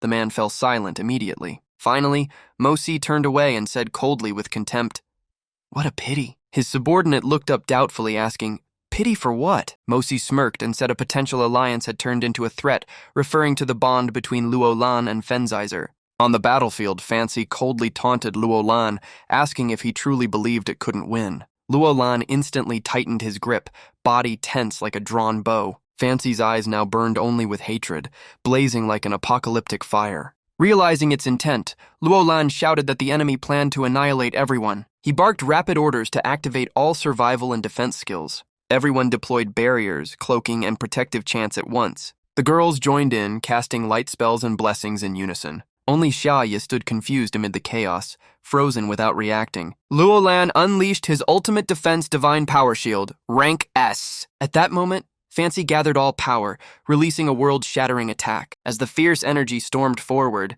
whispers spread Roland's shield might not hold. The group's life bars dropped, breathing constricted under crushing pressure. Yet amid the storm, Shiaa was shocked to feel no pain at all. Luolan strained to endure, mind reeling from the power gap, thinking he just needed one more enhancer, but it was too late. With no choice left, he lunged straight at Fancy, determined to end the rampaging mutant. Facing a level 131 creature, Luolan knew he fought far above his tier, truly barehanded against a boss. He gritted his teeth, glancing at Shiaa, blaming, "I obeyed the Demon King. Why hasn't he helped yet?" Shiaa, meanwhile, just wondered why he didn't feel hurt, making Luolan think he was acting. Fancy roared, unleashing his ultimate move, shouting, "Die, last hope of humanity!" Shiaa trembled, calling Luolan's name with a pounding heart but didn't move. Luolan fumed inwardly, cursing, "I'm dying here and you're still watching!" Then a child's voice rang out clearly, "Brother, I'm here to help!" Luolan turned to see a green bottle flying at insane speed. The bottle smashed straight into Fenzizer's head with a heavy thud. Instantly, gas burst from the bottle, turning his body solid like metal, completely petrified. With a crash, the giant wolf toppled like a felled tree. All eyes turned to Luolan, everyone in shock, but thick smoke obscured the view. No one could see what truly happened. Shiaa frowned anxiously, softly calling Luolan's name. Suddenly, a golden light flared, piercing the mist across the battlefield. Fenzizer's mouth glowed as if holding a divine orb, crying out in panic at the strange energy. It turned out Luolan had reactivated the divine power shield again. Fancy was stunned he had completely destroyed that skill before. A strange sensation spread, space and energy warped around them. Luolan spoke coldly, as if answering his foe's thoughts. "Simple, the user's rank has changed." Fancy froze, stammering in disbelief. In an instant, Fenzi's gluttony state was nullified by the purification potion. His accumulated levels vanished, dropping to level 76. His body shrank, power collapsing pitifully until he looked as weak as before his evolution. He was stunned to realize the cause.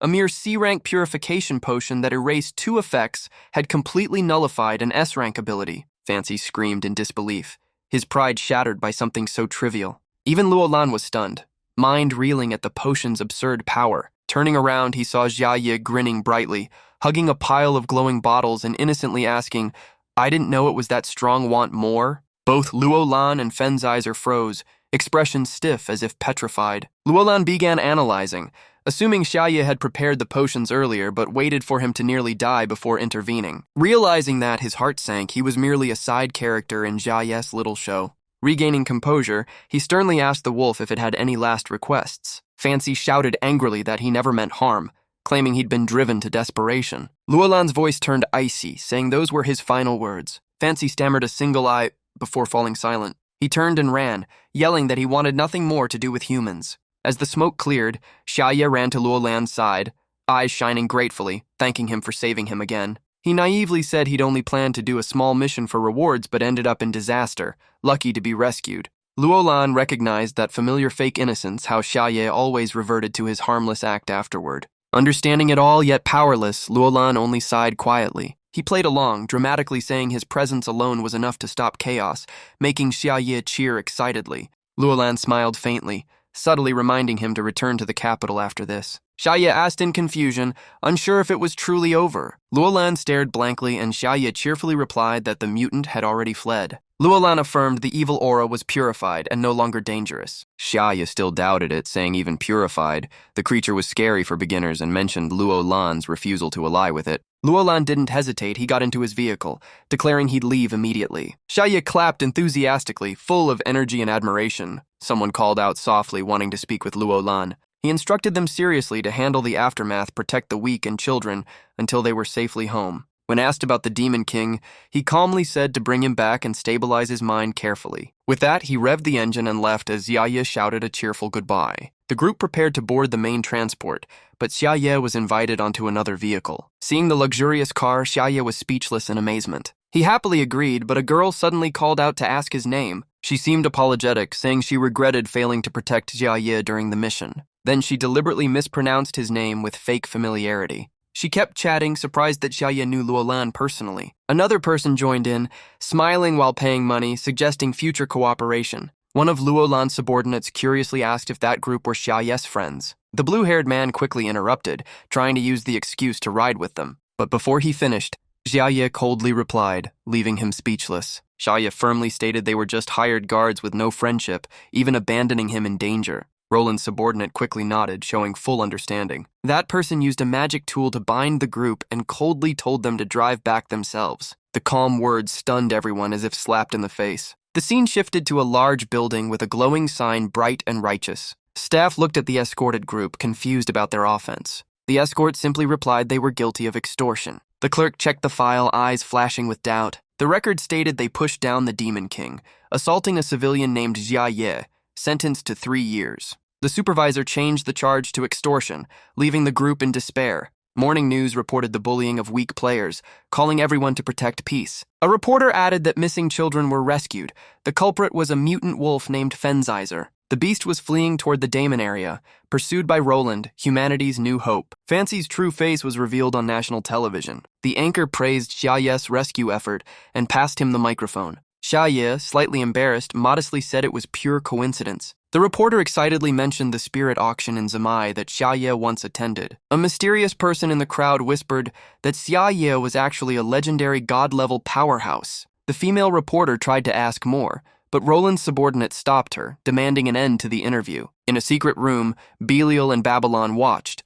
Babylon suspected Chengtian hid Shiaa's identity or colluded with Roland. Beiel silently enjoyed the show while eating snacks. She suddenly asked Babylon if the Daemon area was truly where the wolf was heading. At that moment, the wolf fancy ran desperately at 140 km/h. It kept urging itself not to collapse, still confused about the chaos. Despite its power and wish to cooperate, humans never gave it a chance to be a pet. Even so, Fancy believed that surviving would one day make Roland kneel before it. As it ran deeper, it found a ruined tower once used by demons, now a perfect hideout. The tower was cracked and twisted like something from a nightmare. Inside lived many demonic children packed together. Fancy charged straight into the center. It growled that it would rebuild life by sacrificing the children. Seeing it, the kids froze in fear as Fancy ordered them to become its nourishment. A chilling cracking sound spread as if space itself shattered. A level 85 demon woman angrily shouted. Shocked, a level 76 mutant dared invade. Fancy stayed silent, struck ruthlessly, and coldly told her to move aside. She was killed instantly. Her true level was only 36, flung away like trash. The children screamed for their mothers in terror. Fancy opened its mouth wide as if to swallow the space itself. It was about to enter a devouring frenzy, intent on consuming everything. But suddenly, a powerful light appeared, blocking the attack instantly. The children were pulled from the nightmare, still confused. The surviving demon guard stood up, vowing to protect the kids to the end. Fancy went mad, roaring and charging at her like a wild beast. The collision created a violent explosion. A deafening boom filled the air, dust covering everything. The guard girl collapsed motionless. Fancy trembled, turning in fear and stammering, asking who those people were. The figures behind were instantly recognizable, bearing an aura of witnesses to all chaos. They were the two great demons, Beiel and Babylon. Beiel smirked coldly, saying, "Look closely, little wolf. I am Beiel." Babylon stood silently beside her, exuding majesty. Fancy panicked, stammering that it was impossible, believing they had long been dead. But Belial's face grew serious, eyes flashing as she sensed a strange scent from the wolf. She was shocked to recognize it as belonging to an old acquaintance, Shiaa. Belial's face darkened, eyes filled with jealousy and fury, grinding her teeth that the pure lotus scent could only remain after sharing a bed. Babylon immediately objected, stating that since meeting the Demon King, they had always slept separately. Her words made Beiel blush, while Babylon froze as her reaction seemed to confirm the suspicion. Babylon grew jealous to the point of nosebleed, as nearby children spread rumors that Beiel had slept with the Demon King and even had a child. Amid the chaos, Bao Bao stayed calm and sternly ordered silence. She stated in a low voice that the scent on the wolf proved it had met their master. Fancy froze, searching its memory, guessing that the master was the Demon King. Its mind flashed the boy it remembered was the true Demon King. It imagined that the Demon King once prepared medicine to control its madness. Then it speculated that Shiaa pretended to be captured, all part of a plan. Finally, it realized all that was delusion. Shiaa had already infiltrated the lair. Realizing this, Fancy shuddered in terror, recalling its own reckless words. It remembered shouting about killing and eating demons and knew it had doomed itself. Especially the cry, "I, on behalf of the Demon King, will destroy you," now made it wish to vanish. Fancy saw itself as a foolish pawn, tricked while thinking it was clever. As it panicked, Bao Bao suddenly appeared before it, eyes cold as ice. She calmly asked if it now understood everything and was ready to face its end. Fancy weakly replied, voice trembling, admitting exhaustion and no will to live. Feeling Bao Bao approach, it closed its eyes, awaiting death. But Bao Bao did not strike, merely watched Fancy closely with suspicion. She sensed a strange power within Fancy, identical to their master's aura. A confusing thought flashed in Bao Bao's mind. Something was hidden. She guessed Shiaa might have purposely spared the creature for a reason. After brief thought, Bao Bao decided coldly to give Fancy one last chance. The judgment felt like salvation. Fancy, revived upon hearing it, would meet the master to atone. Lian bowed gratefully, saying she'd seen the news and understood why Bao Bao was cautious, thus joined the mission. Bao Bao swept a cold gaze across them, warning that any reckless act angering the Demon King would be their full responsibility. The group immediately obeyed, replying in unison and preparing to return. But just then, Bao Bao's eyes flashed as she sensed something unusual nearby. Behind a distant boulder, someone was secretly observing. That hidden watcher was Roland, trembling in fear after stumbling upon the demon headquarters. He panicked, drenched in sweat, mocking himself once humanity's hope, now lost in a demon den. Before him stood a grotesque structure, the true lair of demons, with him alone among three great fiends. Beiel spoke softly yet deadly, saying the only option was to silence him. Roland calculated inwardly, knowing no matter his strength he had no chance to win. Bao Bao coldly decreed Roland's fate. Sooner or later he would die, meet again in hell. Pushed to desperation, Roland gritted his teeth and chose to fight. In that life-or-death instant, he activated Lisa's ultimate skill and shouted he came under the Demon King's orders. Bao Bao instantly froze, halting her attack mid-air. The blow veered off, shattering only the ground instead of hitting Roland. Bao Bao growled, cautiously demanding what he just said. The air froze, only Roland's pounding heartbeat was audible. He quickly composed himself, claiming their subordinates didn't know the Demon King's real plan. His words enraged Beiel and Babylon, roaring that he was arrogant to think he knew their master better. But Bao Bao raised her hand, signaling silence and ordering them to let Roland continue. Roland began explaining that the Demon King had tasked him to rescue children captured by mutants. He quoted Shiaa's words, the weak needed protection, and he was chosen to keep them safe. He continued, saying he arrived to find Shiaa already there, leading to the mutant encounter. Babylon immediately refuted, saying Shiaa never acted so tediously. If he wanted to kill, he would. But Beiel unexpectedly confirmed Roland's story, leaving Babylon stunned in disbelief. Beiel calmly explained she was a demon with prophetic power, closest to the Demon King, and had foreseen the plan. Bao Bao also agreed, admitting everything truly fit the master's design, shocking Babylon to the core. Only then did Babylon realize she was the only one left out, while Leon teased that she had even slept with the Demon King. Seeing the chance, Roland smugly added that if everyone confirmed each other, nothing was wrong. He spun an imagined tale that the Demon King had planned every risk, setting events like a chessboard. Roland claimed the real goal was to use the rescue as an excuse to move demons to safety, stunning the group. Even Bao Bao nodded, saying it sounded plausible, while the demon children curiously approached Beiel to ask who she was talking to. One of the kids spotted Roland and screamed, pointing at him as a human traitor. Roland looked up at them without a hint of fear. The children grew furious, shouting to kill him and offer his body to the Demon King. Roland reacted swiftly, walking toward them with confident steps. He spoke gently, coaxing them like children, telling them to follow him. The kids looked puzzled, unsure of his intent. Roland used psychological tactics, saying he would take them to meet the Demon King. Meanwhile, at Shiaa's house, the system announced that a registration request had been denied. Shiaa frowned at the door, hearing the bell and wondering who it was as the system kept repeating the rejection. When he opened the gate, the sight before him froze him. An entire group stood outside. Shiaa's face showed helplessness, as if debating whether to take in the strange beings. He looked at Roland and the kids, half asking, half sighing if he had to take care of them all, making the children beg in unison to be adopted. Shiaa frowned again, suspiciously asking who allowed them to come and on what grounds. He sternly pointed out the absurdity of a small creature dragging an entire group asking for shelter. He even pointed at Fancy, mocking its abnormal look and massive appetite. Fancy froze, trembling as it realized it had been flatly rejected. Bao Bao glanced at it coldly, silently implying that being refused by the Demon King meant death was near. Shiaa shifted to a lecturing tone, scolding them for wanting to raise others while barely surviving themselves, asking if they'd thought about living expenses. Then he suddenly paused, remembering something important who had been covering all their food costs. He looked toward Beiel and Babylon, realizing they were the ones paying for everything. He sighed, smiled kindly, and said he wasn't strict if they wanted to keep the wolf, just tie it carefully in the backyard. Bao Bao rejoiced, praising that the master only acted stern to test hearts but was truly merciful. Fancy burst into tears of joy, feeling saved from hell. It bowed humbly to Shiaa, swearing absolute loyalty as his dog. Even tied outside, it stayed happy, softly murmuring the Demon King's name with devotion. Roland seized the chance to ask Shiaa to take in the children too, making him frown, wondering why everyone assumed that was normal. But Roland suddenly stopped, eyes narrowing as he sensed something strange. He thought Shiaa was hiding a scheme, and that his demeanor had clearly changed. To him, Shiaa's gaze turned sharp and cold like forged steel. Cornered, Roland leaned close and whispered that he had followed Fancy and knew the children were actually corpses of the unfortunate. He even winked,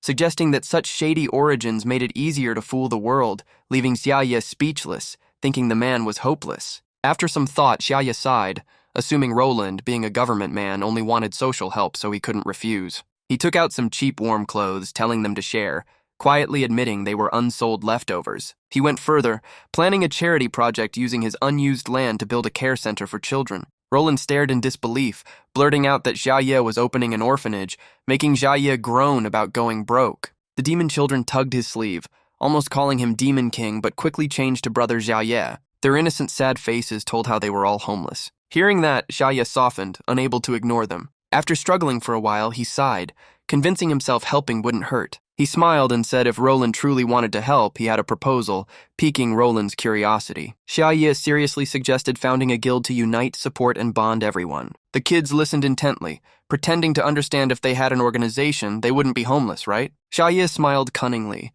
If he had to spend money, both sides should benefit. He knew forming a guild was hard, needing funds, people, and a solid plan. Thanks to his reputation, he got a 5% fee reduction and 15% founder bonus, saving 20% total. Shiaa kept calculating. With the guild, they could take missions and even profit. He handed Roland the form, an unexpected but convenient opportunity. Roland hesitated, suspicious. Was he being tricked into making a guild? If so, still acceptable. He signed, completing the registration, but upon seeing the name, he froze. A notification appeared. Shiaa founded the guild Overlord. As the name echoed, the room fell silent. The young demons grew emotional over sounded like the whole world. A home for all, the adults pondered. Over meant surpassing limits. Perhaps Shiaa aimed for an ideal world. Beiel sneered. Fools, the true meaning was far darker. In her mind, over meant end.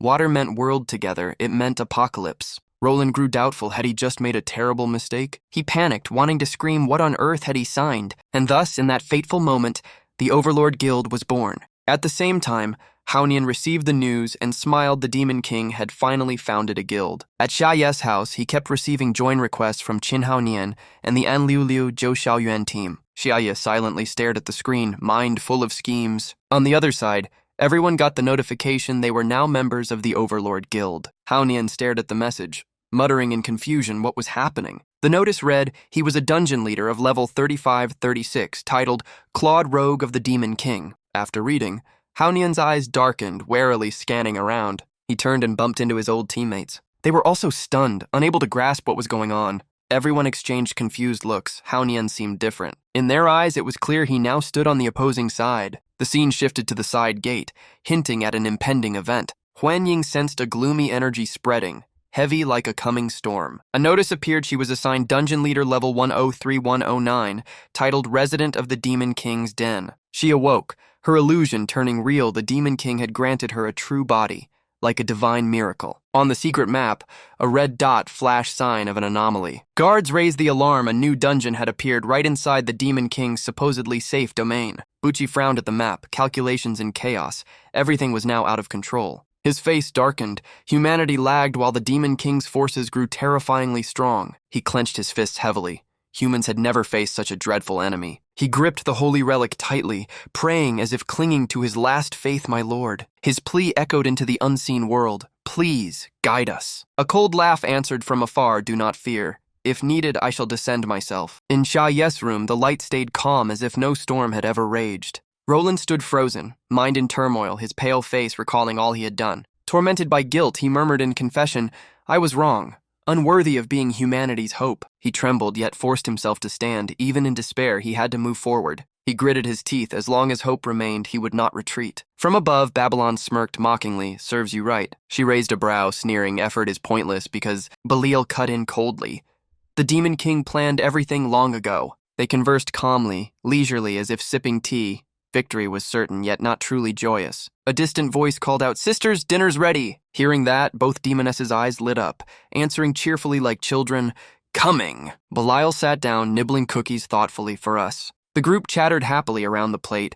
Laughing and eating being the master's pets was bliss enough. Fancy also ate joyfully, eyes sparkling with satisfaction. Suddenly it froze, trembling as fear filled its eyes. It stammered, voice shaking, Demon King, You're really here? Shiaa stepped forward, voice deep like from the depths of memory. You are the aberrant of Ling Wang, who once plotted with Jiolengde to devour the demon realm, correct? With icy eyes, he spoke slowly, each word sharp as a blade. I am not mistaken. Am I? Then his lips curved into a gentle yet chilling smile, freezing the entire space.